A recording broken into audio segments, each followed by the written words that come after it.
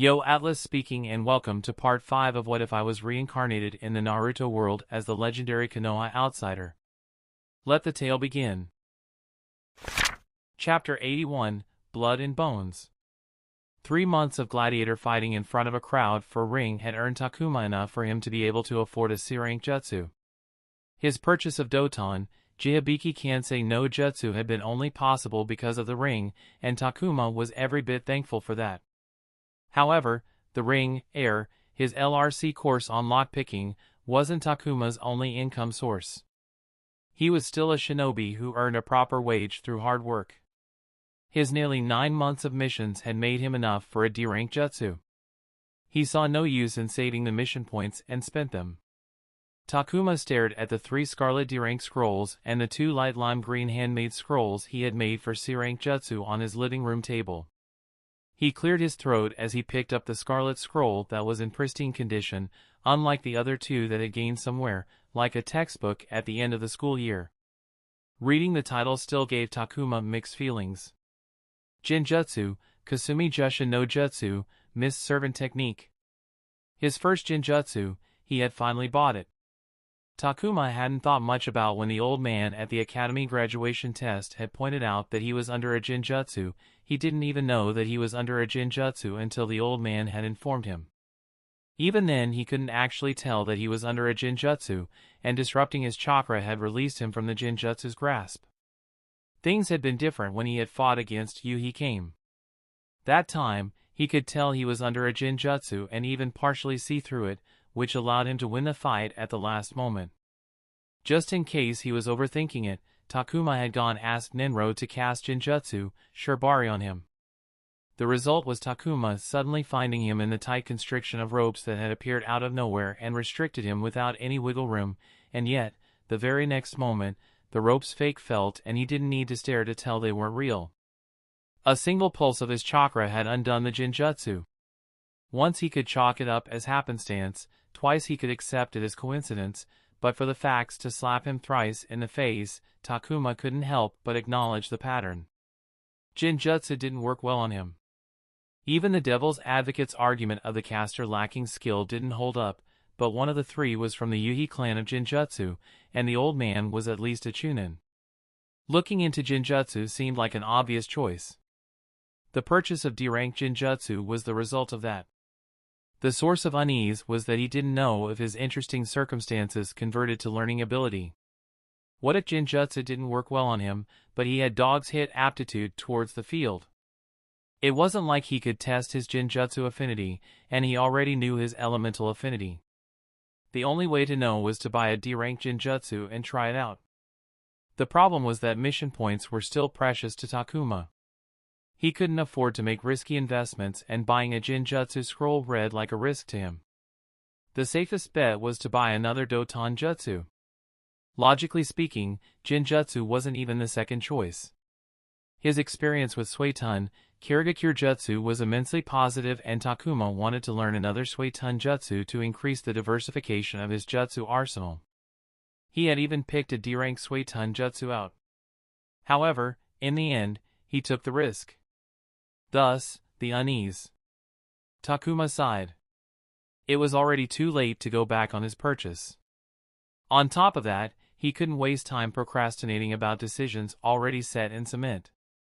He had 2 jutsu to learn. Fuse, or Slash Baron as he was known in the ring, sat down in the leather recliner in the VIP with a glass of neat whiskey from the bar built as part of the room.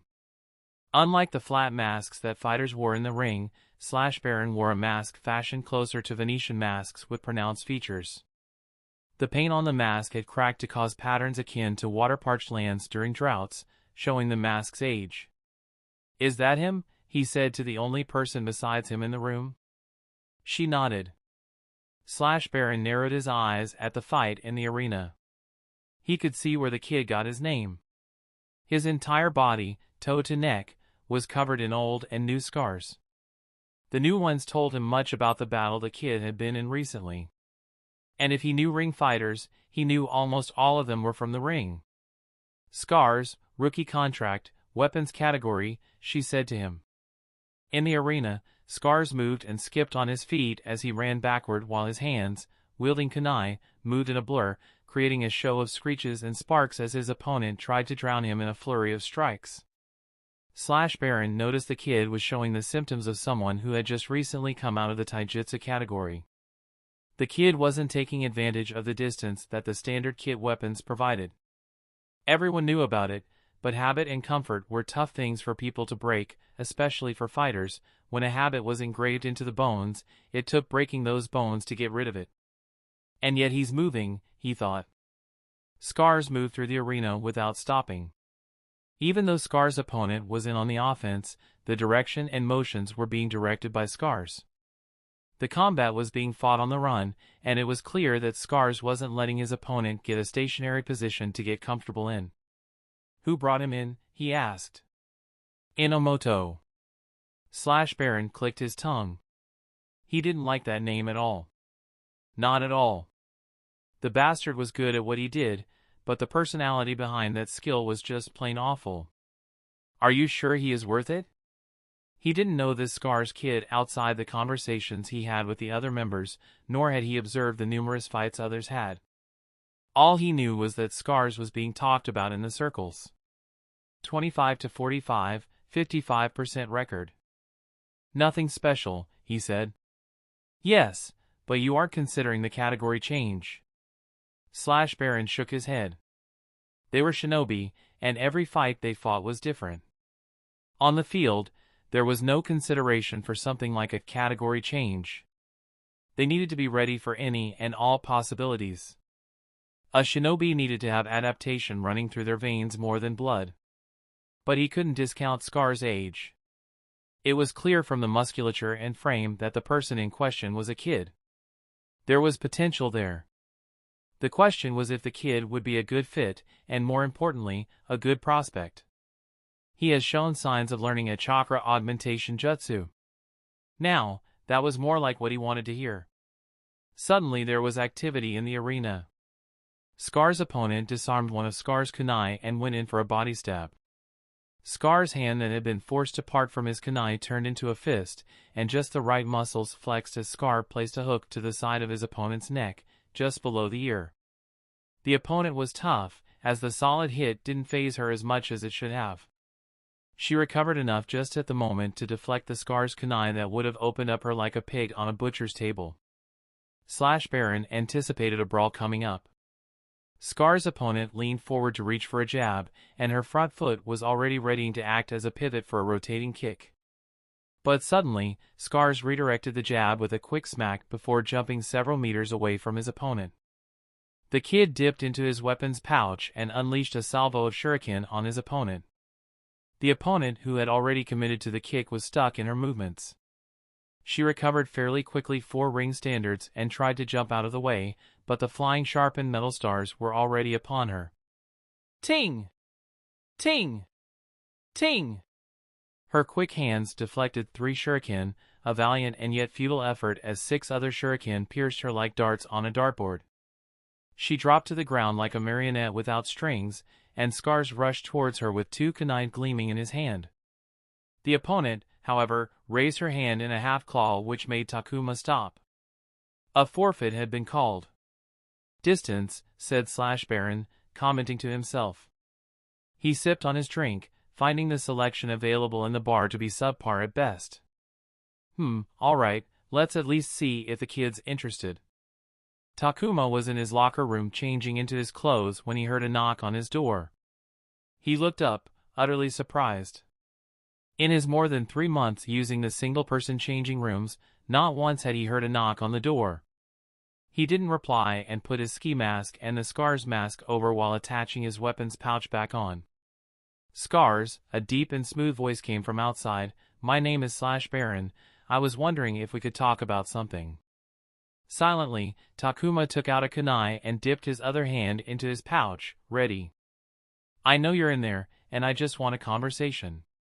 You have my word that there will be no funny business. Takuma didn't give 2 shits about some stranger giving him their word. It literally meant nothing if he didn't know the person. He looked down at the space beneath the door and could see from the slight shadows that multiple people were outside. The speaker was using I a lot, and yet it was clear that he had company. But he couldn't stay in the room in case the people outside were malicious. If they decided to kick the door in and blitz, he would be trapped inside a constricted space. He needed to get out or at least create a path of escape in case he needed to. Shit! This really wasn't a suitable situation for him, thought Takuma. He unlocked the door, and it opened with a loud creak. Takuma had to raise his eyes and crane his neck to look at the giant's face that stood in front of him. 3 more people accompanied the giant, and every one of them was wearing ring masks. Except for the giant, who had a type of mask that Takuma hadn't seen before here below the ground. Good day to you. My name is Baron. I'm the leader of the troop, said the giant. Takuma had zero idea what that was, but from the context, he deduced that the troop was the name of one of the teams in the ring. He nodded to them while looking over the group with a critical gaze. Just from their body language and the vibe they were giving out, he could tell they could be problems. But the main problem was Baron. The man was sending his instincts screaming danger and issuing flee signals. The man was extremely dangerous. Baron's eyes went down to Takuma's feet. Ankle weights, his voice carried a smile in it, an old practice, but effective nevertheless. I haven't seen many youngsters use them these days. I appreciate the effort. They will not disappoint. Takuma bit the inside of his cheek. The first thing he did after removing his equipment was put on the ankle weight. His feet suddenly felt much heavier. He had been using ankle weights for a little while, but not enough that he felt comfortable fighting in them. I apologize if this made you uncomfortable, said Baron. We have been following your fights in the ring and are interested in offering a spot in the troop. Can we take this discussion somewhere else? And ankle weights bother me so much. They're not good for your knees and ankles. I wanted to use a weighted vest, but ankle weights are just so iconic in Naruto because of Lee. And even though I know that fact about ankle weights, Takuma doesn't know that, yet. One day, I will have him switch to a weight vest. Doton, Jihabiki Kansei no Jutsu, Earth Release, Earth Tremor Sense Jutsu. Suetun, Hachi Shokashu, Water Release, 8 Tentacles. Suetun, Kirigakure Jutsu, Water Release, Hidden Mist Jutsu. Raitun, Shaku, Lightning Release, Shock. Chapter 82, Upcoming Massacre. The sky had taken a darker shade of evening blue as Takuma followed Baron and 3 others who he assumed to be part of the troop. The destination they arrived at was a rooftop of a vacant building of a higher length than its neighbors. An appropriate place for a meeting to take place in private. As Takuma jumped to the rooftop, he glanced down at the street and saw moderate civilian presence nearby. He felt optimistic that if he tried to escape, he would have ample witnesses in case things went south.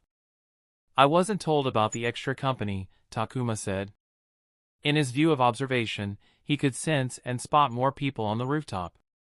He spotted 2 people through the windows in the storage room on the roof, one hiding among the air conditioning units and another 2 near the white water tanks with pipes going down into the building. Baron sat down cross-legged on the floor in the center of the roof. As the leader, I believe in the inclusion of members while making decisions that affect the team as a whole. The addition of another member is one such decision. Takuma leaned against the raised ledge of the roof, away from the troop members. Wearing the ring masks while above ground felt foreign, but everyone here had their masks on to protect their identity. Why should I join your team? Asked Takuma. Because we're gracious enough to invite someone like you, brat, said one of the troop members who hadn't hidden. Takuma kept his eyes on the Baron. Lovely, but that doesn't sound appealing enough, he said. Step back, Hot Claw, Baron said to the man with 3 red claw-like markings on the mask. He turned to Takuma. All the benefits any team could provide to someone like you, scars. Information about opponents, greater freedom in scheduling, help in contract negotiation when your rookie contract expires, access to our contacts in the ring, and much more. We can make your time easier in the ring. Takuma turned his neck to gaze at the village as it began to light up as the night approached. Joining a group would tie him to an organization inside the ring. Mariboshi's words surfaced in his mind about the darkness that dragged people in if they weren't careful. Takuma thought himself responsible enough to take care of himself in the circles he walked in. However, he understood the dangers and limitations. The offerings from the troops sounded useful. Iruka was a flexible leader and allowed Takuma a more than reasonable amount of time without asking many questions, time that went all into the ring. He had compensated from his side by taking fewer and fewer D-rank missions and only doing C-rank missions under Iruka, which were barely enough to meet his quota. Freedom in scheduling would help a lot in that regard. However, nothing really good came for free. "And what would it cost me?" asked Takuma. Baron's mask hid his expression, his body was like a monk in meditation, and even his voice was calm and tempered. "Provide information that might help us, contribute to the funds that we use to pay our contacts, perform differently in certain fights when we ask you to, and work in favor of the team so that the team can work in your favor." Takuma glanced back at Baron. All he got from that he would need to pay up and lose fights. He had very recently spent his mission points for Jutsu, and Ryo left his hands after almost every fight. He did think that he would get returns if he made these investments, but currently, he was in no condition to wrestle the gains away in case they tried to pretend that they didn't exist. "I am grateful for this invitation," Takuma stepped away from the ledge, "but I don't feel the time is right for this arrangement. Perhaps we can collaborate in other meaningful ways." From the moment the troop had arrived at his changing room, Takuma could feel that one of them was impatient. The man had been the one to bark when Takuma had asked a simple question. So, Takuma wasn't surprised when Hot Claw lit up like a firecracker. "A meaningful collaboration?" Hot Claw scoffed, his voice dripping with mockery. "What the fuck could we gain from a kid like you?" Takuma shrugged at Baron. "Inclusion of members in matters that affect the entire team. Looks like said members aren't really excited about the decision. I don't think a hostile environment will benefit either party." "You!" Baron silenced Hot Claw with a look before standing up. He said, "I understand your decision, and yes, we would be glad to collaborate with you when the opportunity arises."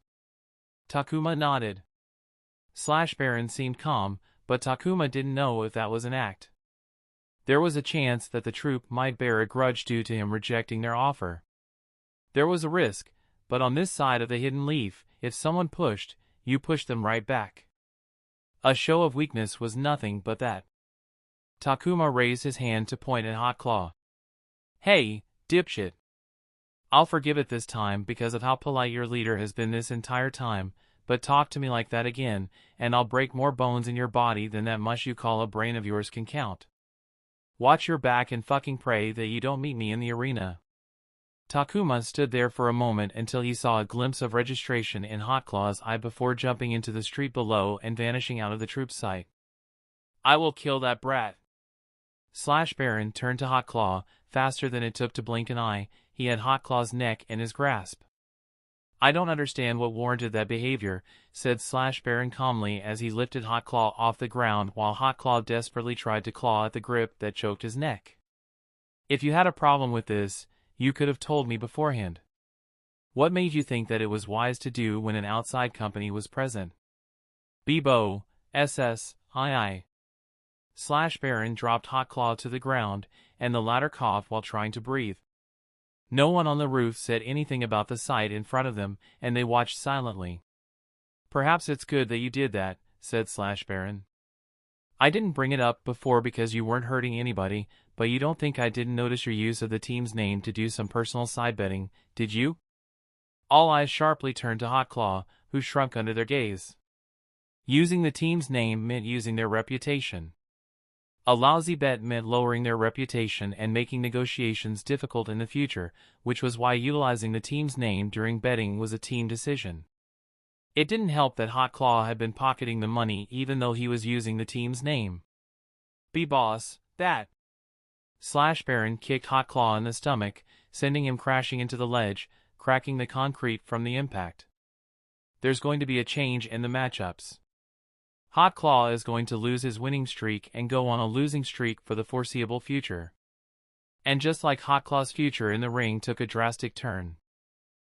Baron sent the troop members away and stared at the village from the roof, listening to the sounds of the village that always did the trick to calm him down.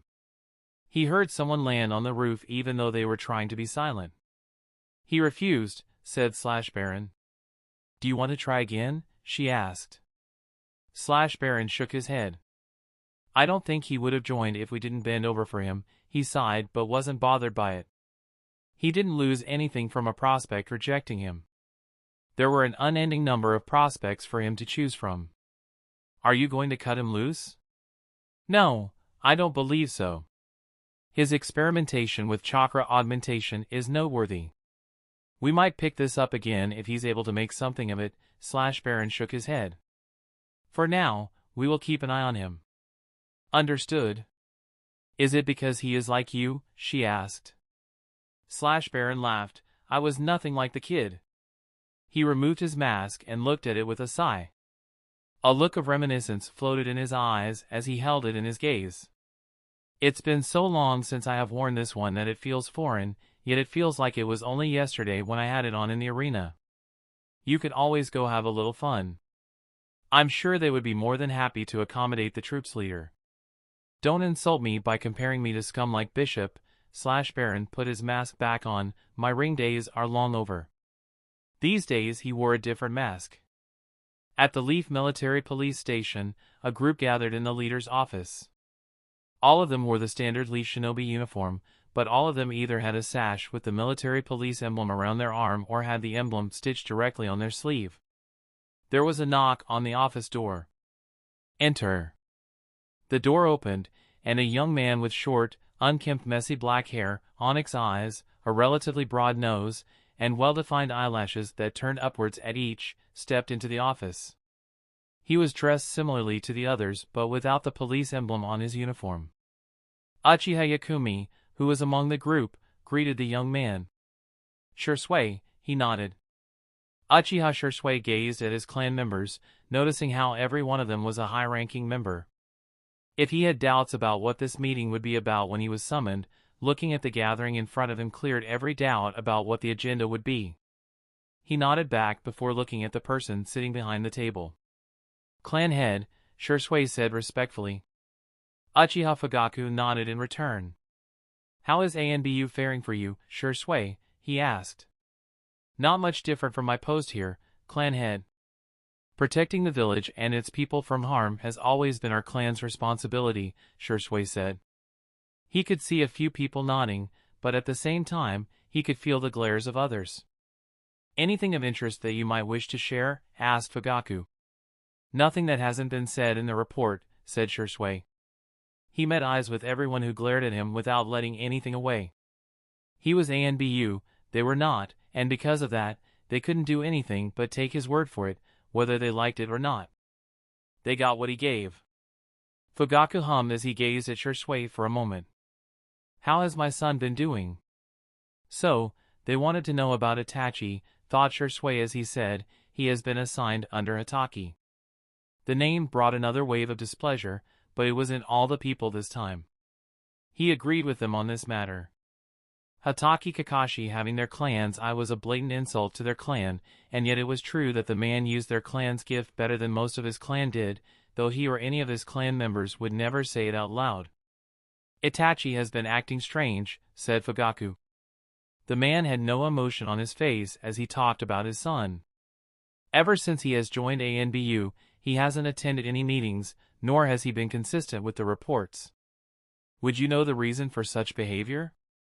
Shisui, of course, knew the reason, but he couldn't say it. Hataki runs a tight ship.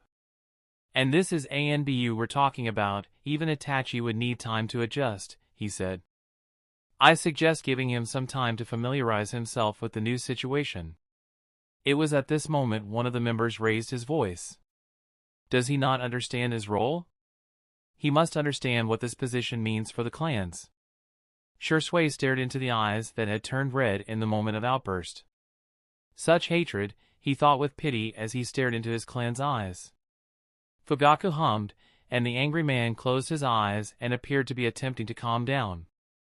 Such was the position of the clan head in the hearts of the clan members. The man had led the clan with competence and example, symbolizing what an Uchiha was supposed to be for both young and old. "I see," said Fugaku. He looked at Shisui. "Keep an eye on him and report if he shows any suspicious activity. Both of your positions are very important for the clan." "Just our positions, huh?" Shisui couldn't help but be bitter at that statement. "As you command," he bowed. "Is anything required from me?" "That would be all," said Fugaku. "Then I will take my leave," Shisui said before exiting the office. Outside the office, he stopped across a window in which he stared at his reflection. His onyx eyes, which were so similar to his clan members, stared back at him. With one thought, he could turn them red. And with another thought, he could change everything. Chapter 83, Thug of the Leaf. Takuma recalled the time when he was a kid. One night, he was thirsty and walked to the kitchen in the dead of night for some water. He had gone from his room to the kitchen without switching on any lights on the way, even though there was complete darkness inside the house. That day, his kitty self had been proud of himself for getting back to his room without ever walking into something. He thought of his home as a territory where he could walk without sight. That little kid was dumb as a rock, was what President Takuma thought as he had a bandana covering his eyes. His heartbeat felt louder than before as he tried to stretch his senses beyond normal. Flip! Takuma heard something from his right and immediately tried to move his body, only to be hit by a tiny rubber pellet in the upper back. He cursed bloody murder as the pain from the rubber pellet hit him. Flip! Takuma shut up immediately when he heard another sound, but his body froze up when he couldn't figure out the source. He was punished by another rubber pellet hitting him square in the chest, bringing about another bout of annoying pain. Why the fuck did rubber pellets hurt so much? Flip, ouch. Flip, shit. Flip, fuck. Takuma continued getting hit by the rubber pellets until a blaring alarm sounded in the room, marking the end of his time there. He removed the bandana and looked down at his body, which was riddled with red dots from getting hit by rubber pellets. Once again, he failed to evade at least 90% of the rubber pellets shot at him. He looked around the room. Hundreds of holes dotted the concrete walls with tube-like extrusions barely peeking out. "Thank you. See you again later," Takuma said loudly. "Sure man, shoot you sometime later," came the reply from within the walls. Motion detection wasn't used in the chamber to track him. There was a person who aimed rubber bullets at him. Takuma pulled on a shirt and switched his shorts with pants in the changing before walking out to the counter. A middle-aged woman sat behind the counter with a newspaper in hand. She glanced up at Takuma as he handed her the booking/usage slip along with a payment of Ryo for using the facility. There were many such facilities in the complex that shinobi could use for training. The rubber pellet room was one such facility. He sighed. To turn Suiton, Kirigakure Jutsu into a skill that could be used without certain conditions, Takuma needed to gain the capability of operating in extremely low visibility. After some research, a lot of which came from the Suiton, Kirigakure Jutsu scroll itself, a shinobi could turn a mix of their chakra-enhanced sense of hearing, touch, and smell into something that could be practically used in active combat. An example that Takuma knew was Zabuza, a premier user of Suiton, Kirigakure Jutsu, who had turned the jutsu into a tool for peak assassination. He didn't know if he could ever get as good as that, but he at least wanted to get himself to a practical level. Essentially, he needed to become a discount daredevil, or even a full daredevil if it was possible. Takuma pulled out a kunai from his opponent with a grunt and pushed her away. The woman fell to the ground with 2 stab wounds, shoulder and gut, a very large and ugly bruise on the right side, cuts slashed around their body, and a badly swollen wrist. The sweat and blood from her injuries mixed together, putting on a miserable sight. But he didn't have the energy to feel bad about what he did. He had 5 senbon sticking out of his arm, shoulder, chest, and stomach. 3 nasty gashes, side, arm, leg, had bathed his body with blood. His ski mask behind the scars mask was soaked in sweat, sticking annoyingly to his skin. When he went to pull on it, his eyes caught the kunai dripping with blood. He wanted to throw it away but couldn't. they cost money, so he wiped the blood off his shorts. The medical staff fetched both him and the woman to the medical room, where Sango took care of him behind a curtained-off bed where no one could see his face. He closed his eyes and let the Irionin work on him. There were no words spoken between them. Both of them had done this enough that they knew Takuma didn't like to speak or do anything after fights. "Today or tomorrow?" she asked. Takuma opened his eye a crack to look at her. It meant that he needed a private session to get fixed completely. But of course, he already knew that the moment the fight had ended. He had taken too much damage in the fight. "Today," he replied. Tomorrow, he had to attend a briefing for the next mission team Irika was going to take. Something about tailing a husband to see if the man was cheating on his wife. The wife was a high-ranking civilian with enough money to turn a simple tailing mission into a C-rank mission. Later that day, Takuma met with Sango again after dinner time at the tree stump where they usually met and continued their healing session to fix Takuma up. "All right, done," Sango said, finishing up her work by tying up a bandage. Takuma got up from the tree stump, jumped on his feet, and stretched his body to check his status. Sango might have been a genin, but in Takuma's opinion, she did a great job because he always felt great after she was satisfied with her work. "Go home and just rest for today," said Sango. "No morning training." Yup, Takuma no longer felt lethargic as he did after the fight. He felt tired and weak, but he knew that, like always, he would be fine after a night's sleep. He was still going to train tomorrow. "Do you have anything else you want me to look at, something that might be bothering you?" said Sango, eyeing him critically as if she thought something was wrong that he wasn't telling her. "I don't think so," Takuma said as he took out a cash clip and handed it to Sango, who looked skeptical while accepting the decided-upon payment. Takuma's face fell when they split up to go on their own ways, and a severe expression came upon him. Sango did a great job, but her sessions were expensive. For the past 2 months, Takuma had been availing her services around twice a week, and he had racked up a substantial bill. That one activity had raised his expenses by a lot. On the other hand, his job frequency had gone down. He hadn't taken many D-rank missions as of late, and the C-rank missions with Irika only paid only a little better, if not as much as a D-rank mission, as the pay was split among the team. And the base pay he got as GN1 pay grade genin, while higher than average, wasn't enough to support his current expenses. The ring's Rio payments had only put a temporary stopper on the drain on his savings, but that would only last for so long. He needed to find another way to get money. And, unfortunately, he knew where to get it. Takuma leaped from roof to roof as he moved through the village. Like any big city, the Leaf Village had a vibrant nightlife where its people slept late. But his destination was away from that part of the city, somewhere where the quiet of the night maintained its peace. He was dressed in black, merging with the night's shadows, with his face covered with a blank mask. He recalled the address given to him and pulled in front of what looked like a grocery store. Takuma observed the area from the roof across the store before sneaking down toward the back of the store. As instructed, Takuma knocked on the back door. He heard what sounded like a sword pulled out of its scabbard and stepped back with a kunai ready in his hand. The eye slot in the door slid open, and a pair of eyes peered out. The eyes frowned deeply as soon as they saw Takuma. "Senju Hashirama was the first Hokage," Takuma said, his voice distorted using chakra.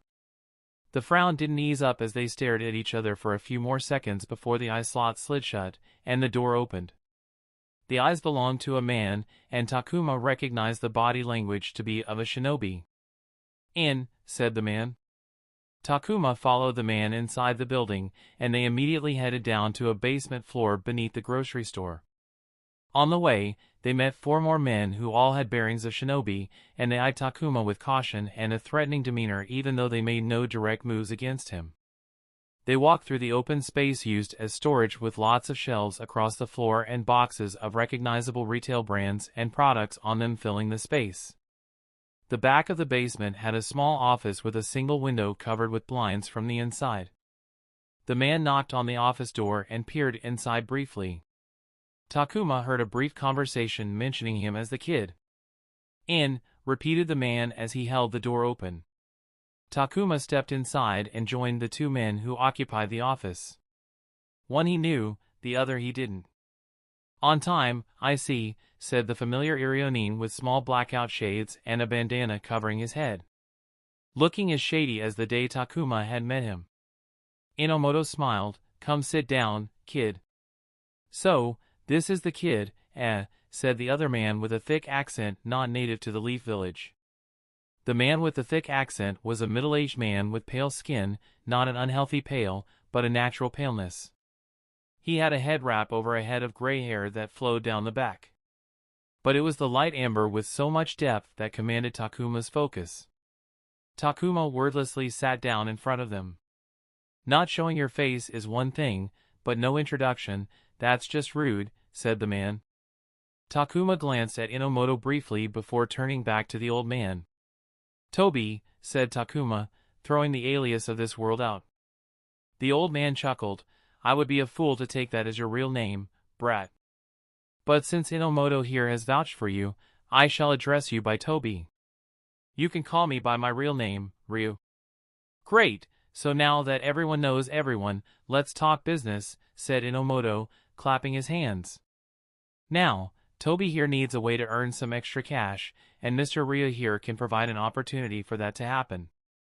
The question is if you want to take that opportunity, he said the last part to Takuma. What's the job? Asked Takuma. If it was a fucking multi-level marketing scam, he was going to be out of the door before they could finish their pitch. Inomoto glanced at Ryu, who pushed his office chair back and reached down behind the table where Takuma couldn't see. But Takuma could hear, and he heard clicking, and he knew instantly that Ryu was opening a safe. His curiosity piqued as his mind raced to guess what kind and model the safe was, and if it was something he could open. Retail locks were easy to access, but safes weren't things people had access to. If not for Mariboshi, who had introduced him to a master locksmith with access to storage safes, Takuma would have been able to practice lockpicking safes. Even now, from time to time, when he had time, Takuma would visit the master locksmith to practice on safes. Ryu retrieved a large transparent Ziploc bag and dumped it on the table. This is the opportunity, Toby. All of Takuma's thoughts about safes and locks vanished without a trace as he stared at the dried green herb that peered through the transparent plastic. Chapter 84, Street Hustler. Takuma couldn't move his eyes away from the Ziploc bag filled with a dried-up herb that looked strikingly identical to what he had seen before. And from what he knew, it was very much illegal in the Hidden Leaf. He was coming to realize what job Inomoto was planning to offer him. How kid is the kid again? Ryu asked Inomoto. Young, replied Inomoto. Wouldn't he then not know what the product is? That would be a problem. That is a possibility, Inomoto said, turning to Takuma. Do you know what this is, Toby? Yes, I know, Takuma said, and simultaneously, he didn't know what they called it here. Ryu didn't hide his skepticism and distrust as he leaned forward. He took a fat joint from his person and placed it on the table before Takuma. Then you wouldn't mind sharing one with me, would you? He said with an open flame burning from a Zippo lighter. Takuma didn't like that look on Ryu's face and picked up the joint. He lit it up, lifted the mask halfway, and took a hit before passing it back to Ryu. The old man took a hit as he kept an eye on Takuma. The joint went to Inomoto, who then passed it to Takuma, who took another hit. When the joint came back around, Takuma refused it. That's enough for now, said Takuma. He didn't know how this body would react to the weed. Back when he was in college, it had taken him 3 sessions before he had gotten his first high, and right now, in the company of 2 people he didn't trust much, Takuma didn't want a bad trip. 2 hits were enough. Well, look at that, Ryu grinned, the kid does know some stuff. Inomoto stared at Takuma in bafflement. Kids these days are crazy, he said. As a medical professional, I recommend using chakra to protect your lungs while smoking. It's a practice that every shinobi should follow. Takuma had to agree with him. A 12-year-old smoking without coughing his lungs out could be a jarring sight. Ryu scoffed as he took another deep hit. So, you're a ring fighter, he said, exhaling a large puff of smoke. Takuma narrowed his eyes behind his mask and turned to glare at Inomoto. There was a reason why he had only agreed to come here with a mask and had given a fake name. He didn't want to give out who he was, and if Ryu already knew that he was a ring fighter, then he didn't know if he could work with Inomoto. I don't know what he's talking about, said Inomoto, raising his hands. Ryu lifted his chin and scratched underneath. A ski mask beneath the hard mask, that's a ring thing if I have seen one, kid, he said with a laugh. And if you want to hide the fact still, don't glare at him, he pointed at Inomoto, it only confirms that I was right. Takuma bit the inside of his cheek and felt the cloth mask on his skin, which he had gotten so used to wearing for the last several months that he didn't even notice he was wearing one. He hadn't considered that a habit would give him away, but that was what usually gave people away, fucking habits. Takuma took a silent breath to calm himself down. He knew he couldn't do anything to dissuade Ryu, so he stayed silent. He just didn't want to give away anything else about himself. Listen, I'd prefer to know who you are, but since he vouched for you, I'll do business with someone who doesn't show me his face, Ryu pointed to Inomoto. As long as you pay up and don't jeopardize me and my business, we don't have any problems. Takuma wanted to earn money, so he had no reason to rat out Ryu. Plus, Inomoto knew too much about him, so if he tried to screw something up, the chances of getting some serious pushback were really high. But he had to ask. Why does him vouching for me work for you? Takuma pointed to Inomoto. He needed to know how the relationships worked in this equation to understand the dynamics of it all. Ryu looked at Inomoto with a half-amused smile, who nodded. Then, Ryu said, well, he sells me the product, so his word does mean something to me. Also, my business going well means his business is going well. Takuma looked at Inomoto, and he just couldn't figure shady guy out. He was a chunin, an important Irionin at that. On top of that, he was a supplier of Irionin for the ring, his apprentices, and a recruiter for the ring. Now, he was supposedly a drug lord. At this point, if Inomoto told him that he was the Third Hokage's illegitimate son, Takuma would consider it. Then why can't you sell directly to me? Takuma asked Inomoto. There was already an established relationship between him and Inomoto. He didn't get why they had to introduce Ryu and bring in an unnecessary middleman. Well, first, you'll need a lot of money if you want to buy from me because I only sell wholesale, so to speak, Inomoto smiled. Second, my clients need to have an established infrastructure to move the amount of product that I sell to them. Third, I simply don't like to deal with ground-level sellers, let's just say distance is good for me. And, unfortunately for both of us, Toby, you don't meet any of those 3 points. Takuma glanced at both of the adults in front of him and remained silent for a moment before asking, and from the job, I'm assuming you want me to be a street dealer. Good, you're quick to pick things up, Ryu said as he was getting bored and impatient with the conversation. If you have the capital, I will sell you the product. Just a warning, I don't sell on credit. If you want to buy, it'll be only when payment is settled up front. Takuma was coming to understand the structure. Following Inomoto's analogy, Inomoto was the wholesaler who supplied the weed, Ryu was a retailer one step down the ladder, and he himself was going to be the street vendor actually selling the product. Takuma didn't know if there was someone above Inomoto, only that he himself would be at the bottom of the ladder. Takuma stared at the Ziploc bag of weed, and as far as what he was going to be doing to earn money, he didn't mind selling weed. As a college student, he had smoked weed many times. While not as extensive as some because of money issues, he was a fairly regular user. It hadn't been legal where he lived, but he knew cannabis was a great recreational drug. He didn't have any qualms about selling weed to people. It checked out with the good YouTuber philosophy, only endorse/sell things yourself use. However, there were some problems that he needed to consider. He didn't know the street rates.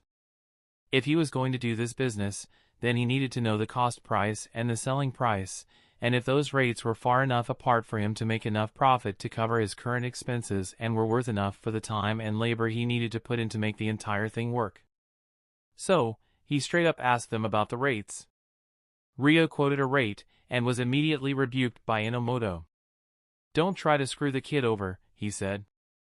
Ryo clicked his tongue and gave him the rates again, and this time, the cost price was lower.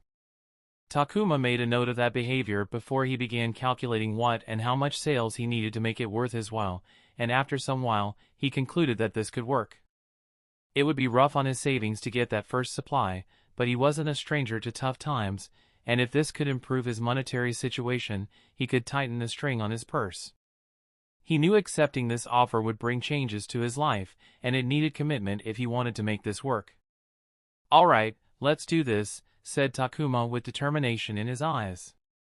Ryo grinned, happy doing business with you. Takuma's life had never been busier. A combination of ring fights, missions, training, and selling weed had cut down his sleeping hours to 5 hours in total. If only he had a way to get some of that bullshit passive income.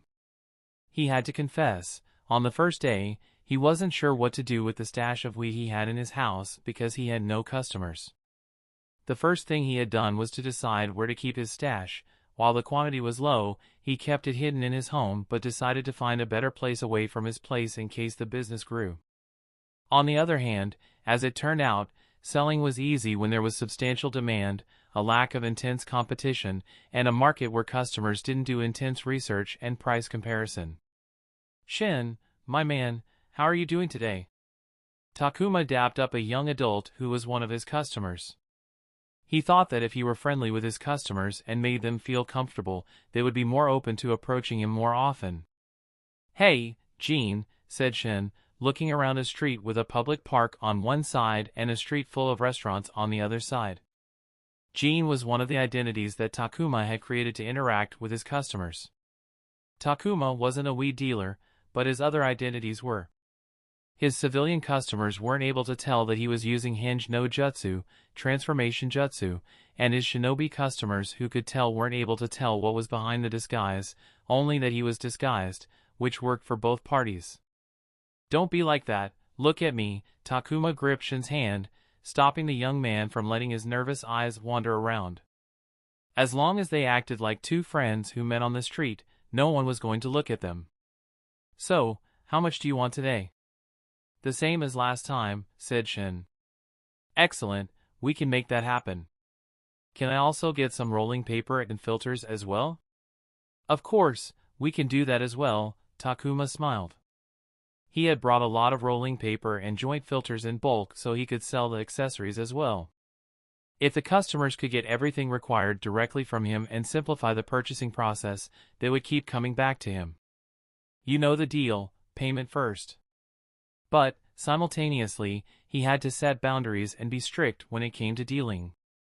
A balance was necessary for good business. Shin took out a few bills of cash and handed them to Takuma. "Nice doing business with you, Shin." Takuma, Gene, smiled after he counted the money with a glance. "You know where to find me the next time." Takuma turned back and walked away. Behind him, Shin patted his satchel bag, looked inside, and found that the weed, rolling paper, and filters were already in his bag. Being a shinobi with great sleight-of-hand skills was a great skill for dealing illegal stuff. Chapter 85, Shisui. Shisui cut off the flow of chakras swimming through his body, and all the momentum from Shunshin no Jutsu, body flicker jutsu, left his body, and he perfectly stopped on the ground with no extra steps needed for stabilization. His control over the jutsu had reached such mastery that the blades of grass around his feet didn't so much as flutter as he came to a stop. He looked in silence at his young clanmate, Uchiha Itachi, the kid whom he considered a brother. Itachi stood in front of the memorial stone with the names of the brave heroes who had laid their lives down for the village. "You wanted to talk to me?" asked Itachi, without looking away from the memorial stone. "The clan has been worried about you since you joined the ANBU. You haven't been regular with your duties," Shisui said. "Worried? You mean, they're suspicious," said Itachi. "Yes. They asked something of you? To keep an eye on you." "Father?" He was present and was the one to give the order. Itachi turned to Shisui. "What do you think?" While not all of them think you're against the cause, some of them have begun to think that you might not be as enthusiastic about the cause as they think you should be, said Shisui. The cause? Itachi shook his head. Following the nine-tailed demon fox's attack, the Hidden Leaf's leadership began to suspect that the Uchiha were behind the attack due to the Sharingan's ability to control the beast. From that point onwards, the Uchiha were placed under close surveillance to find the truth, something accomplished by accumulating all of the Uchiha properties scattered around the village and giving them a large section in one part of the village after the devastation caused by the beast's rampage. While it was true that a large amount of the Uchiha property had been destroyed during the rampage, most of the clan agreed that the reallocation to one section was solely for surveillance reasons. This mistrust and isolation from the rest of the village created feelings of ill will amongst the Uchiha and ultimately rekindled the hatred harbored towards the Senju-influenced government ever since the Uchiha had been sidelined by giving them control of the Leaf military police force. That resulted in the beginning of the cause, led by the clan leader, Fugaku Uchiha, a coup d'état to overthrow the Hidden Leaf regime and instate the Uchiha on top of the village. In preparation for the coup, the Uchiha started inserting its members within Konoha's command structure to act as spies. Shisui himself was among those spies who made it to ANBU and relayed information to the clan. Itachi was placed in ANBU as well, and while his role was the same, in some ways, he was a more critical piece than Shisui. The Hidden Leaf's ANBU division was structured directly under the Hokage, but most ANBU reported to the ANBU commander, the operating leader of the division. Only a small group of ANBU was directly under the Hokage's command. When Shisui joined the ANBU, the Uchiha clan wanted him to be placed under the Hokage's direct command, but he never got that opportunity. On the other hand, Itachi was directly placed under the Hokage and had access to more sensitive information. Contrary to what the clan expected, Itachi became uncooperative with their needs. Unfortunately for them, the person tasked with keeping an eye on Itachi was also not in support of their operation, unknown to them. Neither Shisui nor Itachi supported the Uchiha coup d'état because they knew it could trigger a shinobi world war. They agreed that the Uchiha had been mistreated and deserved better as one of the founding clans and the village's protector. They even supported the vision of an Uchiha one day sitting on the Hokage chair. However, they didn't believe that the coup d'état was the way to achieve that. "What are you thinking?" Shisui asked Itachi. They had met when Itachi graduated from the academy. Even then, Itachi always wore an indifferent expression, but with time, Shisui had learned to identify Itachi's facial quirks to recognize that his friend had made a decision. "I believe it's time to let Lord Hokage know about this situation," said Itachi. Shisui narrowed his eyes at the statement. Telling the Hokage meant betraying their clan, even if it was for the greater good. He licked his lips, thinking about the implications of such a decision. "Do you disagree?" asked Itachi. "Do you think it's wise to involve the Hokage?" "It could result in tensions rising," Shisui replied. He had been withholding information from the clan, but revealing their secrets and operations to their enemies was not a light decision. Silently opposing the plans won't lead us anywhere when the entire clan is bent on destroying everything this village stands for. Itachi's calm voice had a rare heated tone. "We can't do anything on our own. We need help." "Oh, Itachi, if only you knew," thought Shisui. He could potentially resolve the situation on his own, but he didn't want to take that route because of the ramifications. Shisui sighed. "All right, let's get the Hokage involved, but we discuss what all we disclose to him." He wasn't ready for his solution, which he considered to be extreme. For now, involving the Hokage seemed to be the most logical option. Itachi nodded and returned to gazing at the memorial stone, as if remembering the names etched into the stone. Takuma entered the udon joint from the staff door and walked into the transfer area right outside the kitchen. "Orders 40, 45, 47, and 50 are delivered," Takuma yelled out as he tore away the order slips hanging from the counter and threw them into the trash. "Good job, kid," came from inside the kitchen. D-rank missions were no longer viable for Takuma. His dealer income was already earning more than his monthly allowance when he was under the state's care, which wasn't a large amount, but it settled his medical expenses. If not for Sango's treatment expenses, he could have lived off his drug income as he had done before he was a shinobi. The only thing he was potentially missing out on was the mission points. Mathematically, however, being in top condition before ring fights, thus increasing his chances of winning, earned him more than doing D-rank missions. He didn't want to do D-rank missions, and the only reason he did them now was when C-rank missions with Irika didn't meet his minimum quota. He had taken the D-rank mission as a delivery boy for an udon joint because Irika was away on a mission as part of a Jonin team. As Takuma craned his neck to peer at the clock hanging near the ceiling, he heard, "Takuma." He looked out to the small dining area. 3 very large people occupied the largest table that could accommodate 10 people.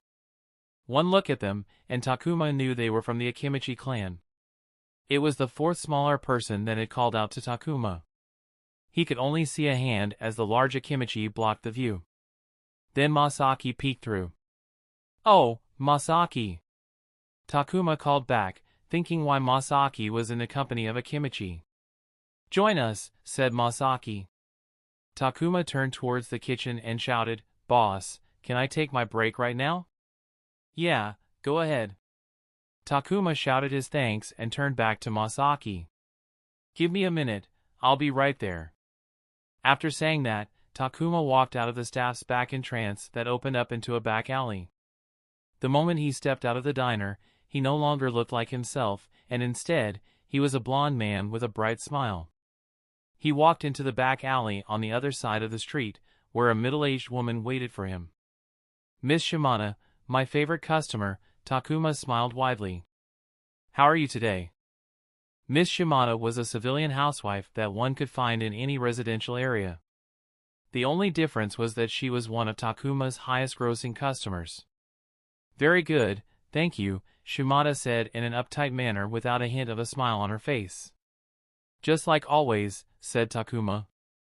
She never smiled. "What can I do for you today?" "Double my usual," she said, taking out a thick cash clip of crisp fresh of the printer notes. Takuma could almost smell the hot printer's smell from them. Right up, Takuma dispensed the product after counting the cash. "Do you need something else, Miss Shimada?" "No," she said while walking away from him. "Just like always, then."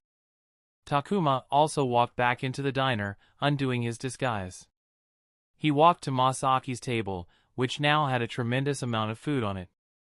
Takuma had memorized the menu, and their bill was going to be large and very good for the business. "Come, sit beside me," Masaki said. The Akimichi beside got up so that Takuma could go inside. Takuma didn't want to, but he sat between the Akimichi and Masaki and was promptly squished between the two. "D-rank mission?" "C-rank, actually. I'm spying on the boss inside to get evidence for money laundering." This entire joint is a front. When Takuma spoke without lowering his voice, all 4 looked towards the kitchen with surprise. "I'm joking, of course, it's a D-rank mission." Masaki and the biggest Akimichi laughed immediately while the other 2 followed awkwardly. "Or is it?" Takuma said with a small smile, and they quieted down. "Nah, I'm just pulling your leg, it's a D-rank mission. I'm Takuma, by the way." He was in a good mood after making the sale. "Look how you got them." "That was side-splitting," laughed the biggest Akimichi, who looked somewhat familiar to Takuma, but he couldn't put his finger on it. "This is the old uncle I was talking about," Masaki introduced the old man. "Akimichi Choza." Takuma furrowed his brow for a moment before they shot up when he finally recognized the man sitting across from him from a shinobi magazine. It was Akimichi Choza, the clan head of the Akimichi clan. Which meant he was Akimichi Choji's father. It's a pleasure to meet you, sir." Takuma tried his best to be proper and polite in front of the head of one of the village's biggest and most influential clans.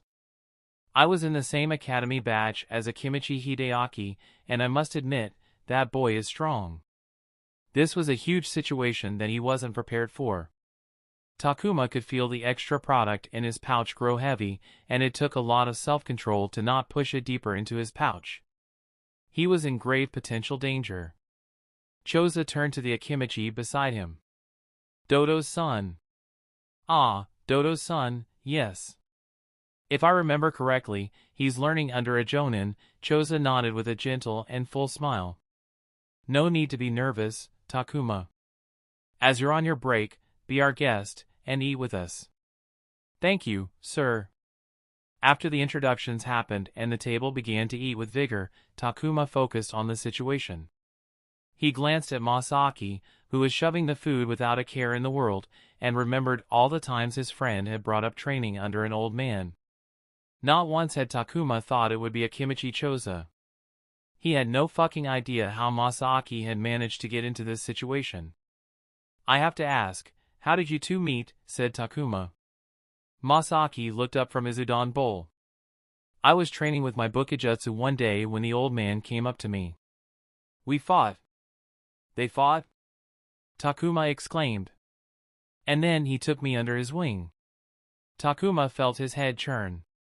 Here he was getting banged up in an arena 3 times a week, losing sleep selling weed around the village, laundering mission points out of LRC, and Masaki was somehow training under a Kimichi Choza. He looked at Choza, who nodded, and then at the other 2 Akimichi. One of them answered him. Clan head saw potential in Masaki and generously decided to help him reach his best potential. Masaki is now under the care of the Akimichi clan, he said arrogantly, but the mouthful of food made it come out anything but. Takuma was once again confused. Masaki had everything to gain from it, but what did the Akimichi clan gain?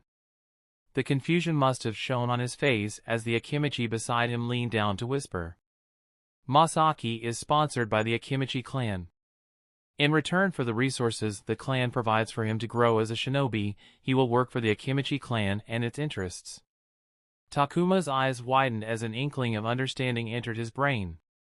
He glanced at Masaki to see if he could discern any signs that showed Masaki was being mistreated, but other than the bandage on the side of his neck, Masaki looked to be fine. The meal lasted close to an hour, with the plates coming and going from the table. Akimichi ate a lot and was good for the restaurant industry of the Leaf.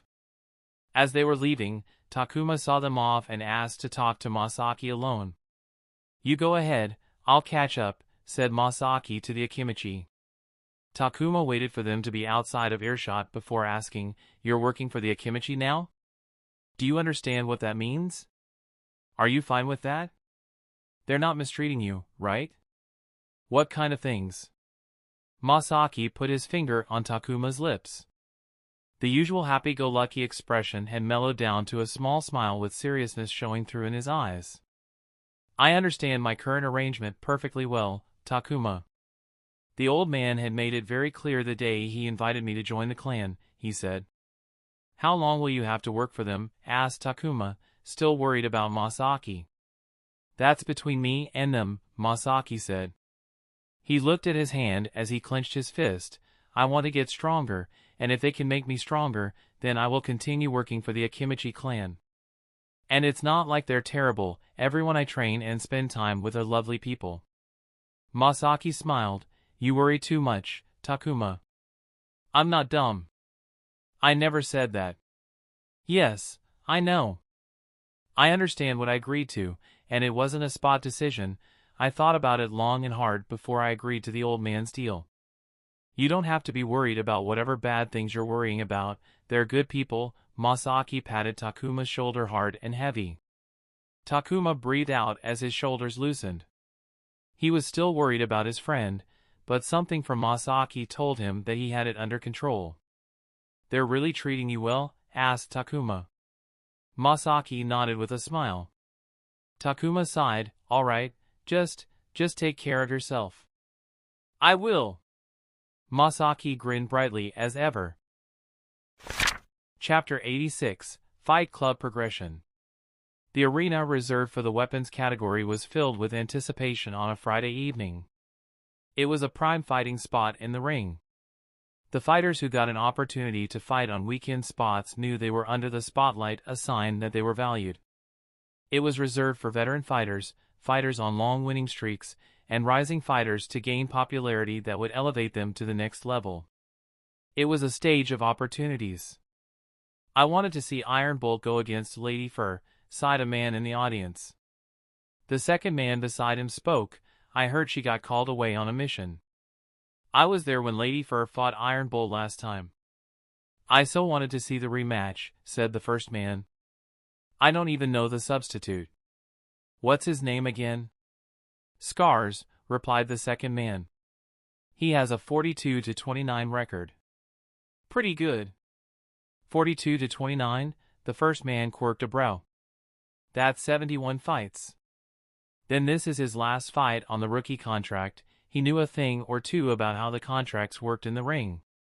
Are they trying to get him to extend his contract by having him fight in a prime spot?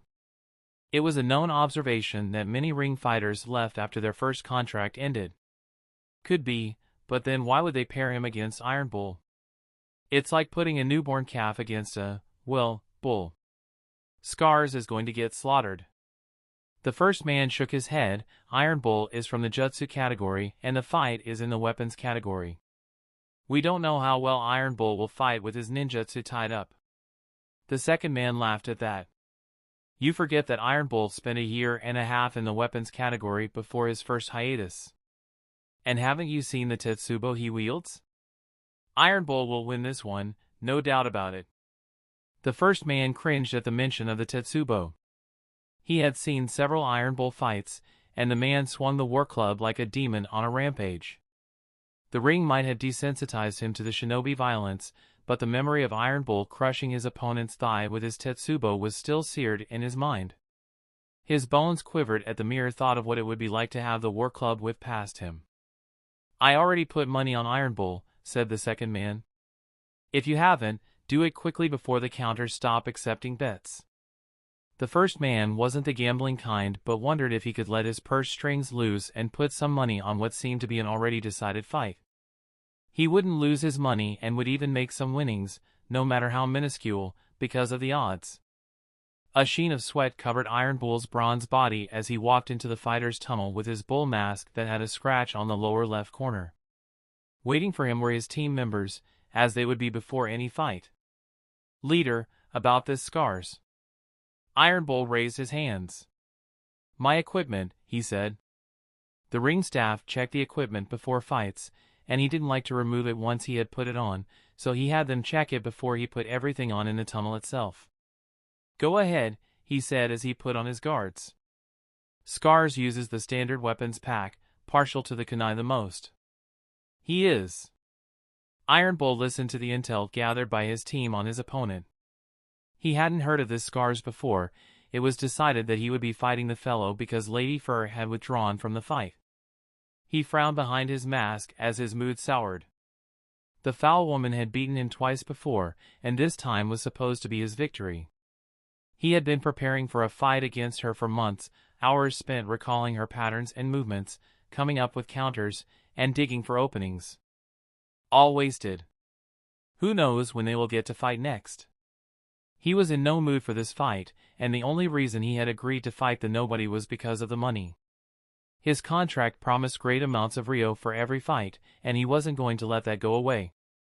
It wasn't his fault that Lady Fur had withdrawn from the fight. Saburo would have to kill him by sitting on him before he let a single Rio escape his grasp. A 7-fight win streak, the intel continued, that is attributed to the chakra augmentation. That interested Iron Bull. Chakra augmentations, he asked. Strength augmentations. Iron Bull hummed. He had fought people stronger than him, but he hadn't fought anyone who used chakra augmentations. It's time, one of the staff members came to inform that it was time. Iron Bull raised his arm for one of the members to hand him his trusted iron core Tetsubo with iron studs covering the surface. My Tetsubo versus his strength augmentations, let's see who breaks first. With great fanfare, Iron Bull entered the arena with his team members forming an entourage that followed him to the metal gates of the cage. The audience cheered in a frenzy as Iron Bull lifted the Tetsubo off his back and above his chest in greeting to the people who had come to watch. They were there to see him, and Iron Bull made it so they felt like they were being seen. From the other side, the opposite of the pomp of Iron Bull's entry, Scars entered the arena quietly as the crowd's cheers drowned the announcer's introduction.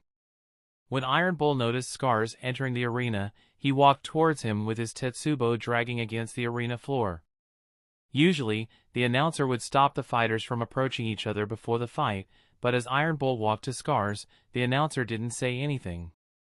"You're just a kid," said Iron Bull, looking down at Scars.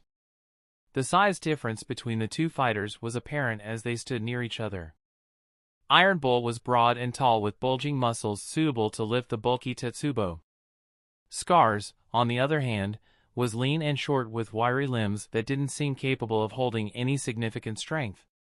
Scars looked up at Iron Bull and tilted his head. Iron Bull, with those things, Iron Cow would be more suitable, don't you think? He pointed at Iron Bull's bulging chest. Got milk? Moo. Iron Bull laughed rowdily before staring down at Scars. He raised his Tetsubo a few inches before letting the edge fall with a thump. Thump. Thump. Thump. He finally said, "You're funny, kid. Try not to break quickly, or it won't be fun." Clang! The metal doors fell, and Iron Bull charged towards Takuma with his Tetsubo dragging on the floor behind him. Takuma felt for the metal in his weapon's pouch and threw a volley of shuriken at his larger opponent. Iron Bull raised his war club with two hands and angled it to deflect or block the projectiles. Takuma threw another volley of stars while moving back unhurriedly as Iron Bull closed in the distance. He noticed the handle on the Tetsubo was long with enough space for a two-handed grip, meaning that it was a two-handed weapon. He recalled his experience facing two-handed weapons and based his strategy around it. Iron Bull leaped into the air, and as Takuma expected, he held the Tetsubo in a two-handed grip and swung it down executioner style. Takuma sidestepped at the last moment, and the metal ring on the blunt club's end cracked the floor. Opportunity, thought Takuma, and without a doubt, he moved in for a stab in the chest with a kunai. Iron Bull released one hand from the Tetsubo and backhanded Takuma, sending him back staggering, but not before the kunai left a gash just above Iron Bull's arm guard, spurting blood. "Arg!" Iron Bull groaned, his facial muscles twitching. The next second, the war club was up and swinging. Instincts took over Takuma like strings on a puppet. He bent his knees, and his back turned parallel to the floor as the Tetsubo passed by above him, close enough that he could smell the wood, metal, and a faint scent of blood. "Pesky little thing, aren't ya?" Iron Bull laughed as he expertly swung his Tetsubo in a downward swing that Takuma jumped away to dodge with two kunai hurling towards Iron Bull's face. The Tetsubo moved with surprising dexterity and blocked against the kunai before they could hit Iron Bull. Takuma narrowed his eyes as he put a strain on his legs, pushing him away from Iron Bull, who once again gave chase. If there was one thing he had developed in 71 fights in caged arenas was a sense of distance. He knew that the edge was near. A plan formed in his mind. Takuma slowed down, and Iron Bull took a mere second to barge into range. The Tetsubo split the wind with a horizontal swing for Takuma's head, who squatted as the Tetsubo neared and jumped with all his might as it passed. In midair, Takuma turned back, grabbed onto the links of the cage, pushed with his feet, and in a moment, he was above Iron Bull. Takuma looked down, and Iron Bull looked up. Their eyes met as Takuma raised his leg and brought it down in a Rock Lee-styled axe kick to the back of Iron Bull's head. Under his feet, Takuma felt the neck snap down. Next step, he thought. In a reserve grip, a gleaming kunai was already in Takuma's hand as he landed on the floor, and he stabbed it into the wrist that still stubbornly held onto the war club. Iron Bull screamed as his grip on his war club gave Takuma a chance to seize it and pull away. Takuma stared at the screaming man as he moved away. "I wonder how strong a bull is without its horns," he murmured as gears behind his eyes began to turn. "You dirty brat!" Iron Bull roared with a glower as he pulled the kunai out of his wrist. When he looked up, Scars was nowhere to be seen. He turned back and immediately found the kid with his Tetsubo lying by the feet. Scars stared at Iron Bull as he raised his foot and stomped it down on the Tetsubo. Under the unnatural force, the wood cracked as it splintered and flew away in all directions. Clink! Clink! Clink! Iron Bull looked down and saw one of the iron studs rolled by his feet. He looked up only to come face to face with 3 kunai flying toward him. His instinct screamed as he dodged away, and yet, one of the kunai embedded itself into his shoulder.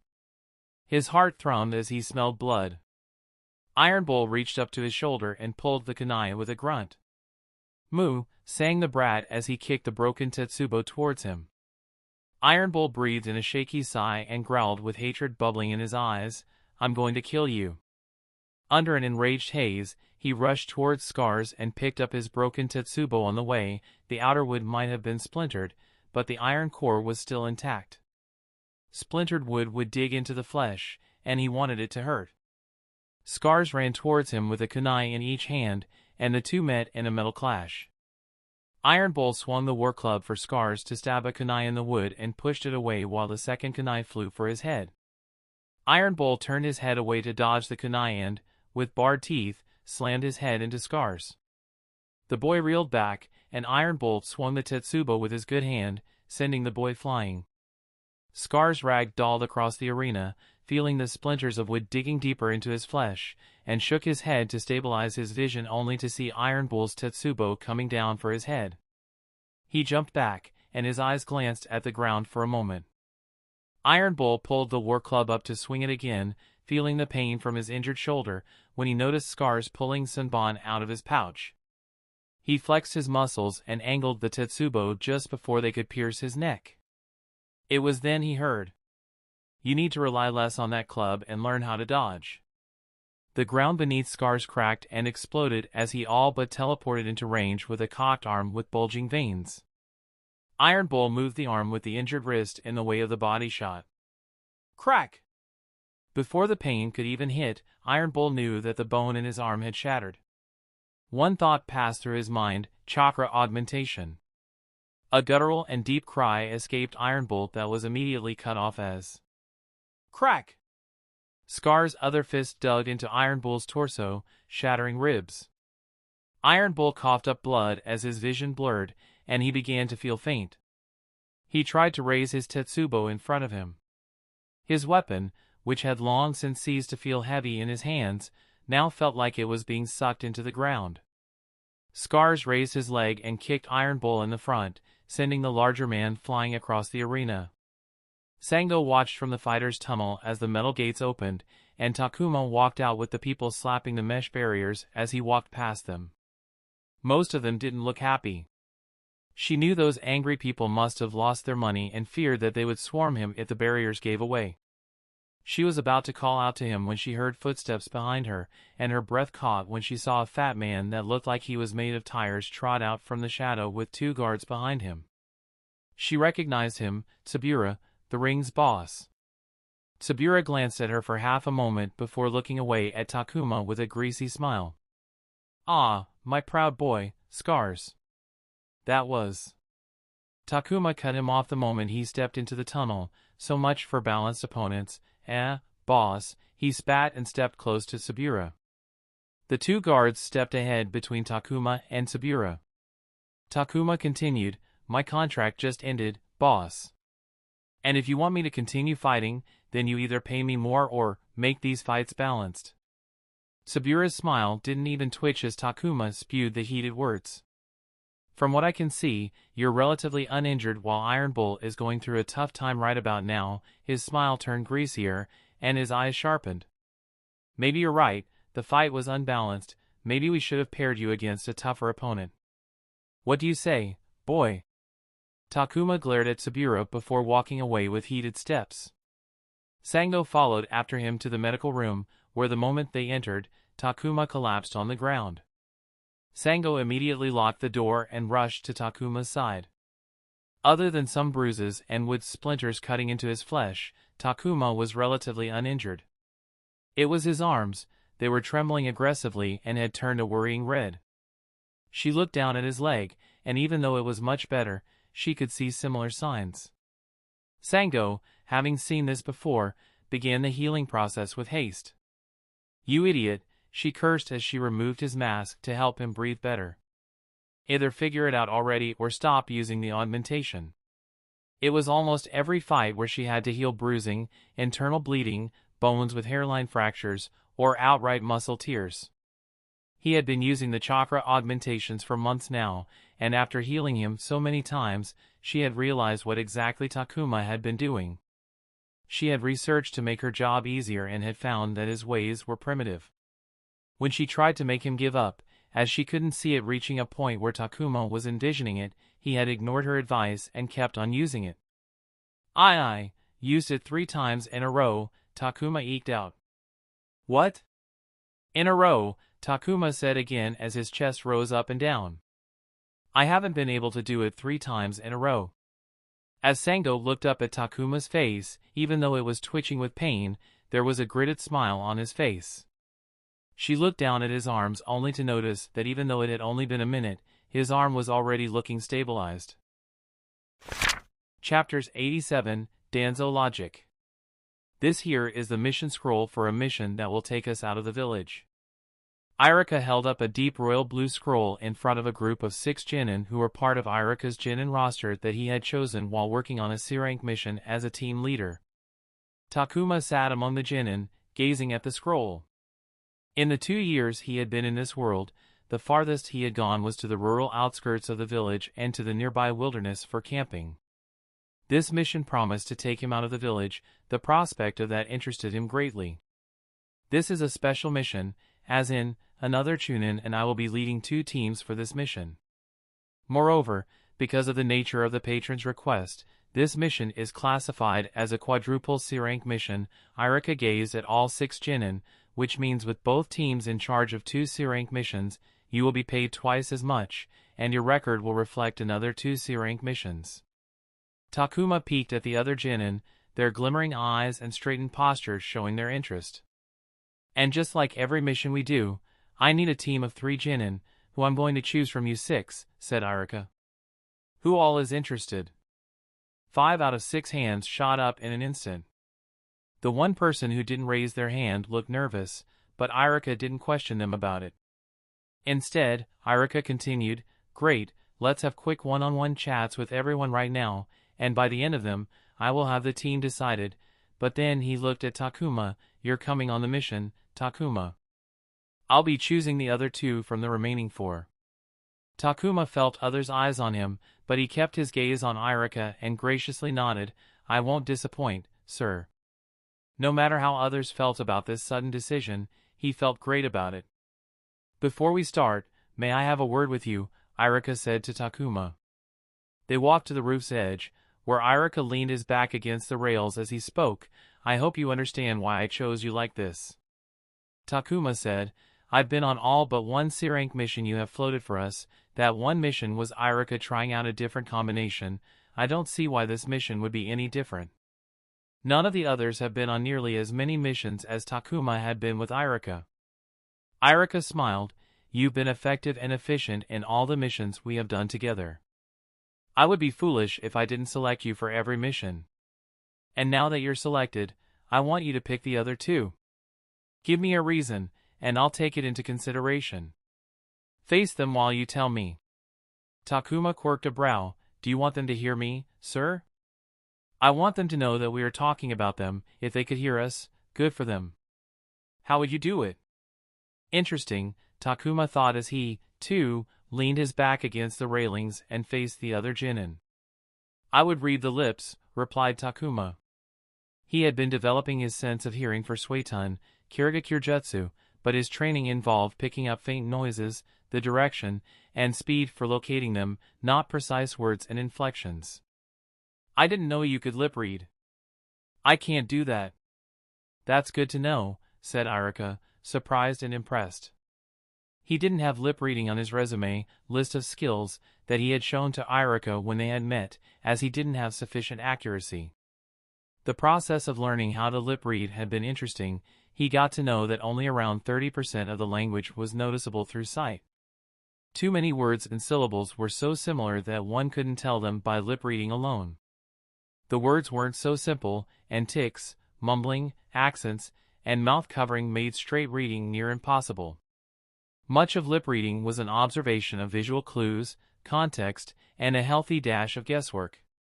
For the last year, he had watched people's facial clues like tugging of the lips, movement of the brows, creases around the edges of the eyes, head movement, and their gaze, and the nuances and subtleties of body language such as their arms' locations, the position of their shoulder and hips, strong or slouching postures, and distance between people, to better understand people from a distance when he couldn't hear them.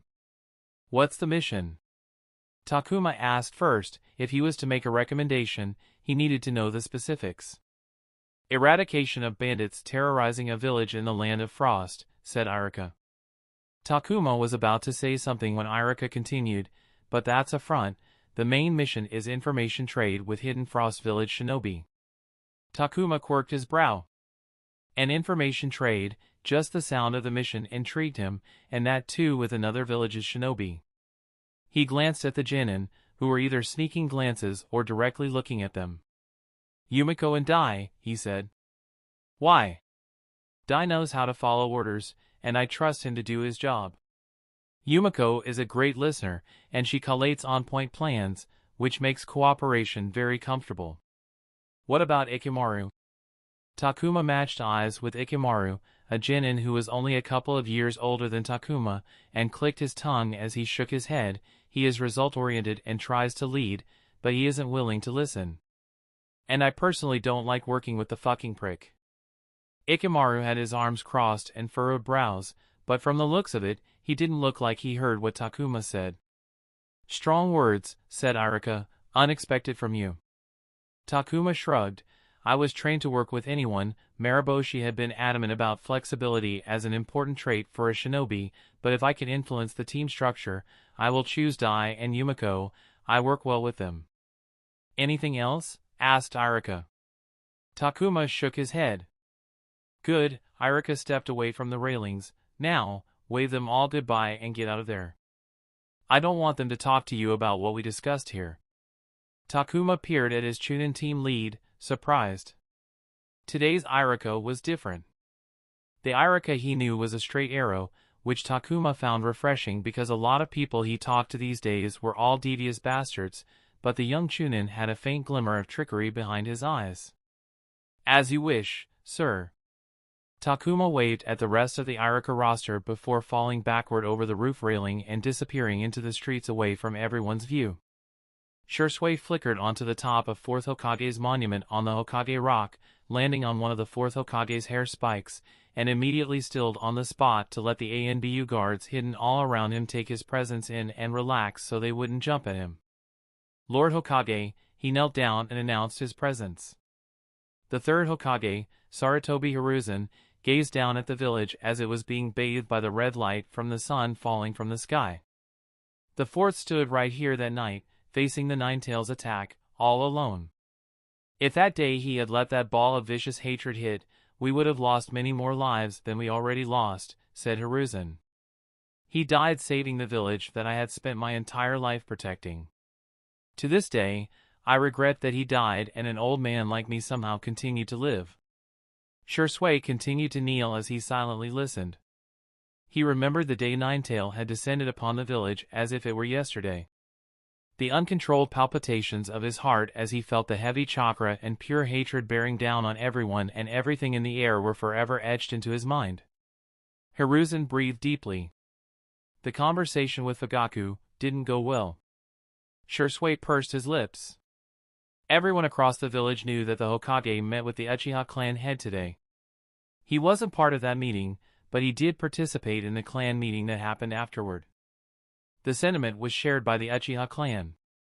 The only thing the Uchiha had been remotely pleased about was that the Hokage had promised the Leaf military police force an infusion of shinobi that would solely be controlled by the police force, and thus controlled by the Uchiha.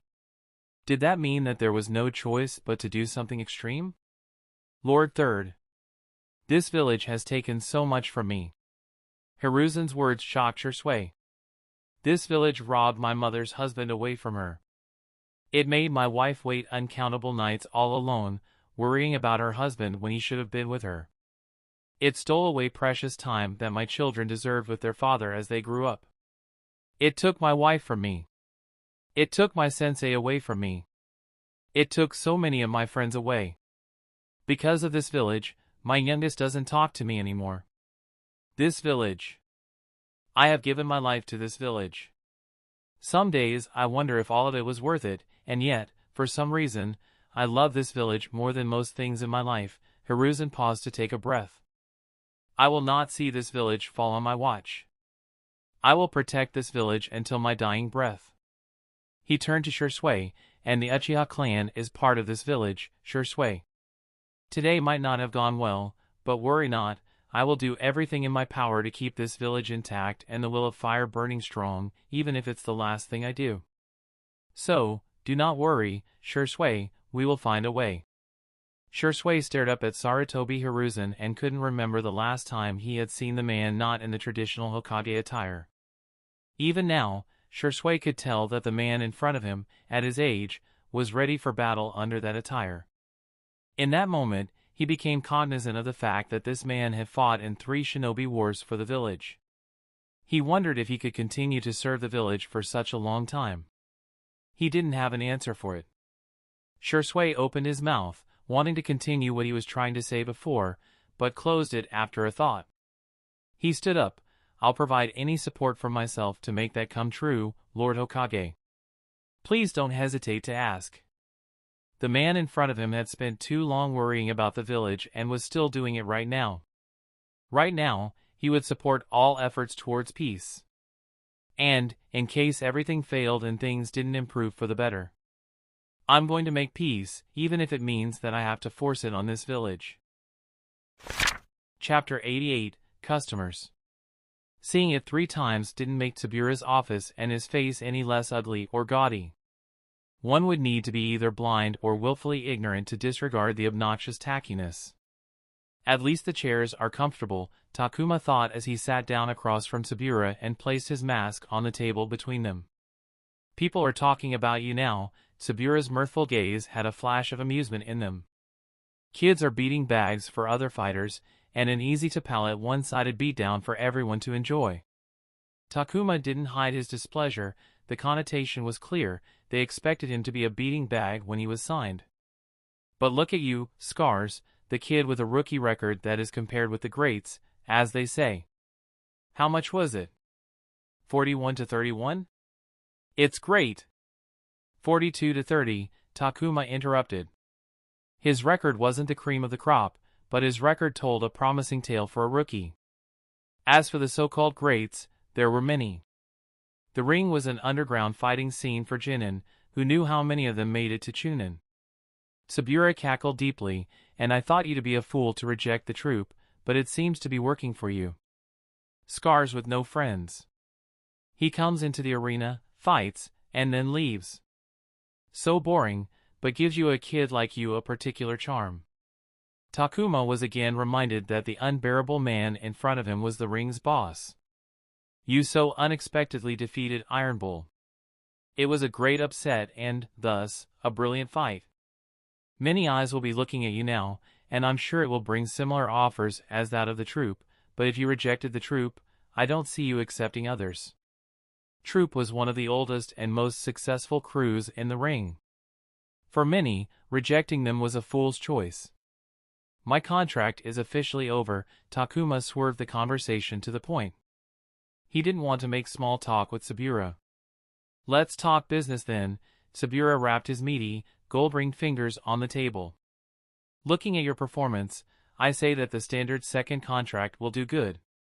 It'll increase your payout per fight, but for it, you'll have to commit for an entire year, and I'll have you stay in the weapons category as you're doing well in it. I want to move into the ninjutsu category, Takuma said. I can't give you that, Sabura rejected promptly. You have to be in the ring for a certain amount of time and build a reputation worthy enough to be in the ninjutsu category. The ninjutsu category was the ring's most prestigious category. It was the place where the top talents gathered. The shinobi fighters could use their complete skill set during the fights in the ninjutsu category. It was also the category with the most spectacle and, thus, the fights that the audience was most interested in watching. And for Takuma, most importantly, the ninjutsu category paid by far the most. Takuma said, I'm not asking to join immediately. He knew he wasn't ready for the ninjutsu category because Ring's ninjutsu category had special rules. 2 of those special rules that concerned Takuma were no jinjutsu and no jutsu that obstructed the audience's view. The no Jinjutsu rule was because it made the fights boring for the audience. Similarly, jutsu that obstructed the audience's view made watching unfeasible. Those two rules eliminated two of Takuma's D-rank jutsu, Jinjutsu, Mist Servant Jutsu, and Water Release, Hidden Mist Jutsu. Without Water Release, Hidden Mist Jutsu, Earth Release, Earth Tremor Sense Jutsu was mostly useless. Lightning Release, Shock was his weakest jutsu, something he wasn't proficient in. His only offensive jutsu being his weakest wasn't optimal at all, leaving him with one good option in the form of Earth Release, Earth Dome. I want you to give me a chance at the ninjutsu category at the 6-month mark, said Takuma. He wasn't ready now, but he could be in 6 months. Sabura's fingers rapped on the table again. The sound of gold hitting would echoed in the room. What will you give me for it? Asked Sabura. This was a negotiation. If Takuma wanted something, he needed to give something back. 5 fights every 2 weeks, said Takuma. The 3 fights per week contract was exploitative. It made a ring fighter's life tough with injuries and time management, which was why the fighters reduced the number of fights to 2 fights per week during the second contract. Takuma was offering 26 more fights in the 1-year commitment that Sabura was asking of him. Not enough, Sabura said. I'll participate in the 2v1 category. Takuma's words seemed to do the trick as Sabura leaned forward. The 2v1 category was widely unpopular as no fighter was winning much more difficult with double the opponents. And losing didn't give any mission points or Rio. So it made no sense for ring fighters to participate, and thus it was close to a dead category. Nothing was to be said about 3v1 and the desolate 4v1 category. 2v1 was yet another type of spectacle, and from what Takuma had gathered, another fighter in the category would be very good for the ring as it would bring in more people to watch, make risky bets, and lose money, and that was his offering. I'll only give you this if the 2v1 fights are a minority, and I mainly participate in the weapons and taijutsu categories, said Takuma. He still wanted to earn mission points, and he wasn't delusional enough to believe that fighting in the 2v1 category wouldn't decrease his winning percentage. Oh, you beautiful child, you have yourself a fabulous deal, Sabura smiled. Here, AI raised a glass of cola and gathered the table's attention. I'll propose a toast to Takuma and his first mission outside the village. The baby bird is finally leaving home. Takuma raised the glass, as did Nenro, Masaki, and Taro. In celebration of Takuma's upcoming C-rank mission, AI threw a party at the trio's house. The house was their meeting location when they didn't want to go out. Taro's home had his parents, and Takuma's was small and had the product. I'll bring gifts for you children, said Takuma with a smile. So, what's the mission? Asked Taro, picking up a chicken drumstick from the spread. Bandit cleanup in the Land of Frost, said Takuma, piling the food on his plate. Land of Frost is far, isn't it? Nenro asked. And they have their own hidden village. I wonder why the client asked our village. That's right, actually. If you think about it, isn't the Hidden Cloud a better option for them? Said Taro. Land of Frost shared a border with Land of Lightning, while Land of Fire and Land of Frost had Land of Hot Waters between them. Takuma took out the mission briefing scroll he had been carrying around to read in his free time and tossed it to Nenro. Taro leaned to look at it as well while Nenro opened the scroll. Unlike many B-rank missions, and all A-rank missions, C-rank missions didn't have confidentiality clause attached to them. Information trade?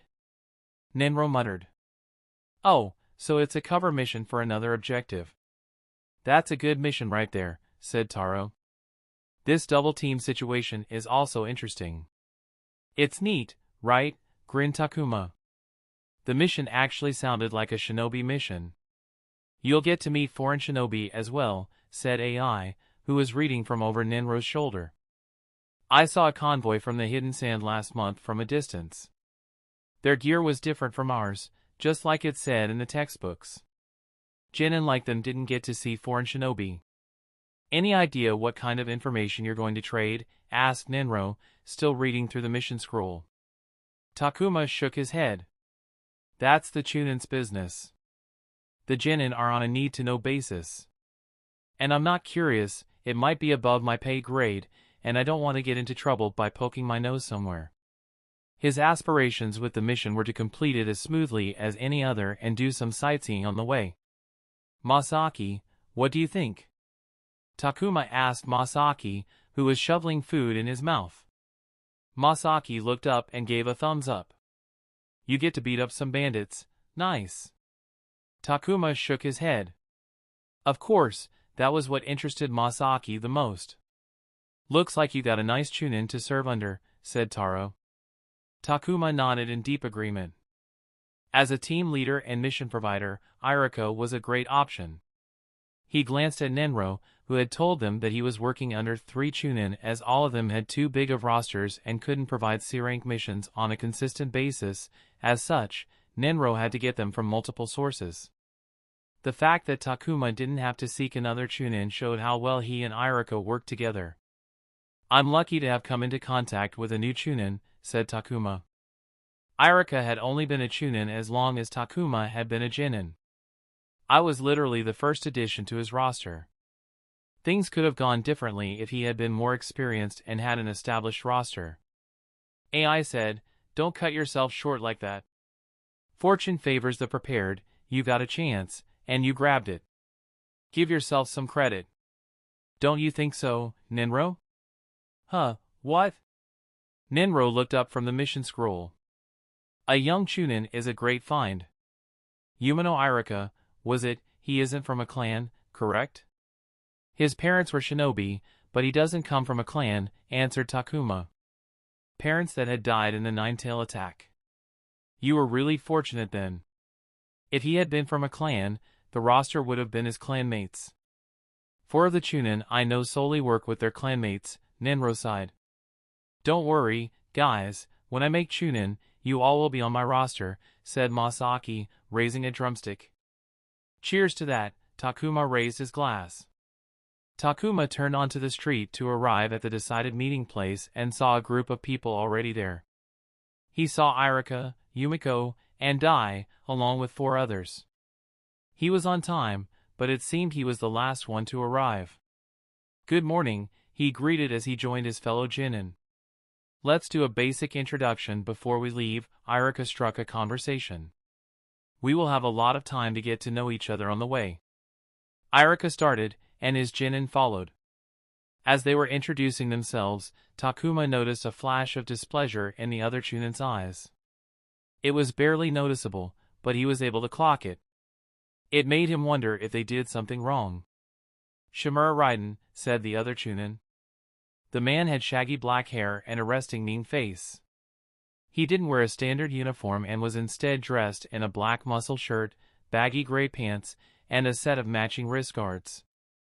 A clan chunin, thought Takuma, and looked at the genin to see if they bore a physical resemblance to the man, but they looked different. Izuno Aya, said the girl who looked like a live cat with pale skin and dark hair. Takuma recognized the clan's name. Izuno was a low-level clan in the Leaf Village that practiced a special form of taijutsu. Onakuma Yuko, said the next girl. She was a brunette tomboy with green eyes. Takuma was surprised. The Onakuma clan practiced a hidden jutsu that was said to give them a tremendous boost in physical capabilities. He didn't know the exact details as he had never witnessed it. Aburame Susumu, said the final genin. Takuma didn't need the name to recognize that the guy in front of him was an Aburame because every single person from that clan wore some sort of eyewear. All of them are clan shinobi, thought Takuma. Chapter 89, Shunshin Jutsu. The dual team of 8 shinobi made their way through the trade roads, and with no civilian in their company, they traveled at speeds comparable to that of galloping horses. The green scenery of the open domains of the Land of Fire made for a calming sight as they moved forward on their journey to cross one country into another for the purpose of the mission. Irika looked at his team of 3 that ran in front of him. They maintained the 3-point formation with Dai in the front and center, Takuma in the middle and left, and Yumiko in the back and right. He glanced at Raiden's team to the side. Unlike him, Raiden was at the head of the formation, with his team following him in the reverse triangular formation. Even though it hadn't been long since they had started their journey, neither team had broached any conversation with the other.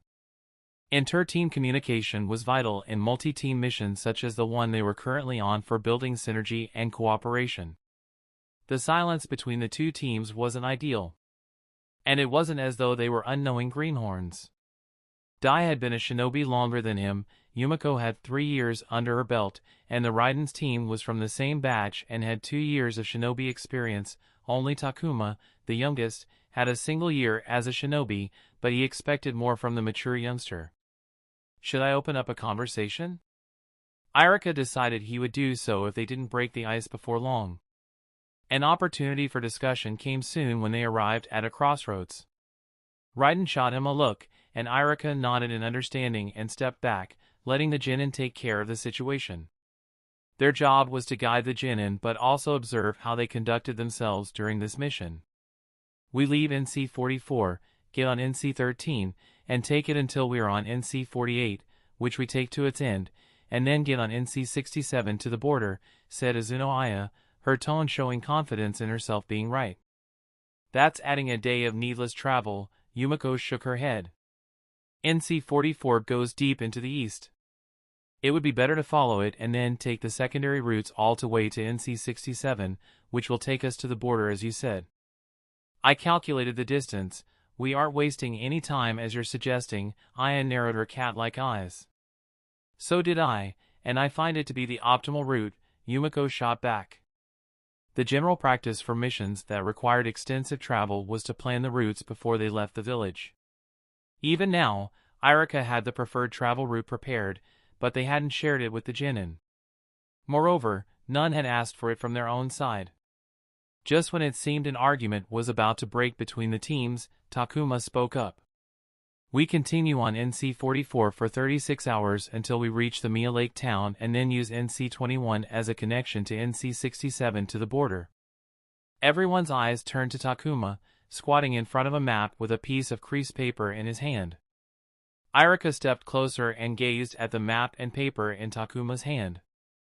The map was exceptionally well made and looked more expensive than the one he owned. As for the piece of paper, it seemed to be an itinerary. The route that Takuma had planned was different from what he and Raiden had planned. Irika looked at Raiden to find the other Chunin standing near Takuma, frowning down at the map and itinerary. Why would you take NC-21? That doesn't make any sense, Aya disagreed wholeheartedly. If we divide the travel into 3 legs. In the first leg, we travel for a day and a half and reach the Mia Lake town. In the second leg, we travel non-stop, exit the country, travel across the land of hot water, and enter the land of frost in one go. We take a rest in the land of frost before reaching our destination. Takuma traced his finger over NC-44 until he reached a point on the map. Our travel budget is limited. What travel budget? Asked Onokuma Yuko, surprised. It's on the mission briefing scroll, said Takuma nonchalantly. As I said, we have a limited travel budget, so we must use our funds prudently. Mia Lake Town has a military garrison that would provide us with free food and lodging as we rest. I'd no problem camping outside, but sleeping on a proper bed would be better for everyone. We can use the budget for lodgings in the land of frost and simultaneously inquire about the best route to our destination. After that, I'm sure the client would be more than happy to provide food and a place to sleep when we arrive at the destination. Irika hid a smile. He was impressed and proud that Takuma had considered the mission budget while planning the route and that he had found a place that would be able to provide them with free food and lodging. He looked at Raiden, who nodded, although grudgingly. Irika sighed. Given Raiden's reputation, Irika wouldn't have worked with the man, but he had gotten the mission through his teacher's recommendation. He was still new and couldn't be picky about things. We will follow Takuma's route, Irika announced. Aya and Yuko looked to Raiden, who grunted in acceptance. They didn't look pleased. As for Aburame Susumu, Irika could never tell what an Aburame was thinking. Irika turned to Takuma and found him staring briefly at the other Raiden and his team before turning away. Among land mammals, humans were known for their sheer endurance. The reason humans could dominate when so many more powerful and vicious species equipped with killing weapons roamed the lands was due to that endurance. Humans could run for hours while using relatively small amounts of energy, while others got tired far before. The sweat glands and lack of fur on their bodies allowed humans to keep a cool body temperature while exerting effort. As a species, they would chase down their prey until it got tired and strike at the opportune time for victory. When that same species was introduced to chakra, it elevated that endurance to another level. Shinobi were faster than horses and more tenacious than camels, and while they also used other transportation methods when the need arose, their own 2 legs were the best and most reliable mode of transportation. "I can see the town," Dai announced from the front. Takuma breathed out deeply. They had been on the road for 37 hours, and he felt that it was high time that he made love with a bed. His body could have gone for a couple more hours, but his mind was calling for a shut-eye. The first leg of the journey had gone swiftly with no problems. Apart from the land of Earth, which was ridiculously rich in natural mineral reserves, the land of Fire was the second most prosperous nation on the continent due to the vast arable lands. The National Corridor, NC, system laid across the country was a reason and an outcome of that wealth, connecting the country with properly established trade routes. The well-documented corridors were the reason why Takuma was able to accurately estimate the travel time. They had only taken an hour longer than it was supposed to. If he were to point out a problem, it would be Shimura Raiden. The man had made not one but several veiled remarks about him, Dai, and Yumiko whenever they had stopped along the way, while he had said nothing about his own team taking such breaks. Irika hadn't retaliated, but he had sharply asked Raiden to mind his tongue. Mia Lake Town started out as a military rest base in the Second Shinobi War and was then turned into a waterfront town after the war ended. Nowadays, it was used as a rest stop for merchants and trade caravans because of its strategic location near a national corridor. Tourists visited the town because of recreational fishing and boating in the Mia Lake. Moreover, the military garrison in the town was a sign of safety which made it even more popular for merchants and tourists alike. As Takuma had expected, the garrison welcomed the team with open arms. The presence of 2 Chunin carried weight in the Land of Fire, especially when they were posted in the Hidden Leaf Village, and the sole Chunin in charge of the garrison was very inviting and had extended his warm hospitality. "That was good food right there," Yumiko said, stretching her hand above her head as they headed to bed. Dai nodded as he burped behind his hand. "The seafood was really fresh," said Takuma, satisfied. The food had a different savor than what he had tasted in the Leaf Village. It was a nice change of pace.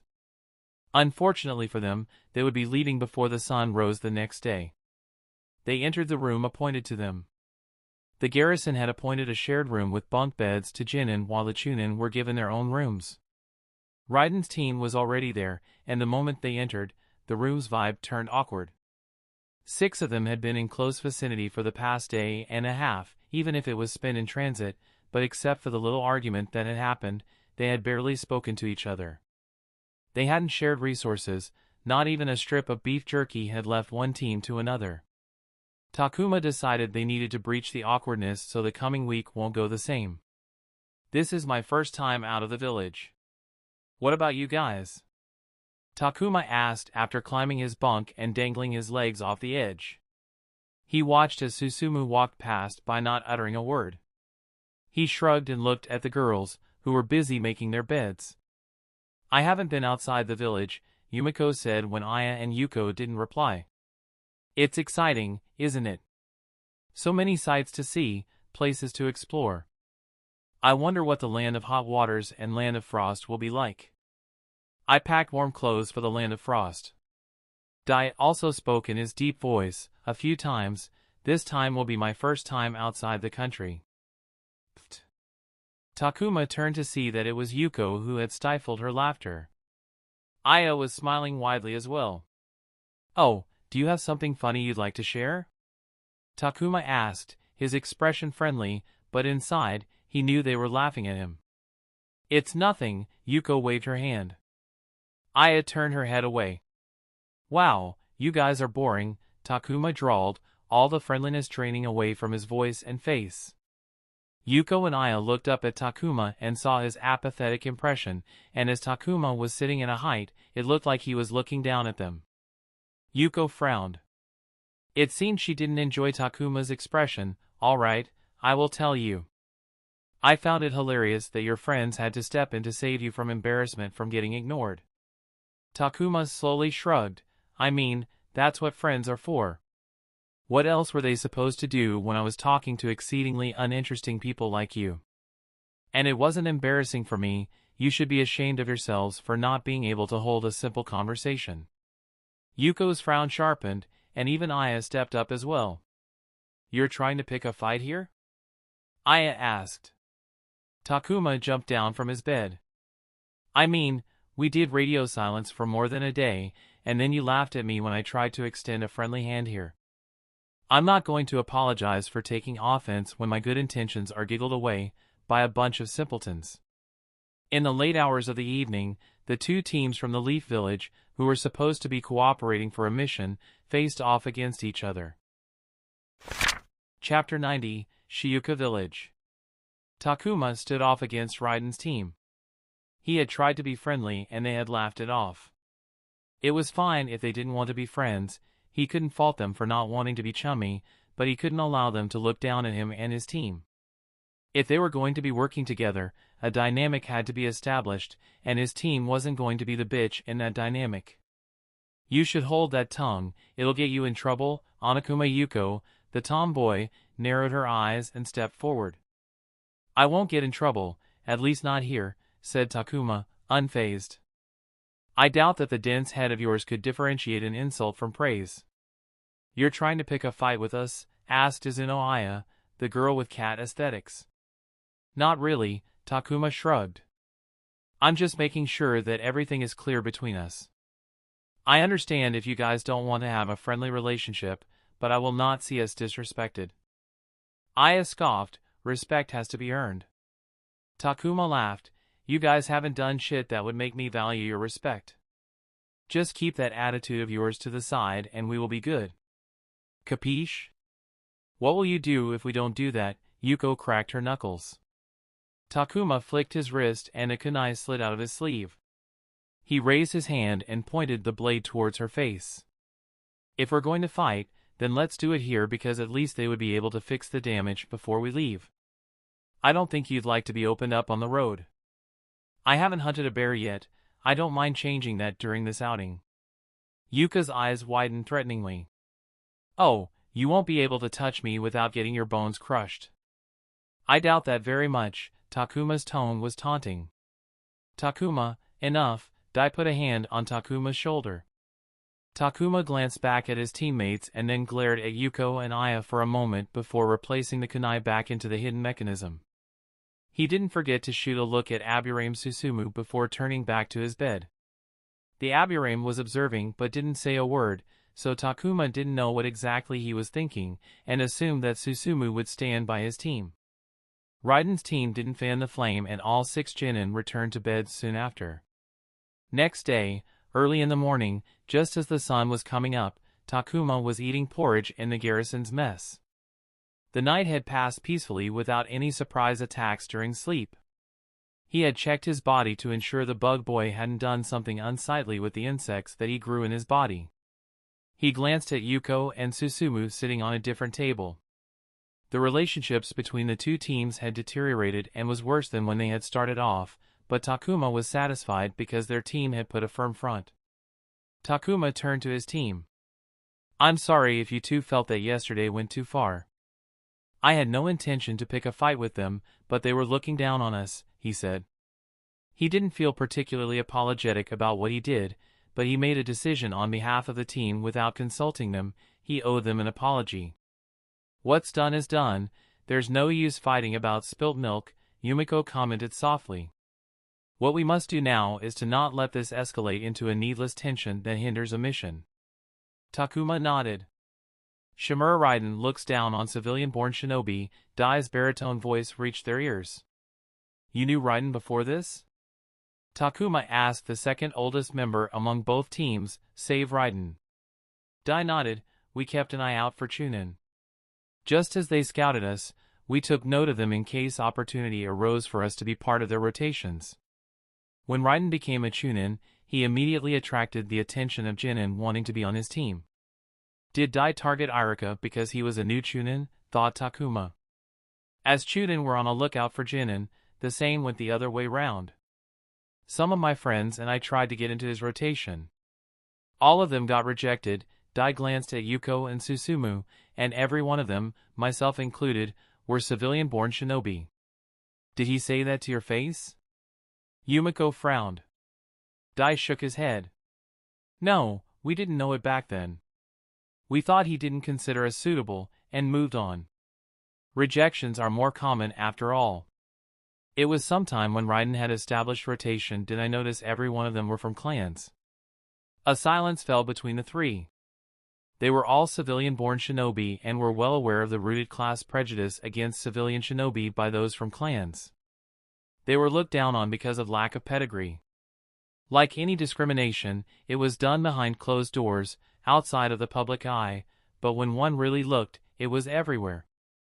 Of course, not everyone was like that. The Akimichi clan taking Masaki under their wing showed that at least some people in the Akimichi clan value people for their skill and potential instead of their ancestry. So, that's why he was so put off, murmured Takuma. During the travel, Raiden didn't look particularly chipper. He must have not liked working with civilian-born shinobi. Just then, Raiden came into the mess hall followed by Aya. Raiden's black muscle shirt-clad body and the perpetual mean face made him look threatening as he walked past his team and stood over them. I heard you had some choice words for my team yesterday. Raiden's black eyes glowered down at Takuma. Takuma glanced at Aya, who had a flash of superiority in her eye. He felt it bubble inside him, the urge to lash out and lay out some nasty words about complaining to Daddy, but he held the urge, even though his tongue was begging to let his thoughts out. Look at me when I'm talking, Raiden commanded. Did your parents not teach you basic manners? Why do I even need to ask? Of course, they didn't. There was a knowing tone in Raiden's voice that screamed that he was looking down at him without outright saying it. Takuma didn't know what to say. Unlike Raiden's team, Raiden was a Chunin, and he couldn't talk back to a higher-ranking shinobi. Apologize to my team, all of you, Raiden said not only to Takuma but Yumiko and Dai as well. Make it genuine and bow deeply. Fortunately, Takuma didn't need to talk back. I don't think so. Iruka walked into the mess and had a crease between his brows. If you have a problem with them, come to me, and I'll do the needful. You don't get to order my Jinin, Raiden.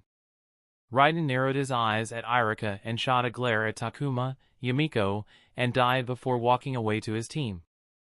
Iruka walked away to the food line and made himself a plate before sitting down with the team. Any of you mind telling me what happened? He asked. Takuma recalled the events for Iruka, who stayed silent and didn't touch his food until Takuma was done. You were rash, said Iruka after listening. And while I don't agree with the way you did it, you were right to stand up for your team. His tone was serious. However, from now on, we don't pick fights with them. If they provoke you, report to me, and I'll take it up with Raiden. Do you think he'll punish them? Takuma asked. He doubted that Raiden would find fault in his Jinin. He's overly biased to clan shinobi. I don't think he would punish them for use. He made sure to keep his low to a whisper so that it won't be picked up by the other table. I won't deny that he's partial to clan shinobi, but Raiden is still a Chunin with a great track record. Shimura shinobi are drilled with operational priority, and Raiden embodies those teachings. If something interferes with the completion of the mission, he'll address it regardless of his personal views. At the bottom line, you can trust him to do what's required, said Iruka. Takuma was skeptical if that was true, but he didn't have any points to argue. He took Iruka's word and was comforted in the fact that Iruka was in his corner. Right after the breakfast, the teams left Mia Lake Garrison and continued their journey. They entered the land of hot waters that sat between the land of fire and land of frost. The mission didn't warrant it, so they entered through official channels without deception. Takuma exited the small questioning room with a sigh. Do they always spend this much time at the border? He asked Iruka. He had been outright interrogated, and the experience reminded of customs at airports. Get used to it. Inter-country travel will always be like this for shinobi, with very few exceptions. Always make sure to have all the correct papers, because they will turn you back if you are missing even one thing, Irika said, seemingly not bothered. Takuma sighed. He guessed that was to be expected.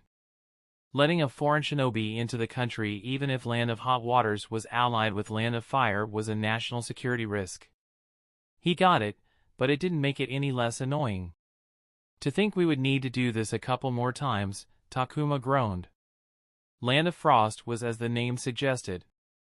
It was a cold country with temperatures in the single digits all year round.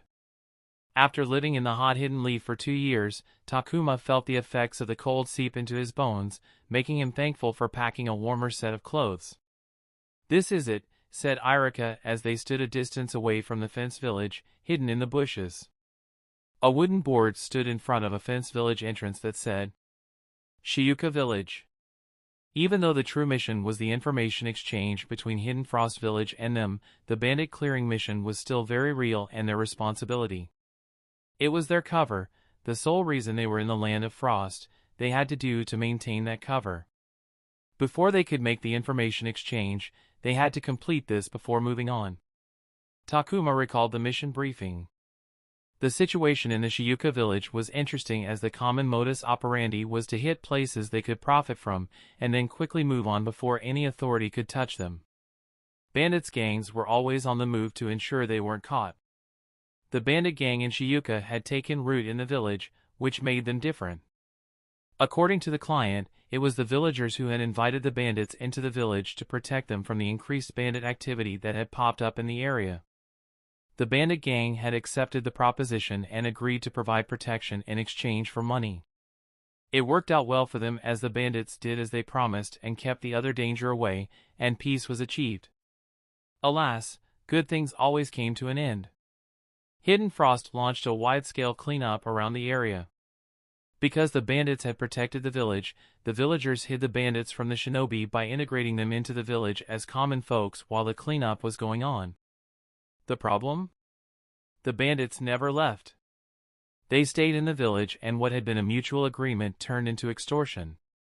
The villagers weren't able to oppose them because of fear, but they also couldn't take it silently, as the bandit gang's greed grew and their demands grew more. So, they contacted shinobi to take care of the stuff. Let's clear this up quickly, said Raiden. Collect information and meet back here in an hour. Disperse! And within a second, the 8 shinobi disappeared. Chapter 91, Delivery.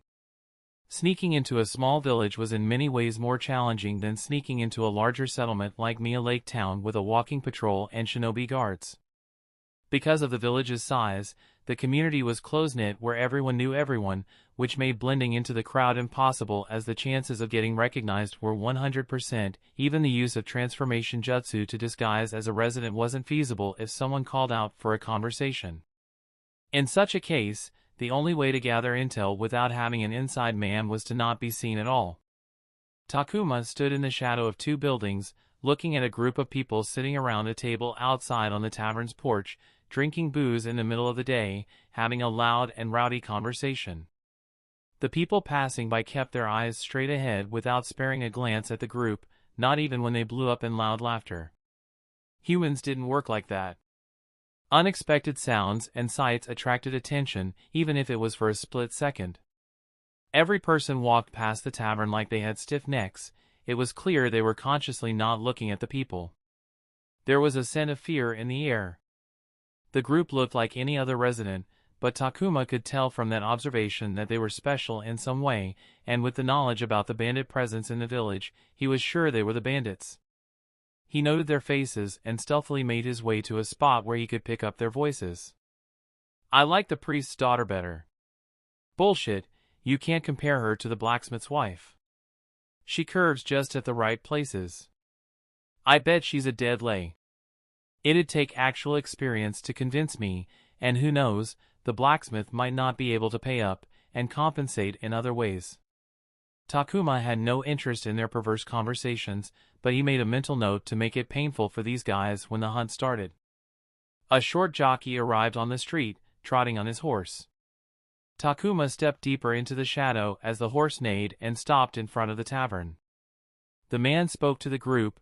The boss wants to see the protection fees gathered in the office. Be there on the dot at 5 in the evening. No delays.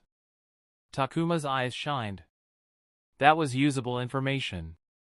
As the horse trotted away, Takuma thought to follow it, but a peek at his strapless wristwatch told him it was time to regroup. He followed the horse with his eyes for a moment before disappearing from his hiding spot.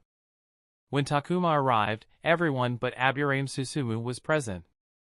He silently stood by his team without needing to be told would start when the final member came. However, time passed, but Susumu didn't come back. Should we go take a look?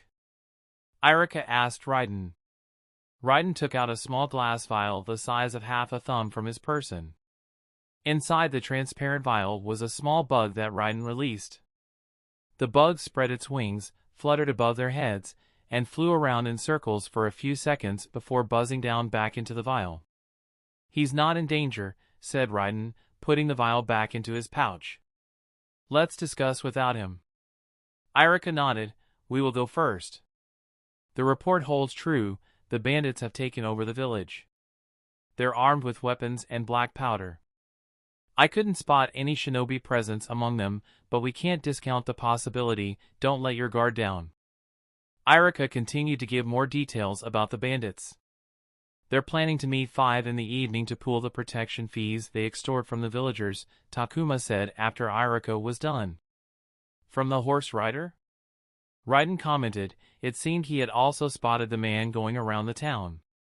Takuma nodded. He said they'll be meeting at the office. I don't know where that place might be. However, it won't be a problem. We can follow the identified bandits to the location. Most of the time, the information provided for C-rank missions was scarce. It could be because the representative that talked with the clients didn't bother to collect extensive information, or the client themselves didn't volunteer a lot of information. The number of C-rank missions that were accepted through the channels every day was large enough that the representative and client couldn't sit down for hours to discuss everything. As C-rank missions held a very low chance of mortal danger to shinobi, extensive information collection wasn't given weight, nor was it economically feasible. In most cases, the responsibility to collect information fell on shinobi on the field, who could rely on their judgment to pursue specific avenues they deemed necessary. Takuma finished his report by listing the bandits he had spotted. As the others were giving their input, Susumu returned. I hope you have a good reason to be late. Raiden narrowed his eyes at his genin. The Aburame nodded. 31 bandits in total, 5 are currently outside the village, in the woods, hunting. They're going to meet at the village's community hall in the north around 5 in the evening. None of them wield chakra. We can strike when they all gather. Takuma peered at Susumu. The Aburame had overshadowed all of them in terms of the importance of information. He had told them the number of targets, how many were currently in the village, the meeting place, and that none of the bandits had experience with chakra. Takuma's eyes swept over Susumu's body, knowing that all of that information was collected through insects and bugs that Susumu was festering inside his body. While he didn't wish to house insects inside his body, he couldn't help but feel envy at the ability they granted Susumu. He would have never been able to figure out if any of the bandits had experience with chakra if he didn't see them use it. He also didn't have a method to track 31 people in real time. Rest for now. We start when they're all in one place, said Raiden to all. Shimura Raiden faced his team as they made preparations for going against the bandits. 6 genin were more than enough to take care of 31 civilians, even if they were martially skilled. And he and Irika were there, so the bandits stood no chance. But neither he nor Irika were going to lift a finger. They were here to observe. He glanced at Susumu, who stared at an insect on top of his finger. Raiden was more than satisfied with Susumu's performance till now. He followed orders without complaints, held substantial insight, and produced exceptional results, a perfect template for a shinobi.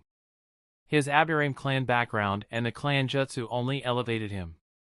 Even if Susumu's father hadn't asked him to take him under his guidance, Raiden would have gladly taken him into his team.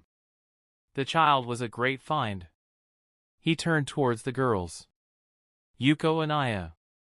He had been working with them for over 6 months when their parents had requested him to take them under their wings.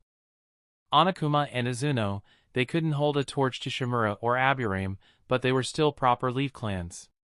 He had worked with their shinobi and had found them satisfactory for their station. Yuko and Aya were like what one would expect teenage girls to be, overly concerned with how they looked and dressed, needlessly stressed about not fitting in, childish romance, and all other things that came with that age.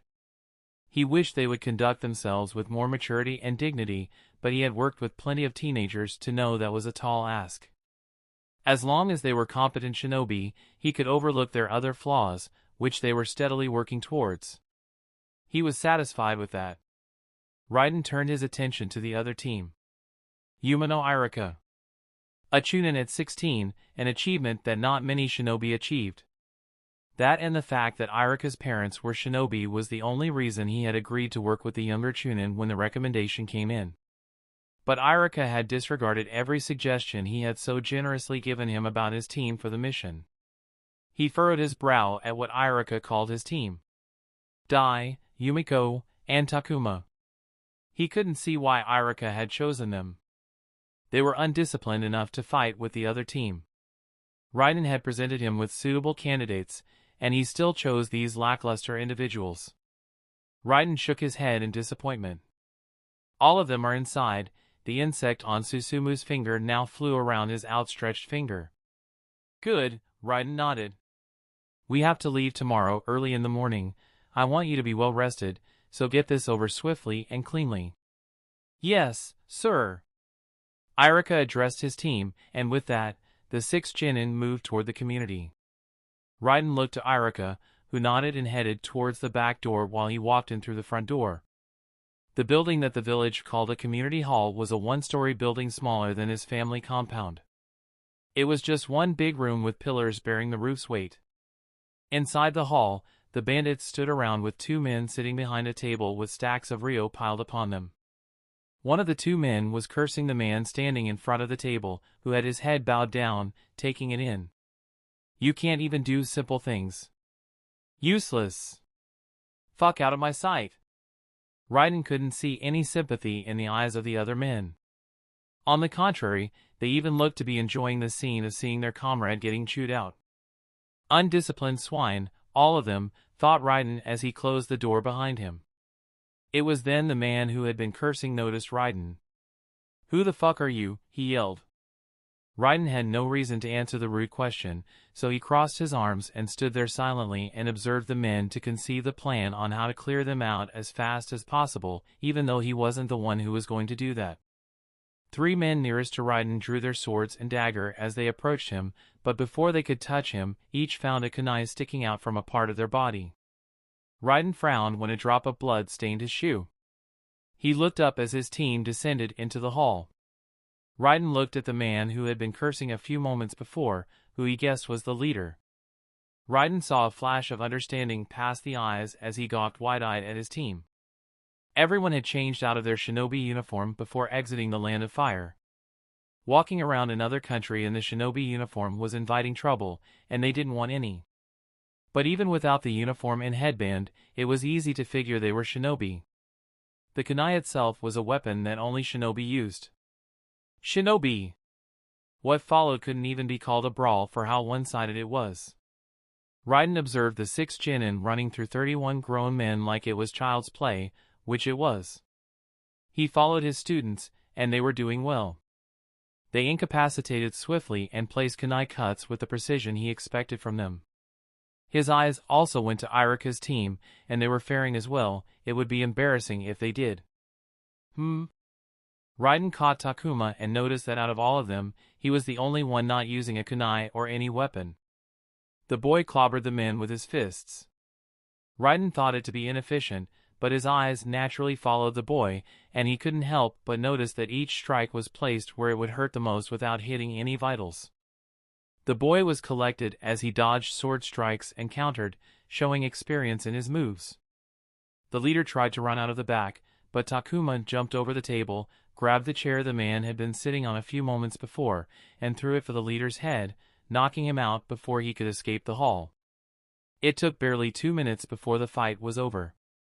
Good work, Irika walked inside from the back exit. Tied him up while we inform the villagers. Irika walked out, and Raiden followed after him. He wanted to ask the boy why he didn't use the kunai, but it didn't matter, perhaps the boy wasn't fond of kunai. The cover-up mission was over, not they simply just needed to get past the niceties before they got onto the real mission.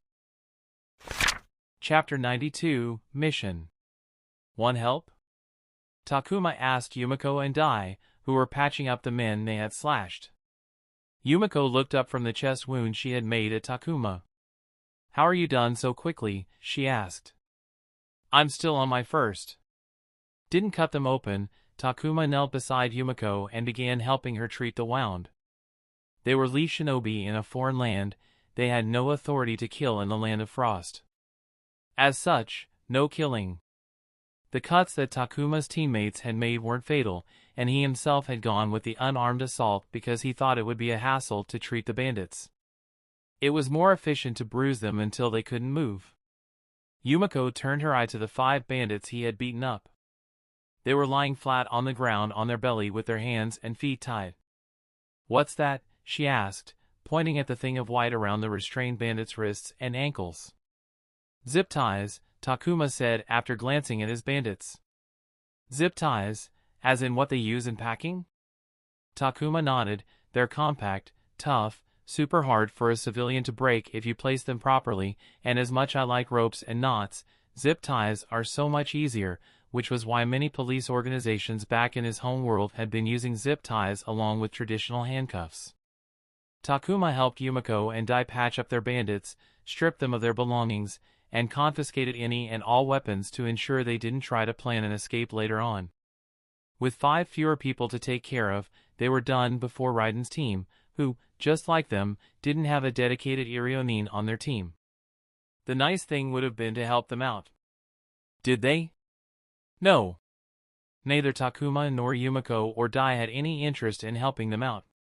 Dai stayed inside to keep an eye on the bandits while Takuma and Yumiko walked outside to see the villagers gathering around the community hall. The screaming and shouting had pulled them to the hall, and with no noise pollution in the quaint little village, it seemed that the sounds had reached quite far as the numbers seemed to keep increasing as more and more people emerged from the streets beyond. Takuma and Yumiko stayed silent as Irika and Raiden addressed the villagers. There was a great commotion that reached its peak when they finally realized that the village's bandit problem had been solved. They cheered so loud that Takuma, who had gotten used to the up-close raucousness of the ring, had to cover his ears. This means we're getting great feedback, right? Takuma whispered to Yumiko. We better, Yumiko smiled. A middle-aged man, the village chief, followed Irika into the community hall, and when he returned, he raised his hands into the air and yelled, "We're free!" What followed was a festival with great food, booze, and ecstatic vibes heating up the people in the cold village. The Lee shinobi were pulled into the celebration despite Raiden's resistance, but Irika convinced him, and they participated in the festivities. Where did you go? Yumiko asked Takuma, who returned to the large bonfire that the villagers had started. Nature called, Takuma lied through his teeth. He glanced back at a few village youngsters who grinned at him, but he shot them a chilling look and placed a finger on his lip, which made them scurry away from the bonfire, away from the celebration. The cold weather of the land of frost rendered a low supply, however, the demand was high and high, and the crazy markup because of that was just too good for Takuma to pass on. Irika came to them with flushed cheeks and slightly raised lips. You 3 did good. I'm proud of all 3 of you, he sounded happy. Takuma looked at the tankard of mead in Irika's and wondered if he was drinking too much, but Takuma also knew that shinobi with their chakra-altered bodies could process alcohol much faster than regular people. He hadn't drunk alcohol in his body, but the alcohol buzz was anything like his weed high that he came out so much quicker than in his previous life. It took a lot of anything to get a shinobi inebriated. "What's going to happen to the bandits, sir?" asked Yumiko. Irika's buzzy look turned serious as he looked in the direction of the community hall. "The village will follow the Land of Frost's laws and punish the bandits accordingly. They don't have the capacity to hold these people in any form of prison, so those bandits will probably be hanged, or if some people get lucky, they'd be kicked out of the village with no supplies, and it's tough outside in this cold. Punishments in villages like these, away from big cities, can be much laxer or harsher depending on the crime. If we were Hidden Frost shinobi, we could have mediated, but we can't do anything." Takuma knew this world to be much different than the one he had come from. He knew better not to see this world through the lens of morality molded in his past, but he couldn't altogether leave it all behind with a snap of his finger. "I'm going to sleep," Takuma sighed as he got up. Whatever happened to the bandits, he didn't have anything to do with it. After leaving the village in the morning, he had no reason to return. The following day the Leaf Shinobi left the Shiuka village as soon as the sun came up, leading the villagers after ensuring they wouldn't be overrun by the bandits they had caught. The cover part of the mission had gone well, but now they had to do the real mission. "Listen up, because this is important."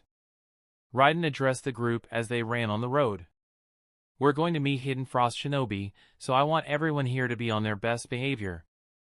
From the moment we make contact to the moment we enter the boundaries of our village, I want all of you to be laser-focused with every fiber of your being dedicated to this mission. Don't let your guard down even for a second. There's a reason why Hidden Frost organized a face-to-face exchange and did not send the information by a carrier eagle. This information is important for both the villages. Your village is relying on you, your country is relying on you. Complete this mission and prove they were right to entrust you with this responsibility." Takuma clenched his fist and kicked the ground harder. He felt his heart pick up beats, pumping his blood in anticipation. He was finally doing something of importance. Yes, he didn't have Nenro's connection, Masaki's new clan backing, or Taro's parental support, but he was doing something of importance that none of them had done. They discussed the missions they went on, and neither of them was as important as this one. A handoff with foreign shinobi. For the C-rank mission category, where shinobi contact wasn't anticipated, this mission was the top-tier mission for the category. He had just saved a village from a continuing future of exploitation, which was a great mission in itself, but now he was going to do something that made it look lackluster. This was a turning point, Takuma could feel it. After 4 hours of travel, they arrived in the middle of nowhere. They had passed through a large belt of agricultural villages before arriving at the edge of a natural forest where a one-structure stone shrine stood. Takuma had seen these types of shrines during his treks around the Leaf Village. They were shrines dedicated in honor of local deities such as forest guardians. He hadn't been religious in his previous life, but after finding himself in a new world, he wholeheartedly believed that there were existences belonging to higher planes. How else would he find himself in this world, in the boy's body? So, he made sure to clean the shrines he found. A kilometer into the forest is a clearing. Irika stood beside the shrine with a rough map in his hand. "That's where we make contact with Hidden Frost Shinobi. They're allies, but we will still be careful. If you have any preparations, do it now before we head in." Takuma pulled up his pants and tightened the straps on his weapon packs and arm and shin guards. He took a breath and imagined a mask over his face. His restless heart settled down a level as he felt a focus rise within him. He would go in and come out. That was all. The two teams headed into the forest, and soon they arrived at the clearing. The situation could have turned two ways. If they arrived first, they would have set up traps as they waited for the Hidden Frost Shinobi, but as it turned out, they were the last to arrive with a group of Hidden Frost Shinobi already present in the clear. For Shinobi, 3 men and 1 woman, dressed in shinobi gear with a blue and gray color scheme that matched the Hidden Frost. They all had pale skin, suiting the cold weathers of the Land of Frost. Something to notice was that all of them had swords on their backs. Takuma judged their gait, balance, how they held themselves, where they were looking, the sword length, and everything he had learned to look for in fighters. Then, he compared it with Kenjutsu users he fought in the ring to prepare himself in case things went south. They looked at the 8 lead shinobi in nervousness. It was understandable, they were outnumbered 2-1, and if a fight ensued, the odds weren't looking to be in their favor. If one of them is a Jonin, then that might be different, thought Takuma, but there was no way to tell that. The weather is warm today, said the leading man, older than the other 3 Hidden Frost shinobi. Raiden responded, you think so? I feel the weather is just right. Perfect for tea, actually. You think so? How about we go have tea after this? It'd be my pleasure. The Hidden Frost shinobi eased. The secret code which tested their identity was confirmed, and they could initiate the transaction. The information? Raiden immediately got down to business. The Hidden Frost shinobi nodded and took out a pack of 3 scrolls from his pocket. They looked like any other scroll would, and from a glance, there was nothing special about them. The Hidden Frost shinobi and Raiden stepped toward each other as the rest stared at each other with a healthy dose of tension hanging in the air. Takuma's eyes followed the 2 men who were about to exchange information. From the looks of it, the second part of the mission was going to be boring, and Takuma was fine with that because boring was simple, and simple was always good during missions. According to Takuma's standards, he did enough fighting in the ring and wished for 0 action during missions. If surrender was an option, Takuma would have demanded it from the bandits, but they had to scare and injure the bandits so they wouldn't rise up. Crackle. Takuma looked towards the sound. For a split moment, he thought it was a branch breaking or something similar, but immediately, his mind shot up similarities between what he heard and what his lightning release shock sounded like. Before realization settled in, before Takuma could even turn his neck completely, before anyone could react, a lightning-covered kunai shot out of the evening shadows of the forest around them and Takuma jolted, his eyes widening as the lightning streak disappeared into Raiden's body. Chapter 93, Mission Gone Wrong. A heartbeat's worth of time was all it took for everything to unravel. It was so quick that Takuma could barely spot the kunai before it stabbed Raiden. But the lightning streak that shot from the trees was enough to send all of his alarms blaring. Ambush! Takuma's kunai were ready in his hands before the warning shout left Irika's mouth. He felt his muscles taut, nerves flare, and his heart pounded in his chest as his eyes darted around the clearing and the forest to catch 4 more lightning streaks zap out of the shadows, one of them flying toward Dai. Takuma felt jarred as though he was a machine infected with rust while he stepped forward in the path and parried the lightning-coated kunai headed towards his teammate. Clang! Gah! Takuma grunted as the parry felt closer to deflecting a heavier sword blade. Whatever jutsu, it packed a rocket punch behind the light kunai. Takuma couldn't take a moment's rest as shadows moved in the forest and thud! Thud! It was just on the edge of his peripheral vision, faint enough that he didn't register the image, but the sound made him look. Takuma turned to see that while he had obstructed the kunai coming for Dai, it was only one of 4. 2 others had found their mark. Yumiko and Io were no longer standing. Blood sputtered out of Yumiko's mouth as she reached for the kunai sticking out of her throat. The girl trembled like a newborn thing. Their eyes met, and Takuma came face to face with despair, disbelief, pain, and a deep begging for help in her eyes, before all the turmoil of emotion vanished and the gaze turned dull along with Yumiko's efforts. Her hand fell to the side as her body went limp. Yumiko was no more. All thought left Takuma's mind. His eyes couldn't leave Yumiko's body despite the sight in front of him being the most gruesome he had seen in both his lives. A sense of panic grabbed Takuma's heart as he gripped the kunai about to fall from his hands, and looked around wildly just in time to see 4 figures jump out from the trees. They wore Hidden Frost shinobi gear with half-masks obstructing the bottom half of their faces.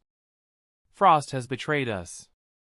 Raiden yelled, and despite having a kunai sticking out from his abdomen, he charged at the Hidden Frost leading man in front of him, and within a snap, Raiden and the man were engaged in combat with sparks from blades flying into the air.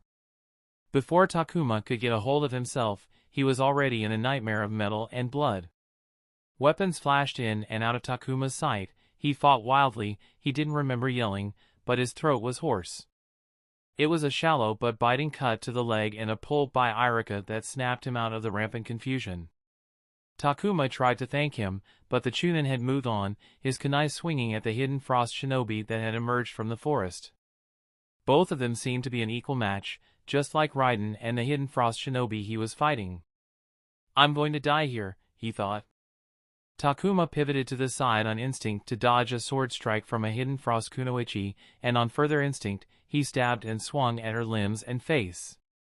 He saw an opening in her stance and jammed a foot into her knee, forcing her to kneel, and thrusted a kunai down for her shoulder, only for her to receive it into her arm with a scream.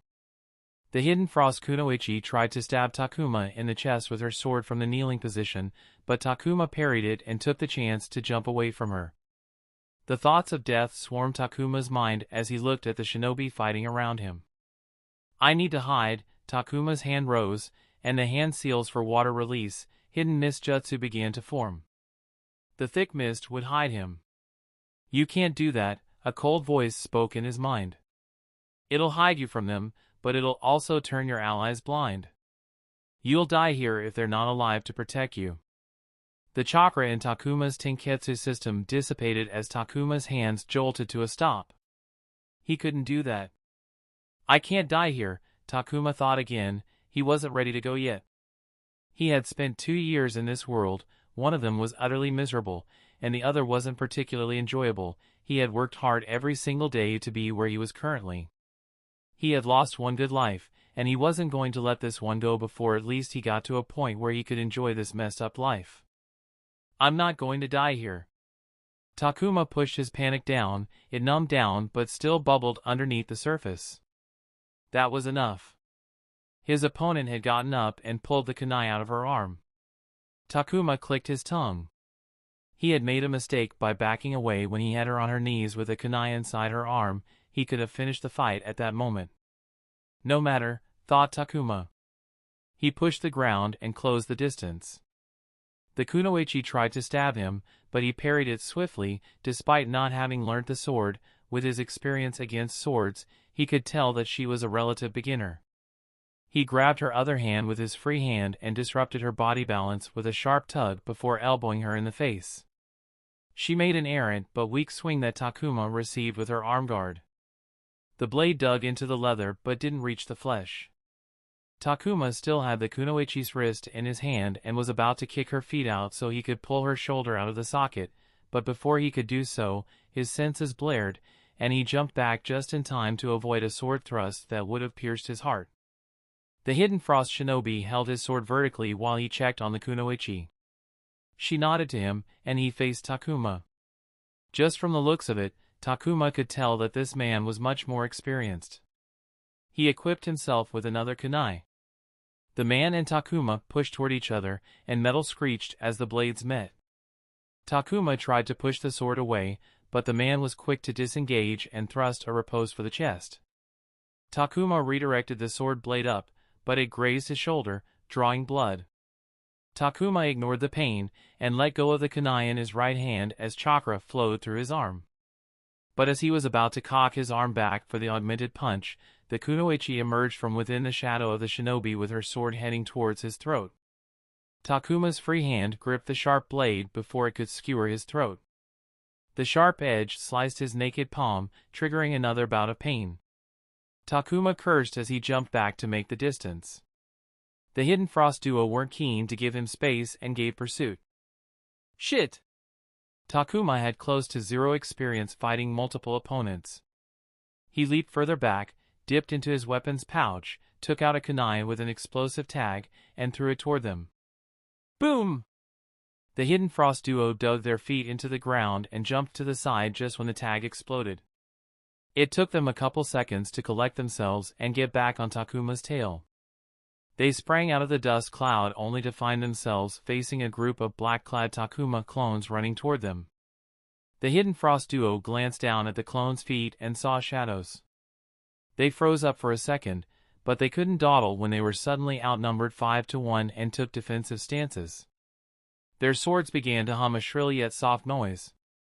The woman stepped forward and swung her sword in a wide, swift arc, but when her sword mowed down the 4 clones in a single strike, the clone bodies turned into a mist as they stalled for a moment before putting themselves back together. Immediately, both Hidden Frost shinobi fell back a step while continuing to cut down the clone, but no matter how many swings, the clones would turn into mist before they were all good again. Their 2-on-1 advantage was turned on its head, and they were now on the back foot. In the rush of the battle, they didn't notice how the clones weren't trying to actually hit them, that they were the only ones making contact with the clones and not the other way around. The Hidden Frost man swung his sword straight down with a powerful yell, but the clone stepped back to successfully dodge the reckless strike. However, the next second, the clone turned into mist as a kunai emerged from the clone's stomach and struck the unprepared man in the same place. Rashi, the kunoichi, yelled for her companion. She cut down another 2 clones before rushing for him, only to get nailed down by 6 shuriken that came from within the clones. Takuma emerged from within the clones made from Jinjutsu, Mist Servant Jutsu, with a kunai held in both hands that he sheathed into the man's body before throwing it into the woman's clavicle. He avoided the heart but made sure she stayed down. They were done. Takuma judged his 2 enemies. But then... "This isn't in the ring," said the same cold voice. "The fight isn't over when the opponent no longer wants to fight. It's over when they're dead." Takuma shook his head. "These shinobi should be kept alive for interrogation so that they can find out the reason for the betrayal." They were in a foreign land, and the Hidden Frost shinobi could provide all sorts of information they could use to safely return home. Yes, keeping them alive would do more good. The Hidden Frost man suddenly thrust a gleaming kunai for Takuma, who saw it coming and firmly grasped the offending arm before snapping the wrist and confiscating the kunai. Takuma raised the same kunai and aimed it for the man's shoulder. "This isn't the ring." In the last second, he redirected the kunai, and instead of stabbing the shoulder, he struck a little to the right, for the neck. The spluttered blood out of the mouth, the blood soaked Takuma's hand through the wound, and slowly, the light left the man's eye. Takuma stood up, still holding the man's kunai, and walked to the woman, who was trying to reach for the man with a trembling hand, weakly calling for the man. He kicked her shoulder to make her face upward, stepped on her wrist that held the sword before squatting down, and stabbed her in the heart. He watched life leave her eyes with a myriad of emotions flashing in her eyes that remained affixed on her dead companion. Takuma stood up and felt his feet lose strength, making him stagger before catching himself. He stared at the 2 enemies, 2 people, that he had just killed. There they laid, murdered on the field by him. They were trying to kill him but got killed instead. At that moment, only 3 things existed in the world: Takuma himself and those dead bodies that just a few moments ago were breathing, living individuals. He looked at his hands dripping in blood. It wasn't a new sight. He had blood on his hands at least once a week, but today, blood on his hands had a different meaning. He felt. "Takuma!" came Irika's yell. Takuma snapped out of the vacuum he had secluded himself in, and before he could look, he felt a heat on his cheek. He finally turned to see a giant fireball heading for him. His eyes widened as he immediately jumped out of the way, but not in time to completely avoid the raging fire. "Fuck!" Takuma patted the clothes, skin, and hair that had caught fire. Flames that used chakra as fuel were hotter and stuck to things they wanted to burn, like a light version of napalm. He knew that and so tried his darndest to get rid of the flames that could seriously burn him. He stumbled on something that tripped him to the ground. Takuma immediately rolled on the wet ground and finally snuffed the flames. He scrambled to his feet and glanced down at what had made him fall. It was Dai, his head crushed. Takuma's stomach lurched, and he stumbled away from the body, bumping into Susumu, who sliced him across the arm with an errant swing. The cut was not a bad one, but Takuma's arm lit up in a line of pain. He hissed at the sting, and when he glared at Susumu, the Aburame had left his side and was fighting his Hidden Frost opponent. Takuma swallowed the anger, knowing it was an instinctual attack, an accident. He felt tired and so much more, but still equipped another kunai. The fight wasn't over. Chapter 94, Takumo Can't Catch a Break. Takuma swallowed the little saliva left in his dry mouth, trying to focus his fuzzy mind on the field around him. The wounds didn't hurt as much as they should. Instead, they sapped his energy, weighing his body down like lead. He tried to ignore the dead bodies of Yumiko, Dai, and Aya, but they seemed to stare at him as he surveyed the field. Irika and Raiden were fighting two Hidden Frost shinobi, and the two matchups looked evenly matched. Takuma knew they weren't his battles. He turned to the other genin and noted Susumu fighting one opponent and Yuko taking on two people at once. Susumu was doing fine, but Yuko was clearly struggling. Her left leg had a large gash on her that hindered her mobility. Yuko's hands had turned into something like a demon's. Her arm below the elbow had bulging musculature with deep purple flesh and sharp-clawed hands.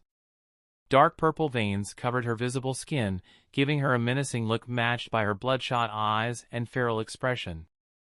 Onokuma clan's hidden jutsu. Takuma wasn't aware of the specifics, but he knew the jutsu allowed the clan members to gain enhanced physical capabilities, but they feel prone to an unstable mental state, rendering them to act like feral beasts. Takuma clicked his tongue as he clenched the kunai until the metal hurt his sliced-up hand. The pain brought clarity. He threw the kunai hard at Susumu's opponent to give him an advantage and charged toward Yuko and her two opponents. "Hey!" Takuma shouted at Yuko. The transformed Yuko looked toward Takuma and growled at him. She threateningly stepped toward him, but a volley of shuriken stopped her as Yuko dodged before charging at the Hidden Frost shinobi, who had thrown them, with a vicious roar. She can't differentiate between enemy and ally, Takuma speculated with deep displeasure. He glanced at a dead Hidden Frost shinobi with a gaping hole in his chest and animalistic gashes. It was clear that Yuko had killed him, and she was now handling two more enemies, but with her mental state, she could quickly become a liability. He didn't like this type of jutsu at all. He made a quick decision and blitzed one of Yuko's opponents and tackled him. They rolled on the ground, exchanging blows, and Takuma kicked the man in the stomach to separate them from Yuko and her opponent. The Hidden Frost man looked like he wanted to say something but bit his lip and charged for Takuma. Prepared for the fight, Takuma chucked an explosive tag tied to a kunai at his opponent. It blew up in the face, punching them to the ground. Takuma slowly stepped towards his opponent while leading hand seals, and the moment the Hidden Frost shinobi got up in a panic, he nailed him with a lightning release, shock, blasting him to the ground once again. Takuma readied his kunai and moved in for the kill, only to be blindsided by a kunai digging into his left hip. Perhaps it was because of the adrenaline that the sharp pain didn't kick in immediately, and Takuma knew from experience it would take half a minute before the pain spiked, but he wasn't expecting his leg to fall asleep, go numb and cold. The kunai had likely struck a nerve. His balance crumbled, and Takuma was kneeling on the ground, his face scrunched at the uncomfortable feeling jittering his leg. He immediately looked to find his assailant and found Raiden kicking the Hidden Frost Chunin, which given the angle, could have been the only one to strike him. "Fuck," cursed Takuma. He couldn't take out the kunai because it plugged his wound. Nonetheless, he still needed to get his mobility back. He forced himself to stand up and shook his leg to release the pressure on the nerve, but nothing seemed to work. He put the kunai back into the pouch and tugged himself away from the opponent, who had pulled himself up to the knee, staring at Takuma with delirious eyes. Takuma bit his tongue as the pain tortured his body. He couldn't afford to get into close range with his opponent, as that would most definitely spell trouble and disadvantage for him. So, he began to weave the hand seals for lightning release, shock for another attack. It was at that moment that every hair on Takuma's body stood up. The sixth sense that only those who practiced chakras screamed at him. He had only felt like this once before when Yoshio had directed his chakra at them. Both he and his opponent turned towards the source and saw Irika's opponent weaving hand seals. Even through his hazy consciousness, every fiber in Takuma's body told him this was unlike anything he had ever seen or faced, and absolutely not something he could make contact with. If he was ever clear about something in his two lives, it was the following: this would be the end of him if he let the jutsu strike him. Takuma abandoned the current hand seal chain and switched to a new one. Through his trembling hands, Takuma weaved the signs with earth alignments. It was a race, and fortunately for Takuma, whatever the hidden frost Chunin was casting was more complex and longer than a C-rank jutsu. The air in the clearing whirred with harsh energy as arcs of sharp lightning sprung from the shinobi, going into the ground and air alike. The ground cracked as pure unadulterated lightning screamed out in waves, targeting everything in its path with pure malice for everything in its path without bias. Falling was faster than kneeling for Takuma as he dropped to the ground and pushed his palms against the dirt, and in accordance with the earth release, earthen dome, the ground arose to form a protective dome around Takuma. Bang! Takuma flinched when a lightning arc struck the dome, shaking the structure. But with the jutsu cast, he couldn't do anything but trust his skill, as the only thing between him and the terrifying lightning release jutsu was a layer of earth held up with a chakra. Bang! A chunk of earth was blasted off the dome, letting the evening light in. Takuma huddled into a fetal position on the ground, minimizing his surface area to protect himself. Bang! Another chunk blew off. Bang! Then another, and another, and another, until Takuma was practically lying under the open sky. Earth Release Jutsu were weak to Lightning Release Jutsu, but Earth Release, Earthen Dome had done its job of protecting, and Takuma was infinitely glad for it. Takuma lay there shivering, scared that the jutsu wasn't over. He wanted to get up, but he had no energy left, his body felt cold, and parts of his body hurt worse every passing second, as though someone had stuck ice cubes on his skin. If it was the ring, he would have already called it quits. You have to get up. Takuma coughed up blood as he struggled to his feet, one good and one numb, and looked around with a swimming vision.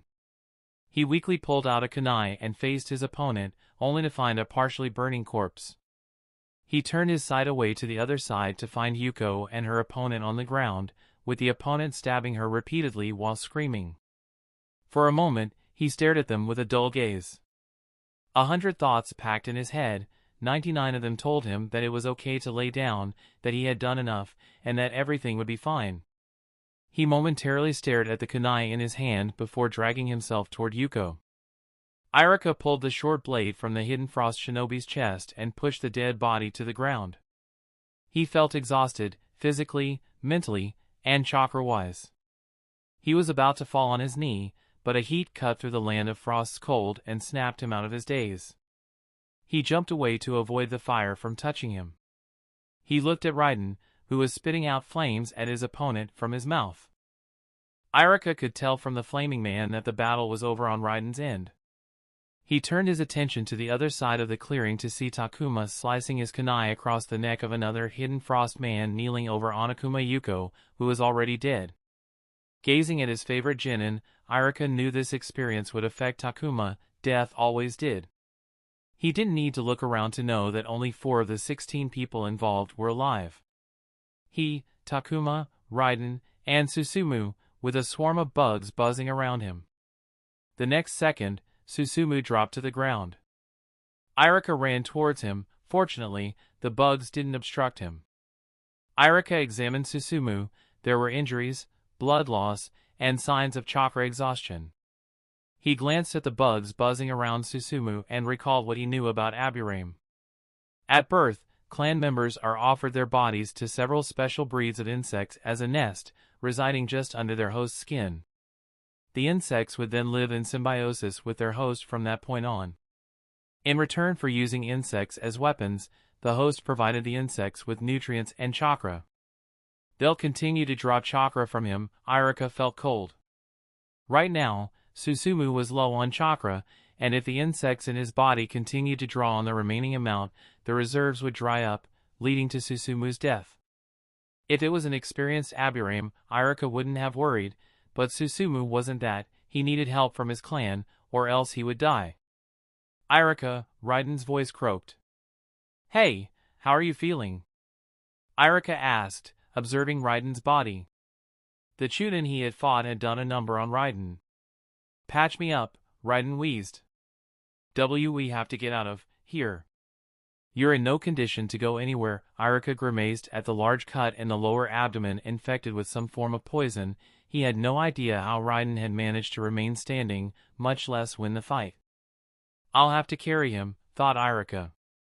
Wait here. Irika rushed to the last person alive and found Takuma weaving hand seals before pressing his hand to the ground. "What are you doing?" he asked. "Earth release, earth tremor sense jutsu," Takuma barely whispered. "There's no one within a kilometer but us. I should have done it before this happened." Irika pursed his lips.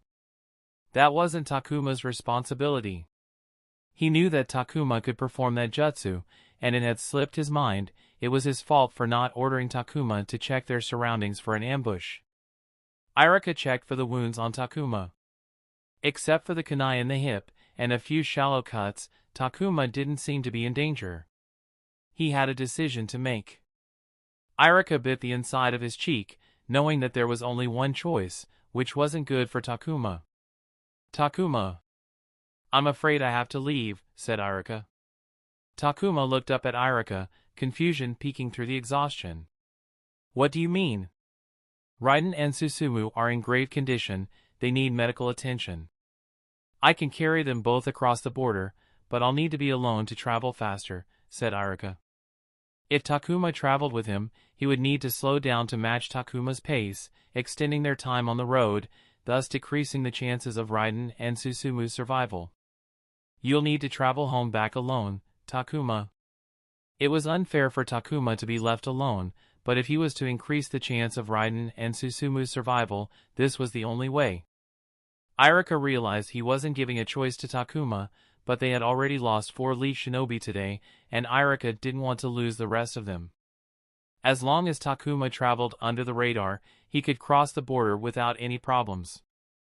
"I understand," said Takuma after a long pause. He looked up at Irika and nodded with a tired yet firm expression. "I don't have much of a choice, do I?" Irika put on an apologetic face, but Takuma waved him off. "I'll patch up Susumu, you should get Raiden ready. I want to leave here as soon as possible." As he said that, Takuma pulled the kunai out of his hip. Chapter 95, Survivor's Guilt. "I'm ready to leave." Irika looked uncomfortable with 2 people hanging off him. Raiden was tied to Irika's back while the lighter Susumu was in a princess carry. "Are you sure you don't want to leave together?" "You should get them to safety," said Takuma, tightening the bandage around his shoulder wound. "I'll catch my breath for a second before starting out myself." In truth, he felt pissed beyond words and wanted some time alone to calm himself down. Irika was his team leader, who was leaving him alone in a foreign country whose shinobi had just betrayed them. On top of that, he was being asked to travel across 2 countries alone. He didn't want to see Irika's face any longer in case he blew up at the Chunin. "I understand," Irika said quietly, "but don't stay here for long. We don't know when someone might come here looking." "Yes, sir." Takuma went quiet and didn't look at Irika. "Get home safely, Takuma," Irika said, and moments later, he disappeared into the woods. Takuma, leaning against the tree, looked up at the sky that had grown dark. The overcast clouds blocked the stars from view. At no point since receiving the mission had Takuma thought it would go the way it had gone. He lost Yumiko and Dai, the 2 people he liked working with. He lost 2 friends. He bitterly questioned whether they would be alive if Takuma hadn't recommended them to Irika. After staring at the sky, Takuma stood up with a groan. He was thankful to Taro's father for recommending the first aid course. Without it, he would be in a much worse condition than he was in right now, which wasn't good, but anything was better than the worst. He walked to the backpack he had thrown away during the fight and took the hand axe from it to chop the nearest trees down for lumber. He gathered all the materials he needed to start multiple fires before heading to the dead bodies of his comrades lying around the clearing. "A shinobi's body holds the village's secret that our enemies can use against us. We can't allow them to get our secrets for they can endanger us." One of Mariboshi's many teachings echoed in Takuma's mind as he dragged Yumiko, Dai, Aya, and Yuko's bodies into a line before stripping their bodies of gear and then redressing them in the plain clothes they had changed into the moment they had exited the land of fire. Yumiko's and Dai's wouldn't hold many secrets, but Yuko and Aya had secrets pertaining to the Onokuma and Izuno clans. He didn't care about any of that. They were shinobi who had lost their lives for the village. They needed the best funerals he could provide them. Takuma made 4 pyres from the wood he had chopped and laid the bodies of his friends and comrades on them before lighting them up on fire one by one. Takuma didn't know if they preferred to be buried or cremated. In the field, the only option was to be cremated to leave no evidence behind. "I'm sorry. I'm so sorry." Tears streamed out of Takuma's eyes as he lit fires on Dai and Yumiko's pyres. He recommended them to Irika, but when the time came where he should have been protecting them, he was floundering on the field in panic like a pathetic loser. If only he had been prepared, he could have saved them, and they would have been alive. "Please forgive me." He didn't particularly like Yuko and Aya, but that didn't mean they had to die. They were young shinobi who didn't deserve to die like this. He had seen how excited they had been the entire time since they had left the village. The memories of the two having fun in the Shiuka village flashed through his mind as he bowed his head in shame. Why did he have to fight with them? Takuma dropped to his knees and prayed to the guardian of the forest to guide their souls safely to the afterlife so they could attain the peace they deserved. Takuma didn't care if the fire and smoke from the funeral pyres attracted attention. He refused to have their funerals simultaneously as the hidden frost shinobi who had killed them. Only after the fires had died down did Takuma turn to his dead enemies. Despite his disgust and hate for them, Takuma gave the hidden frost shinobi the same treatment because they deserved basic human decency. Soldiers didn't start wars. Takuma knew the hidden frost shinobi were only following orders, but it didn't matter, they had murdered his friends. Takuma lit their pyres on fire and briefly prayed for their souls before going through their gear. The information they were supposed to obtain, if it existed in the scrolls, had been burnt to a crisp. He wanted to see if there was anything of importance he could find among their belongings. Unfortunately for Takuma, except for the map to the meeting place, he couldn't find anything of importance. Takuma stared at the 2 kunai in his hands. They had come from the 2 hidden frost Chunin shinobi, one from each, but as Takuma looked at the 2 kunai, they were different. One had a leaner blade while the other had a longer grip. He looked at the other kunai in the weapon packs and found that there were indeed 2 distinct types of kunai. The first type belonged to one of the Chunin while the second type belonged to the other Chunin. Weapons like kunai were an essential part of a shinobi's life. They were so important that they needed to be forged exactly to a template dimension and weight. The blacksmiths forged so many of them that no matter where you went in the country, you'd find the same kunai everywhere without any discrepancies. However, every country had its own way of forging its weapons. His own kunai were different from both types in front of him. Hidden Frost must have their own specifications, but it was beyond strange that they had 2 different types as shinobi liked their tools to be uniform. Takuma searched the Genin's weapons and found the same 2 types of kunai. He then went beyond comparing the shuriken and the other gear. There were 2 distinct types of everything. What is happening? A chill rose up Takuma's spine as a thought passed through his mind. Every country had its own way of forging its weapons. They're not from the hidden frost, Takuma muttered to himself. He swallowed the saliva as the conclusion shaped inside his brain. He looked at the gear. 1 Chunin and 3 Genin had the first type of gear while the other Chunin and other 3 Genin had the second type of gear. One team wasn't from the hidden frost. He recalled the Genin he had pried away from Yuko, who had tried to say something to him before silencing himself. Another thought passed through Takuma's mind. What if the hidden frost hadn't betrayed them? What if this was someone else? What was the information hidden frost was trying to share? But who? Takuma didn't have the answer to any of those questions. Irika sat on a bed in a medical ward of a border post on the land of Fireland of Hot Water's border. He hadn't ever felt this exhausted in his life. The last sleep was already over 2 days ago. His Chunin exam hadn't been this tough on his mind and body. The day and a half straight of sprinting with 2 bodies while his own body was injured were one of the toughest ordeals. It didn't help that he smuggled himself across the land of frost border to avoid any contact with hidden frost.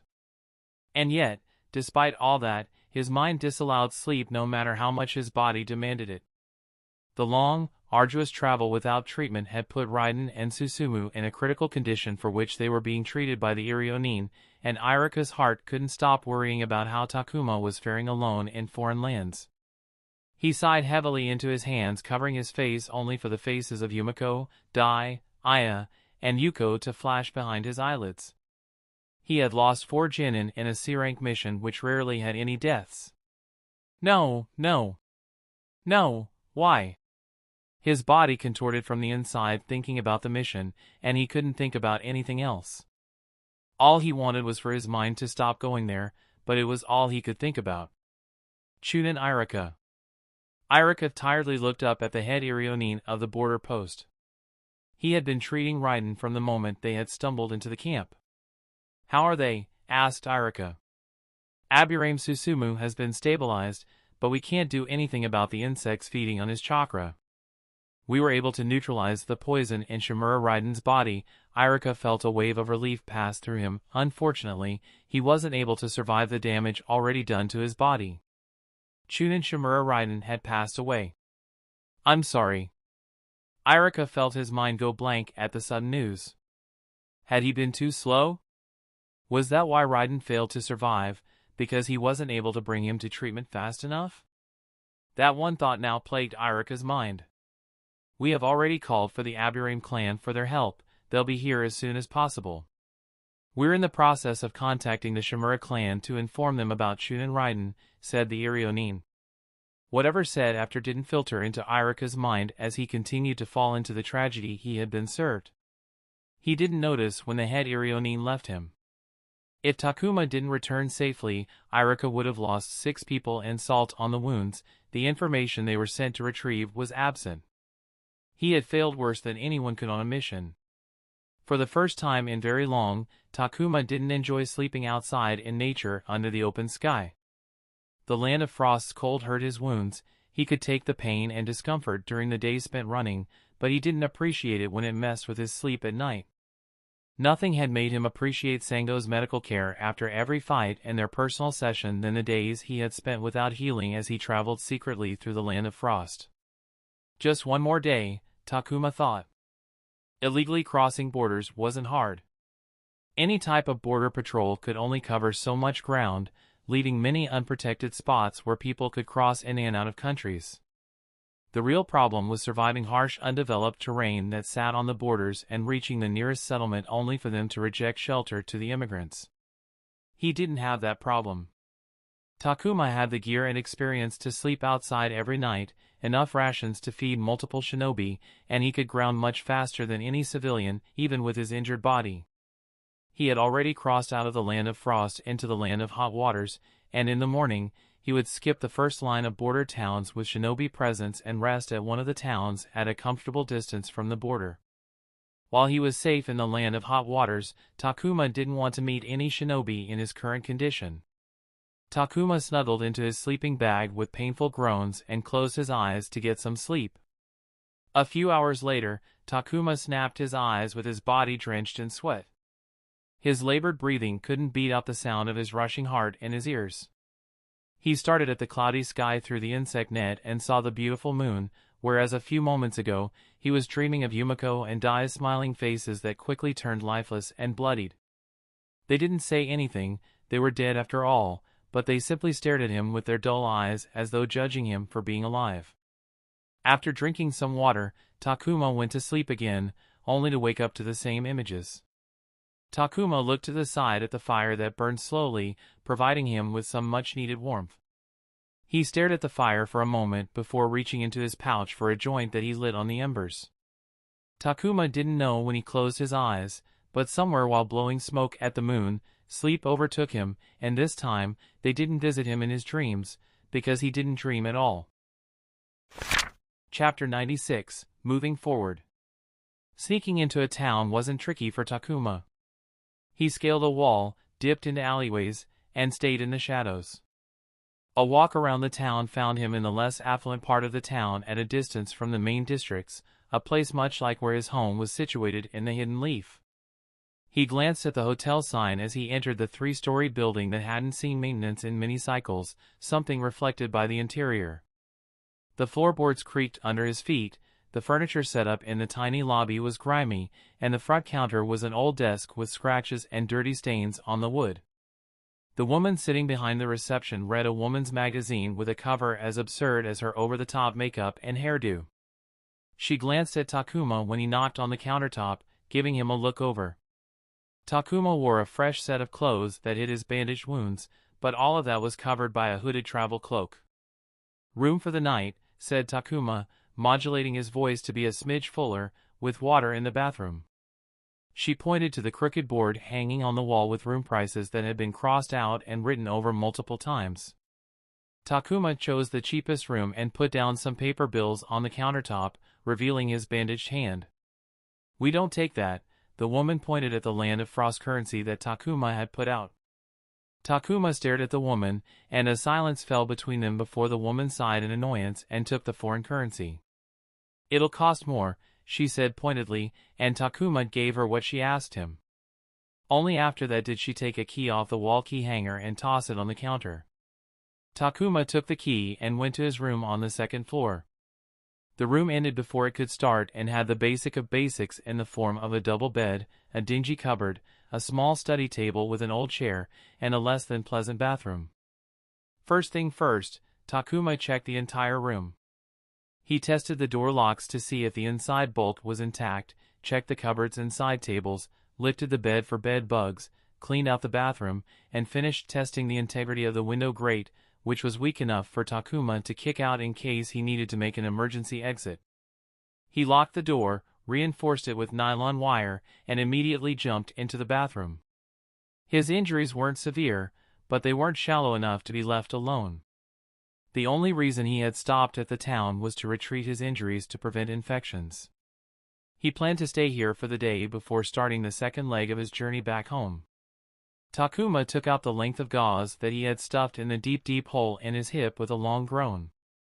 He bathed, properly irrigated the wound with water treated with a few drops of iodine because he wasn't sure about the water quality in the town, and then redressed the wound while smoking another joint to help dull the pain. After repeating the process a couple more times, he ate his rations and drank plenty of water before crashing on the bed for a couple hours of rest. A poor bed was better than an outdoor sleeping bag, and by the time Takuma woke up, he had overslept for several hours. The sun was already up. He looked at the clock in his room, and his checkout time was in 2 hours. Not wasting any more time, he got dressed and was out of his room before the minute could move quarter way across the circle. The woman was behind the counter again, her hairdo as ridiculous as yesterday. He wordlessly handed her the key and walked out when she acknowledged him. Takuma felt her eyes on him as he exited the building but ignored it. However, it seemed that the gaze spelled trouble. Just when Takuma walked out of the block, a trio of men approached him. "Hey man, where you from?" asked one of them. Takuma ignored them and turned into an alleyway. "That's rude, oi," said the second man. "Yeah, what's with the hurry?" "We only wants to talk to you," the third man smiled as he cracked his knuckle. The trio followed Takuma into the alleyway, where he was waiting for them. They weren't allowed anything but to scream, which were stifled almost immediately. Takuma walked out of the alleyway a few moments later, leaving behind the battered trio to be found later that day. By the time Takuma had already left, Takuma didn't pursue the matter with the hotel and left the town. Every minute spent away from the Hidden Leaf made him feel sicker. He just wanted to get home. "The Hidden Frost betrayed and launched an attack during the exchange," said the Tokubetsu Jonin in charge of Irika, who solemnly nodded. "You lost 4 genin in that attack. Unfortunately, Chunin Shimura Raiden died at the border post due to his injuries. Genin Aburame Susumu is out of danger. But you left 1 genin, Takuma, as you rushed to get Shimura and Aburame back to the country." "Yes, sir," said Irika. "Even if we assume Jin and Takuma can return home, less than half of the team made it back on a C-rank mission. Even if it was a multi-ranked mission, it doesn't change that it was a C-rank mission, and you even failed to get back the information. This is difficult, Chunin Irika." "Yes, sir." Irika had no words. The facts were as follows: the mission had failed, and they had lost Shinobi, and even though it wasn't his fault, this mission would cause difficulties between the Hidden Leaf and the Hidden Frost, and in some ways, he would have to suffer the brunt of it. and they might have faced an equal number of opponents and had won, but to lose a Chunin and 4 Jinin was unacceptable. They were from the Hidden Leaf, one of the 5 great shinobi villages, while the opposition was the minor village of Hidden Frost. This type of loss was a slight to their reputation. There was no silver lining to this mission. Iruka wasn't even allowed to wait at the border post, so he could wait for the Takuma and was forced back to the Hidden Leaf only to be put in a room with TNI personnel who were put in charge of the aftermath of the situation. Iruka knew the reason why a Tokubetsu Jonin was put in charge.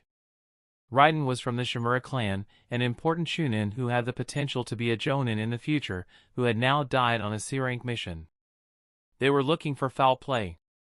It didn't help that Azuno and Onokuma clan members had died, and an Aburame had come close to death on a C-rank mission. Shinobi didn't die on C-rank missions. Did you recognize any of the Hidden Frost shinobi? Iruka shook his head. A bingo book was thrown on the table.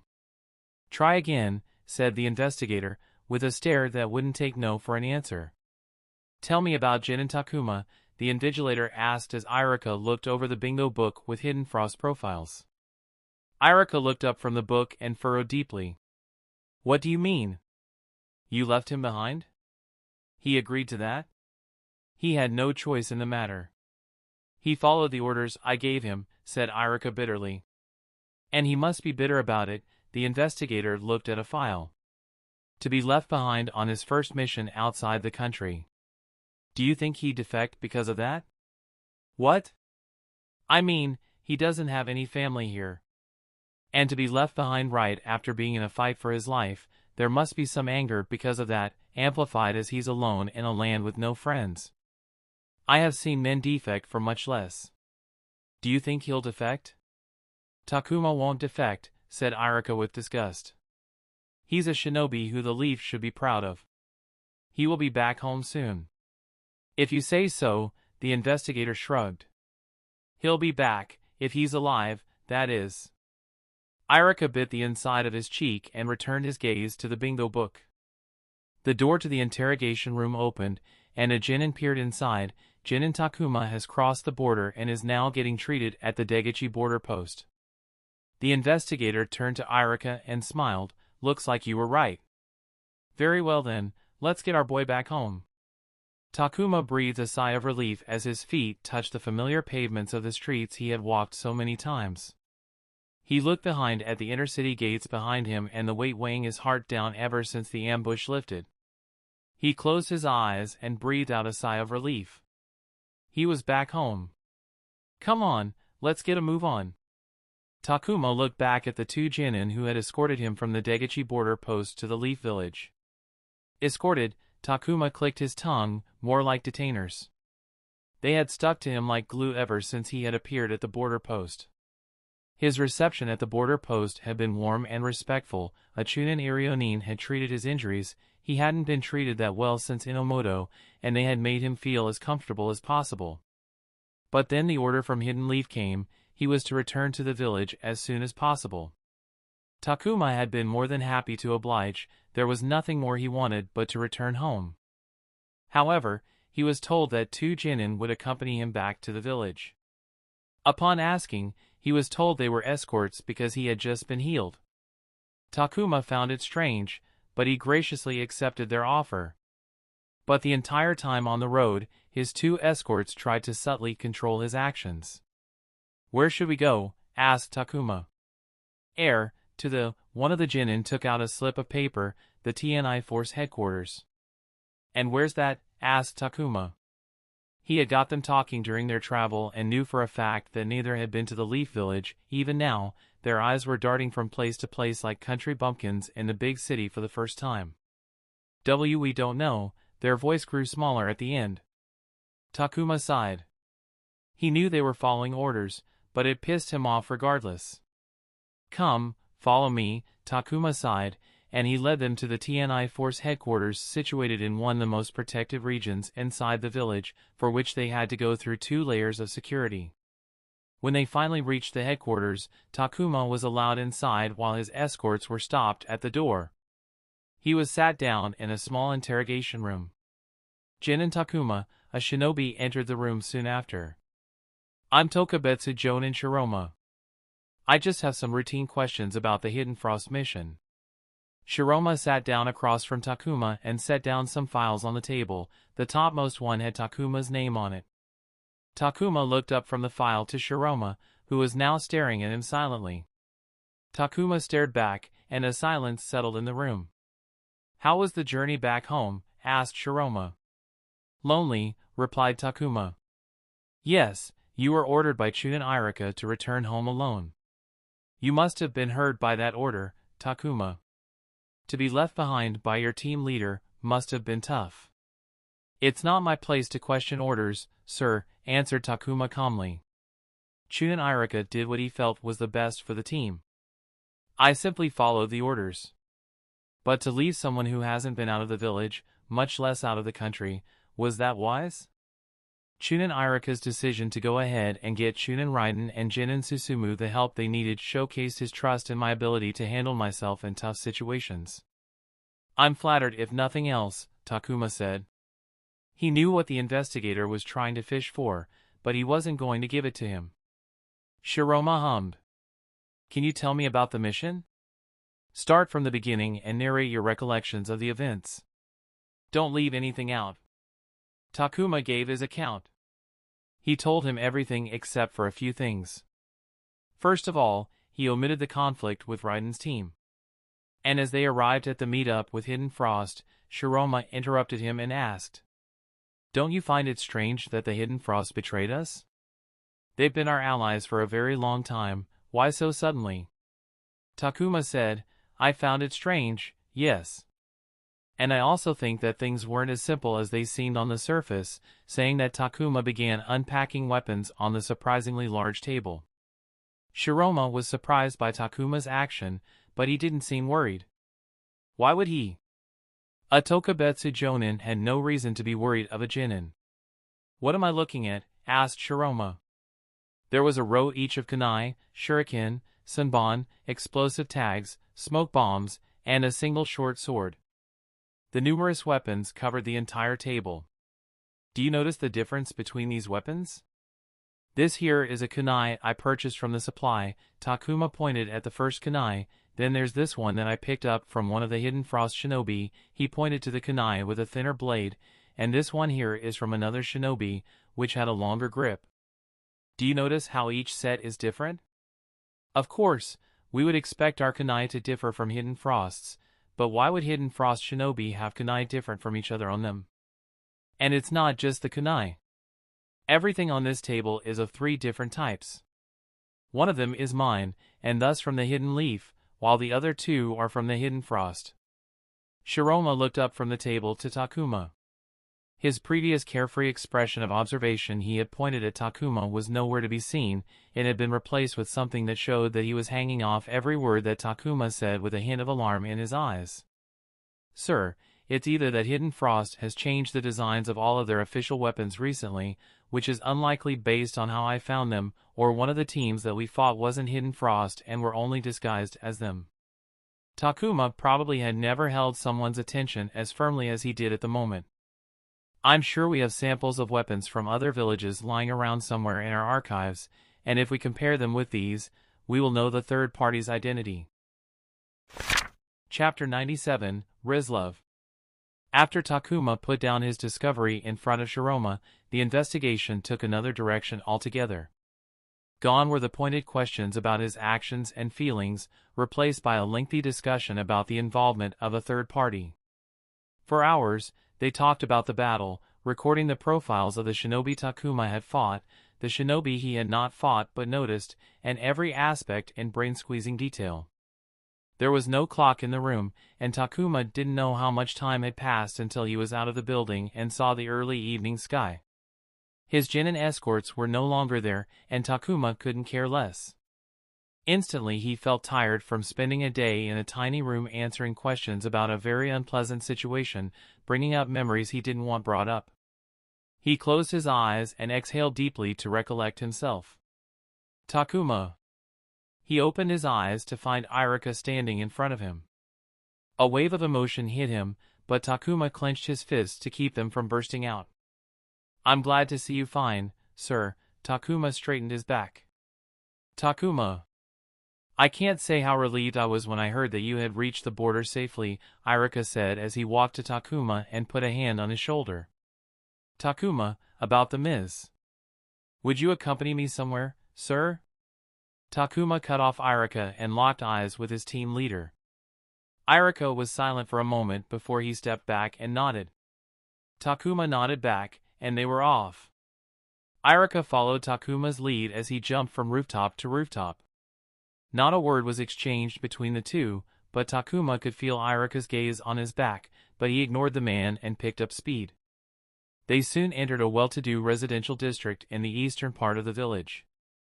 The homes in the district were known to attract upper-middle-class and lower-upper-class families looking to build or buy their family homes. Their destination was a home in that district. Taguchi. Takuma, why are we? Said Irika, wide-eyed. Taguchi, as in Taguchi Yumiko. Takuma opened the front gate and stepped onto the property, snapping Irika out of his daze. Takuma, stop! What are you doing? Irika grabbed Takuma by the arm and stopped him. They lost their daughter. I'm going to pay my respects, said Takuma, not looking at Irika. He pried Irika's hand off his arm and walked inside towards the front door. Takuma, it's already late. We will come tomorrow, Irika tried to convince Takuma. No, we have to do this now as soon as possible, Takuma said as he rang the doorbell. If not for the TNI force interrogation, he would have headed here right after entering the Leaf Village. The door opened, and a young man, probably in his early 20s, opened the door. From the first look, Takuma saw the similarities between Yumiko and the young man. They had the same eyes and nose. It was Yumiko's elder brother. Yes, asked Yumiko's elder brother, his eyes going to Takuma's headband. Then he noticed Irika and recognized him. It seemed Irika had come to pay his respects before. Good evening. I apologize for disturbing you so late. My name is Takuma.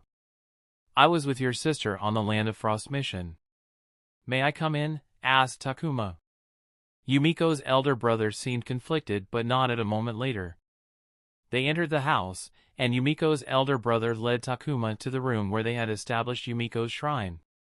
Takuma knelt in front of the shrine and gazed at Yumiko's picture. She was smiling in the picture. It was so much different from her serious demeanor during meetings and missions. Takuma closed his eyes, and instead of praying, he apologized to Yumiko, confessed his regret, told her how much he missed her, and simply talked with his teammate. After a while, Takuma got up and left the shrine room to the living room where Yumiko's parents had joined her elder brother and Irika. They didn't seem to be talking, and the vibe of the room was awkward with a sense of hostility in the air. As Takuma sat down, he noticed Yumiko's mother glaring at Irika. You say you were with Yumiko on the mission, Yumiko's father spoke. The older man looked tired, and every wrinkle on his face seemed sorrowful. Yes, sir.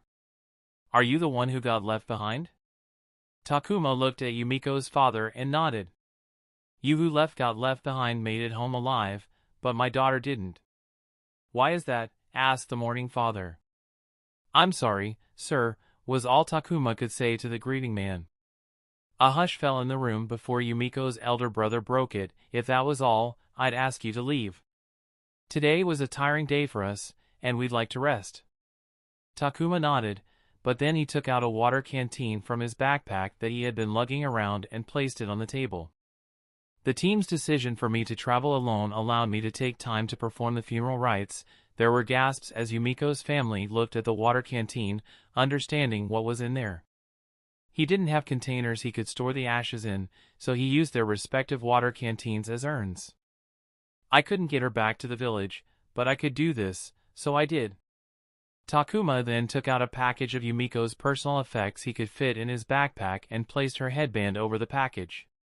He tried to halt the tremble in his hand as he put the package in front of them, but his hands refused to stop shaking. Thank you for hosting us, said Takuma as he got up. I'm sorry for disturbing you this late in the day. I'm sorry for your loss. The sobs from Yumiko's mother as Takuma walked out stayed with him for the rest of the day and beyond. I'm sorry for your loss. Irika watched Takuma bowing his head to Onokuma Yuko's family as he passed Yuko's ashes and personal effects to her family before heading out, just like he had done with Yumiko's family and with Izuno Aya's family. Irika had visited the families when he had returned and hadn't thought he'd be returning so soon. By the time they exited the Onokuma clan compound, it was already dark. I'm going to use my break for this week to visit Dai's family, said Takuma. Dai's family wasn't from the Hidden Leaf. Dai had come to the Hidden Leaf from his home when he was 11 after his academy graduation and had stayed ever since. Irika wasn't sure if Dai's family had yet gotten the news of their son's death. Another department handled those responsibilities. Takuma could very well be the first time they would hear about their son's death. Irika stared at Takuma.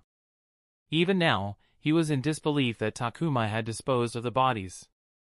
With Raiden's and Susumu's lives at risk, he had left at the moment's notice without giving Takuma any instructions regarding what to do with the scene.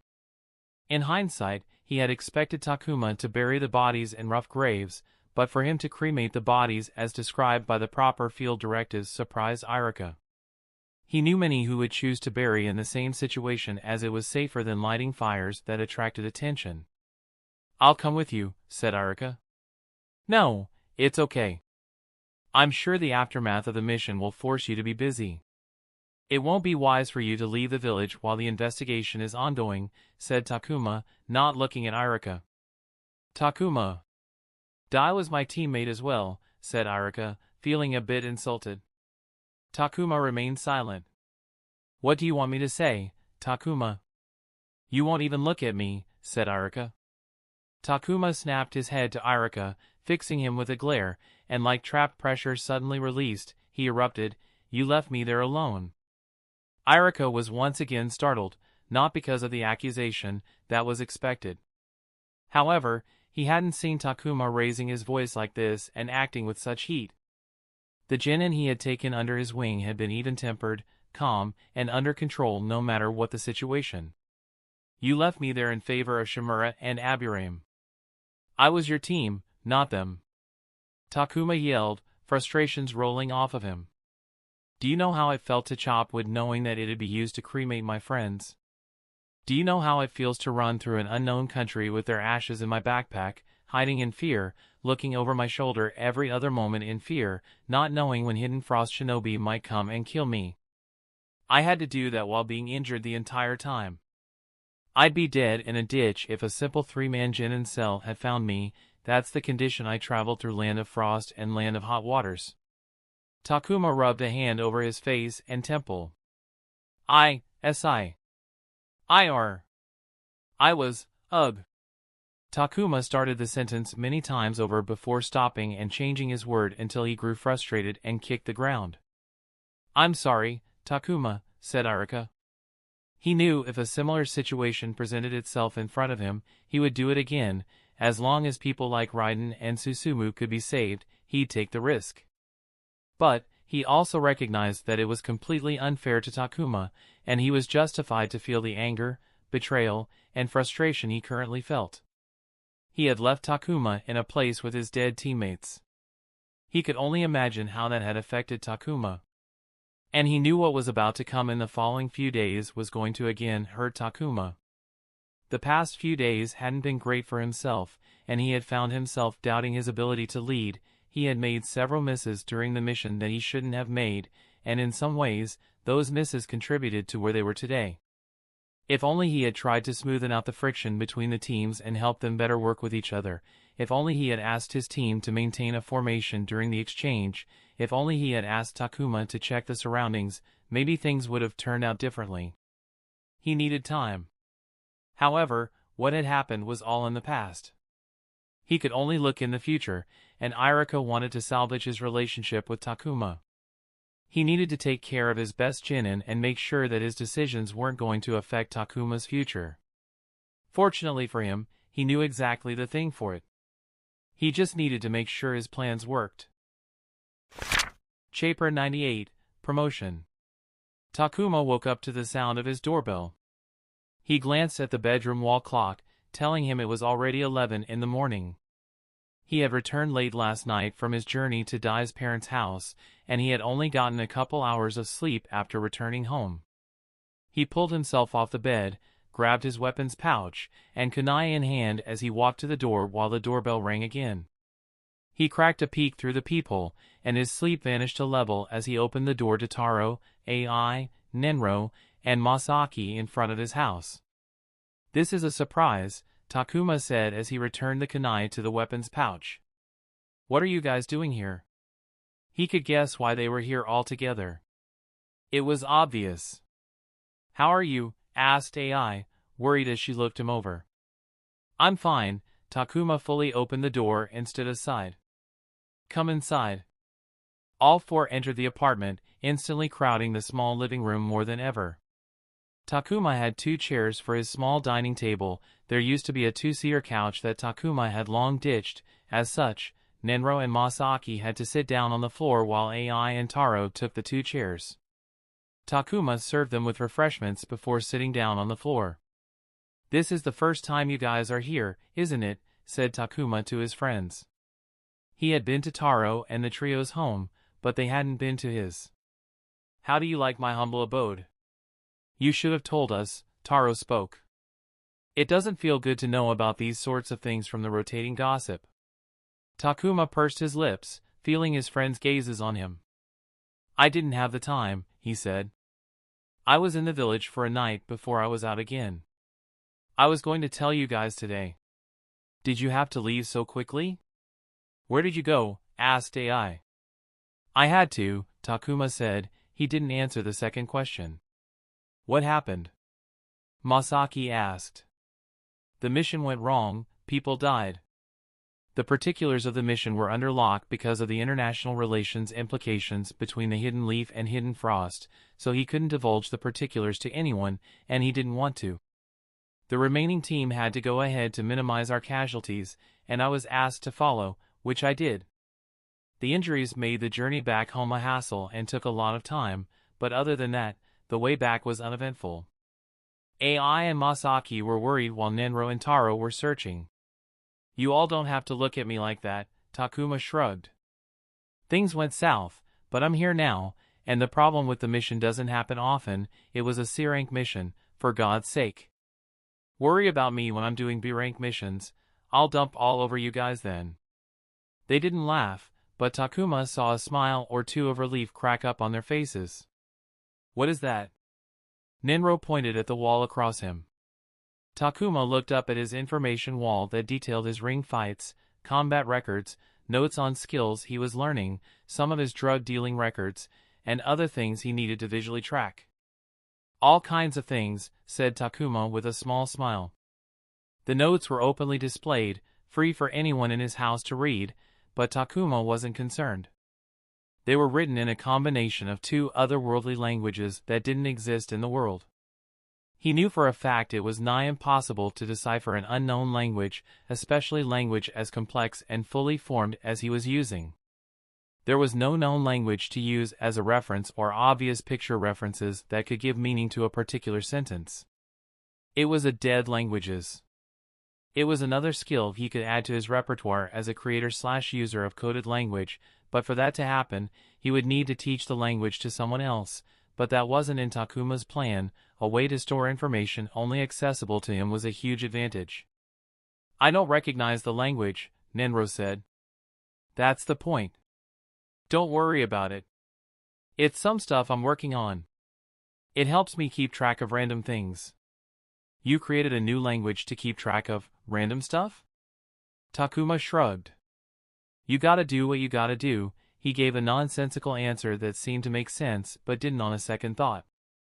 He didn't mind these 4 people finding some stuff about him that didn't make sense, except he didn't want to explain. "Never let your guard down," Takuma suddenly said, making everyone take their eyes off the wall. "When you're outside, always be on the lookout, keep track of your surroundings. Maintain active communication, sound out abnormalities so your team is aware of them. Rely on your teammates, but never become dependent. Trust, but not blindly. Even if someone is your ally, if you don't know them personally, be conscious around them. You're responsible for yourself on the field, never forget that, even for a moment. The room's vibe immediately turned grave as Takuma looked at them severely. He didn't want them to one day go out for a mission and not return. He was aware of the unavoidable risks if they continued to grow as shinobi and eventually got dangerous missions. However, if he could even remotely reduce the risks by making them aware, he would scream his words from rooftops. "What are you going to do next?" "What did they say?" Taro asked. "My Chunin team lead is taking a break for some time, so I'm stuck to D-rank missions until he starts retaking C-rank team missions. I've to start Monday to safely make the monthly quota." Takuma sighed. He wanted a slightly longer break but had to work to not get penalized. AI frowned. "They aren't reclassifying the mission to a higher ranking?" Takuma shook his head. "Not yet. It'll happen after they complete their investigation. It'll be a while before I see the effect of reclassification if it happens." Because of how the mission had gone, and the ongoing investigation, the 2 C-rank missions that should have been added to Takuma's record were put on hold, which meant he was coming short of his mission quota. He had to work overtime to meet that quota. If the investigation went well, those 2 C-rank missions would be added later, or the classification might get elevated to more C-rank missions or even a B-rank mission, but who knew when that might be. "Do you want me to talk to one of my Chunin?" asked Nenro. "No, I'll take it easy for a moment. I'll tell you when." "Thanks," Takuma sighed. The 2 weeks had been longer than he had expected and planned for before leaving the village. He had to return to his dealing in the village and get his usual life back on track. It was alright, he needed to work right now. "I'm fine," Takuma told Mariboshi, who slightly cocked his head. "Everyone remotely aware of the mission has been asking how I am. I just answered if you wanted to know." "But you are not fine, are you?" Mariboshi replied. "Doesn't seem that way to me." "Should I be smiling constantly so people would leave me alone?" asked Takuma, feeling the irritation bubbling up inside of him. He had gotten sick of random people who he had perhaps talked to once or twice coming up to him, all but demanding to know what had happened on the mission as if it was their birthright. He looked at Mariboshi, and his half-glare softened as he audibly sighed. "I'm sorry, that was unwarranted. He sat down on the tree stump in the same training area they had met during Takuma was in the academy. Mariboshi sat down on the grass in front of Takuma. "You do not have to apologize to me, child. I understand what you are feeling right now." "Do you?" Mariboshi stayed silent for a moment. "Unlike you, I was on a Jonin team when I was a Genin." Takuma knew about that. Mariboshi had mentioned it in passing. "My teammates were as close to me as my blood sister, if not closer. My Jonin teacher was strict, but he was closest to what I had to a big brother. The way I taught you during the year was majorly based on how he taught us."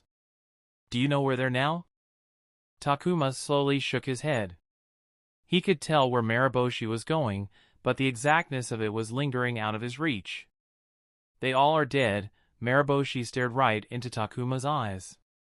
"They did not die one by one during their own missions or during the war.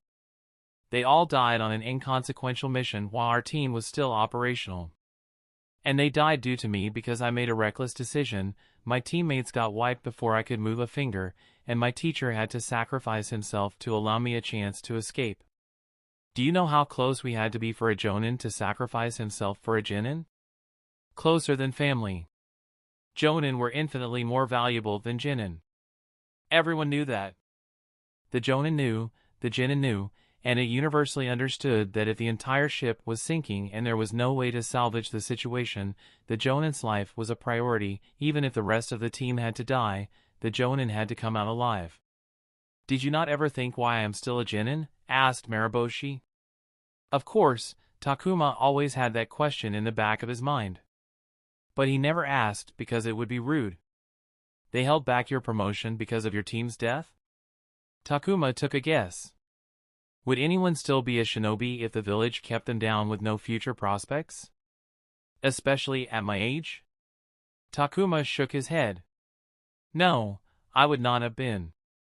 I have rejected promotions at least twice yearly for decades because I do not think I can lead shinobi on missions. I led my teammates to death once. I do not want to do it again. Mariboshi firmly grasped Takuma's shoulder. But you are different, my child. You are bright, competent, and hardworking, the type of shinobi this village needs and deserves. You cannot get bogged down because of this mission. What happened was not your fault. You were not prepared for the mission that you faced. So do not blame yourself for their deaths. Takuma closed his eyes and bowed his head. His heart felt like lead again. I can't get them out of my mind. Takuma held his head in his hands. They're always there when I close my eyes. It's okay, Mariboshi rubbed his arm. What you're feeling right now is normal. Death of closed ones is not easy, it never was, it never will be. How do I get them out? Takuma asked. Yumiko and Dai always came smiling, but they always changed to them being dead. He didn't want to think about them, but his mind betrayed him. It was as if they were etched behind his eyelids. The dead are remembered and survive through the living, Takuma, Mariboshi said. You have to grieve, take it one day at a time. In my experience, you do not do anything special or different to cope, you just do. You just keep living and put one foot in front of the other. Everyone says time heals, but I not know if that is true. Takuma looked up at Mariboshi, but it does help you forget more often. Life will be good again, just in a different way. That sounds terrible, said Takuma, tears welling in his eyes. Mariboshi hugged Takuma. Death always is, my child. What did you say? Takuma stared at Irika sitting across from him with a baffled experience. Jinin Takuma, your transfer out of the Jinin Corp has been expedited and finalized, said Irika as he placed a scroll on the table in front of Takuma. You now fall under the directive authority of the Leaf Military Police Force, effective immediately. What? Interlude Chapter 99, External Perspective on the Outsider. Your friend was startled when he saw me, said Itachi. Izumi, walking beside Itachi on their way home, looked up at him. She didn't notice Takuma being startled, but Itachi had been more perceptive than her, even though they possessed the same set of eyes. Of course, he was startled. You sneaked up on him, I'd be surprised as well, she bit on her candied apple. No, it was more than that. Fear. He was scared of me. You're overthinking it, Izumi rolled her eyes. Why would he be scared of you? I don't think you two have met, have you? Itachi shook his head. Tell me more about your friend, he asked. Izumi tried to think about her quiet classmate. I don't know what to say. He was quiet. Alone. I don't think I ever saw him talk to anyone in the class except for some small chats here and there. Not a good fighter, but he's smart. Actually, there was something strange. Itachi looked interested. Before our last year at the academy, he was decent at everything. Nothing special, but at least he didn't suck. However, when we started last year, he became plain terrible no matter what we did. Taijutsu, throwing, leaf concentration exercise, Academy 3, tactical exercise, it was like he turned into a first-year toddler who couldn't do anything. I don't know if he was pretending to be terrible because he returned to being pretty decent by the end of the year. Any reason he would pretend? Izumi recalled how she and her friends used to chat about Takuma's sudden lack of skill. Back then, they had mused if it was a ploy for attention. They weren't sure how it was supposed to work because Takuma's reputation only plummeted and the only attention he got was from Hige and his posse. On top of that, Kai was pissed at Takuma for his acting. Even if attention was the motive, Takuma should have dropped the act, but he didn't. If it was an act, he kept it till the very end. I couldn't tell ya, Izumi said, she had no idea. Is he trying to build a narrative? Said Itachi. In the years they had known each other, Izumi had somewhat figured out how to Itachi's expression. What she was a mix of fascination and curiosity. What do you mean? She asked. Except for their family background, the earliest thing on a Leaf Shinobi's file is their academy records. If the file is surface level, they'll have graduation test results. If it's detailed, they'll add the transcripts for the entire last year and the teacher's report into the mix, Itachi said in a speculative tone. I wonder if your friend knows about that and is trying to build an image. An academy student with grades on the floor rapidly improves in a matter of a year. He reaches a level that other students took years to achieve. And it doesn't finish there. He won the Genin Corps' basic training tournament, which puts him atop his batch, except for those like you who are being trained by Jonin. That'll be permanently put on his record, furthering the narrative. Now, it's not making graduation, it's one of the best in your batch in 1 year. That's a pretty good story right there. Itachi seemed satisfied with his conjecture. Best in the batch that went to the Genin Corps, Izumi hummed. Wouldn't being part of a Jonin team be a better narrative?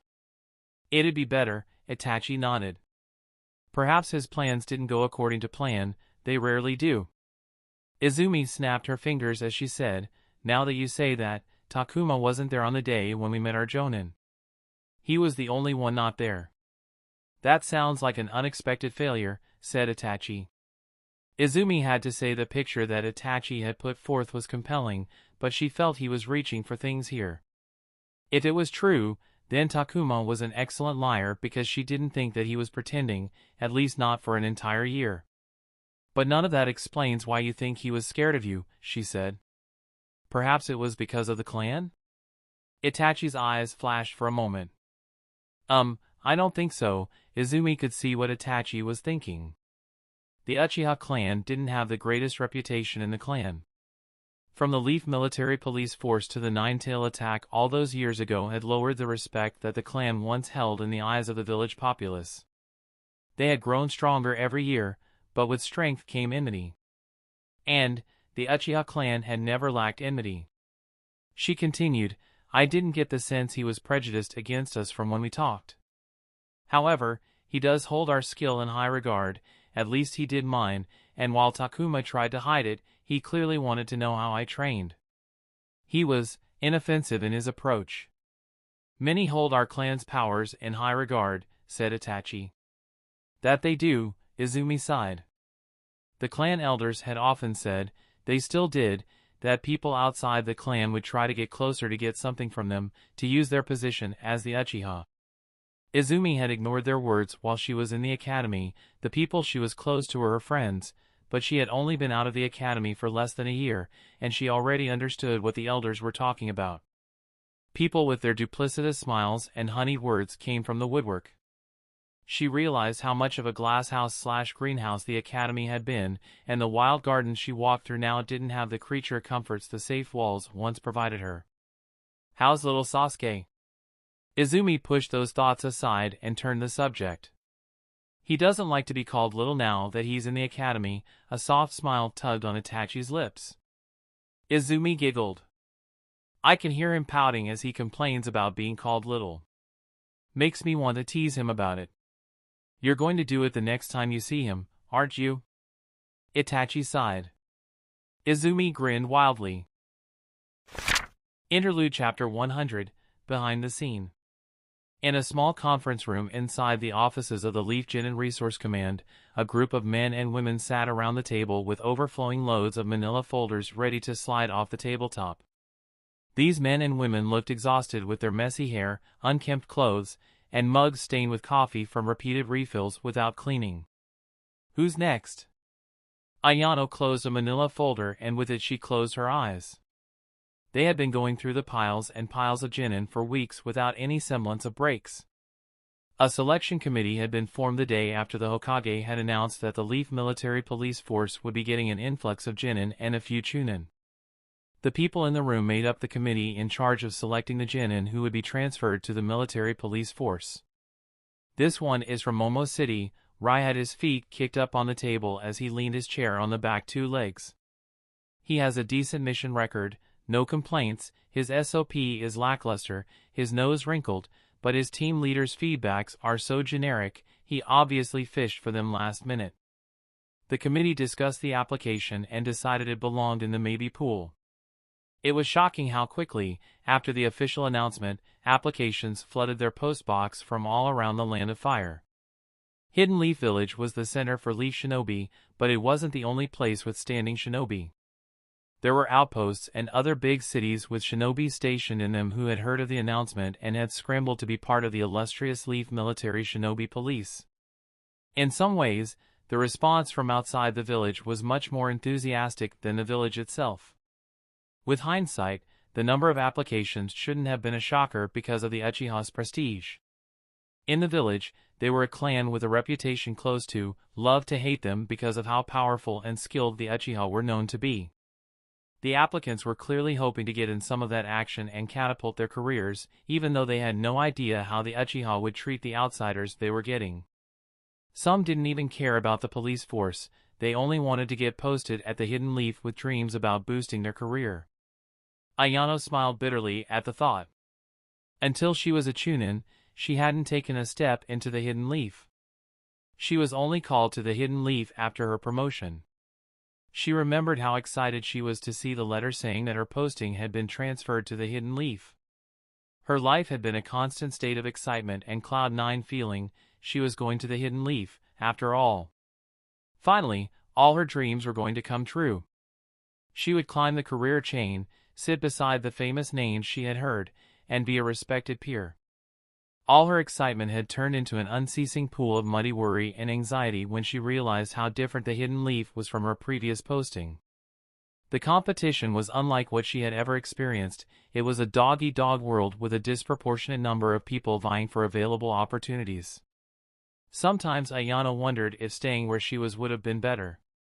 Even now, the new openings in the Leaf military police force were dwarfed compared to the number of applications submitted. Next. Ayano sighed. It would have been so easy if they were choosing the best of the applicants, thought Ayano, rubbing her temple, but they weren't doing that. Ayano looked at her fellow committee. They were hired to select suitable candidates for the new positions available in the police force, not best, suitable candidates. The higher-ups didn't want to hand Jinin Corp's best Jinin over to the Uchiha. Instead, they were to choose Jinin who were a level or two below the best, people that would barely satisfy the Uchiha. But they knew the best Jinin would apply for the police force. It was an unknown land with splendid opportunities not available ever before. It was only natural that those ambitious enough would brave an exploration. Thus, the formation of the selection committee. Their purpose was to shortlist suitable candidates before forwarding them to the Leaf military police force. Who the Uchiha selected was no concern of theirs as long as they did it from the subset of people they had chosen for them. We have one with recommendations. Vasha held up a file for everyone to see. A red and blue post-it note each were stuck on the file's cover. Rai whistled, a Jonin and Chunin recommendation each. Now that's some serious juice behind an application. Ayano pursed her lips, feeling a migraine coming through. The communications that went out regarding the military police force positions had explicitly made sure not to mention the word recommendation, so applicants won't bother their Chunin team leads for official letters of recommendation. Instead, they had mentioned feedback from supervisors/team leads, which some applicants had abused and had gotten statements from everyone they had worked under, and no one considered feedback and recommendations in the same breath. Alas, some people had still gone ahead and stuffed letters of recommendation into their applications. A Chunin recommendation meant they had to consider the applicant seriously and work out an excuse that would hold under some scrutiny. That wasn't difficult for the committee to do. However, a Jonin recommendation wasn't something they could ignore. The selection committee was headed by the Jonin, but even that didn't allow them to overlook another Jonin. A Jonin recommendation meant they had to put the applicant into the candidate list. Who is it? Ayano sounded tired. Takuma, no last name, orphan. Oh, he's from the last year's batch, a rookie, Vasha read from the file. Oh, he joined Chunin Yumano Irika's team. Vasha closed the file and lifted the blue post-it note. Ah, it was Chunin Irika who recommended him. Irika, isn't he the one involved in the thing in the Land of Frost? Asked Rai. Oh yeah, that's right. Who's the Jonin? Asked Ayano. Vashu looked. Yamanaka Madoka. Ayano made a displeased face. Not only was it a jonin, it was a jonin from one of the big clans. At this rate, they had to ensure the Uchiha would take the kid. Irika is part of Jonin Madoka's squad, Rai said. She was his jonin teacher out of the academy. Irika must have asked her to write a recommendation for this Takuma kid. Who the hell is this kid? Ayano asked. Even if Takuma was part of Irika's team, it must have been for less than a year. Why would Irika ask his jonin to write a letter of recommendation for a kid barely out of the academy? Is he one of those special kids? Actually, no. The kid's record is all over the place, said Vashu, his brow furrowed. He had terrible academy grades but somehow won the Genin Corps basic training tournament. He started out with great mission output, but recently he's barely making quota. And yet most of his recent missions are C-rank with D-rank missions used as filler to make quota. Not a single complaint has ever been registered against him, but he was part of Irika's Land of Frost mission. Vasha held up the file, and the open page was almost entirely redacted. The selection committee didn't have the clearance to view the contents of the mission. Put him in, Ayano said. He matches the criteria, and it's not like we have a choice with that jonin recommendation. Vasha picked up the file and threw it in the approved pile. Setsuna Uchiha read through the candidate dossiers sent to him by the selection committee. He flipped through the files, and he knew they weren't the best, and he wasn't expecting the best. The best were clan-trained shinobi, but he knew the Leaf's elite clans wouldn't send their shinobi under the Uchiha's command. Setsuna didn't find that insulting. The Uchiha wouldn't send their own to serve under another clan. However, he did receive shinobi belonging to minor clans and some prominent shinobi families in hopes of building ties with the Uchiha. Setsuna would consider them and see which clans could provide them with benefits, political support, and loyalty. Fugaku had driven the conversation with the Hokage and had gotten the sanctions to expand recruitment from sources other than the Uchiha and their allies, which the second Hokage had written into the bylaws when the Leaf military police force was inaugurated. After decades, the clan had seen an opportunity to strengthen themselves, and they weren't going to let it go to waste. Setsuna opened another file and saw the career of a clanless shinobi laid in front of him. On paper, the man was a shinobi with a stable and respected record, but under the deception painted by ink on paper, he saw the signs of an undisciplined man with problems peeking through. He sighed and threw the file into the rejection pile that only grew larger than the garbage can near the headquarter mess.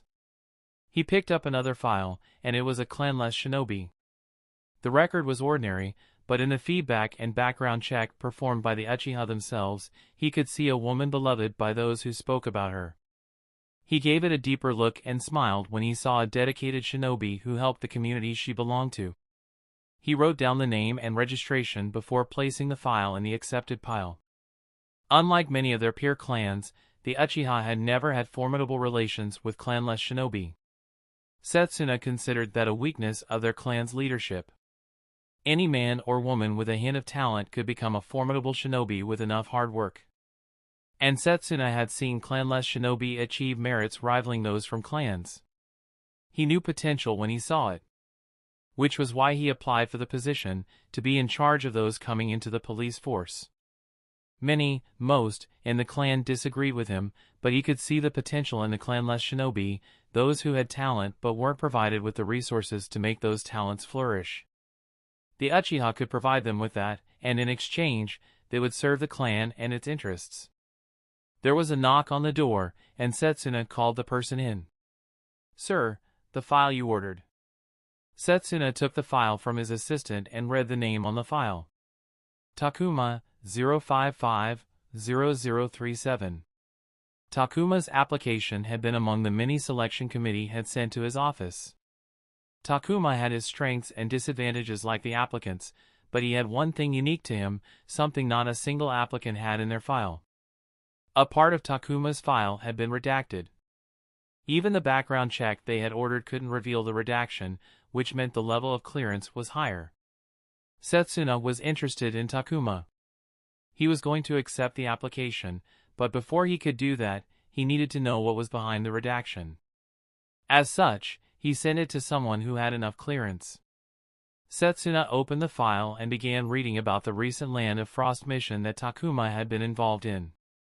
And the more he read, the more engrossed he became in the information that was not visible before. 3 kills.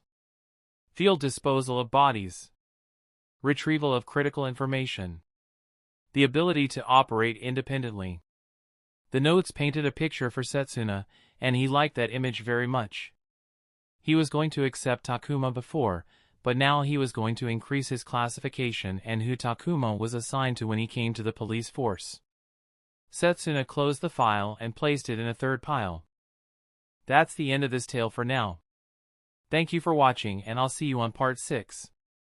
Peace.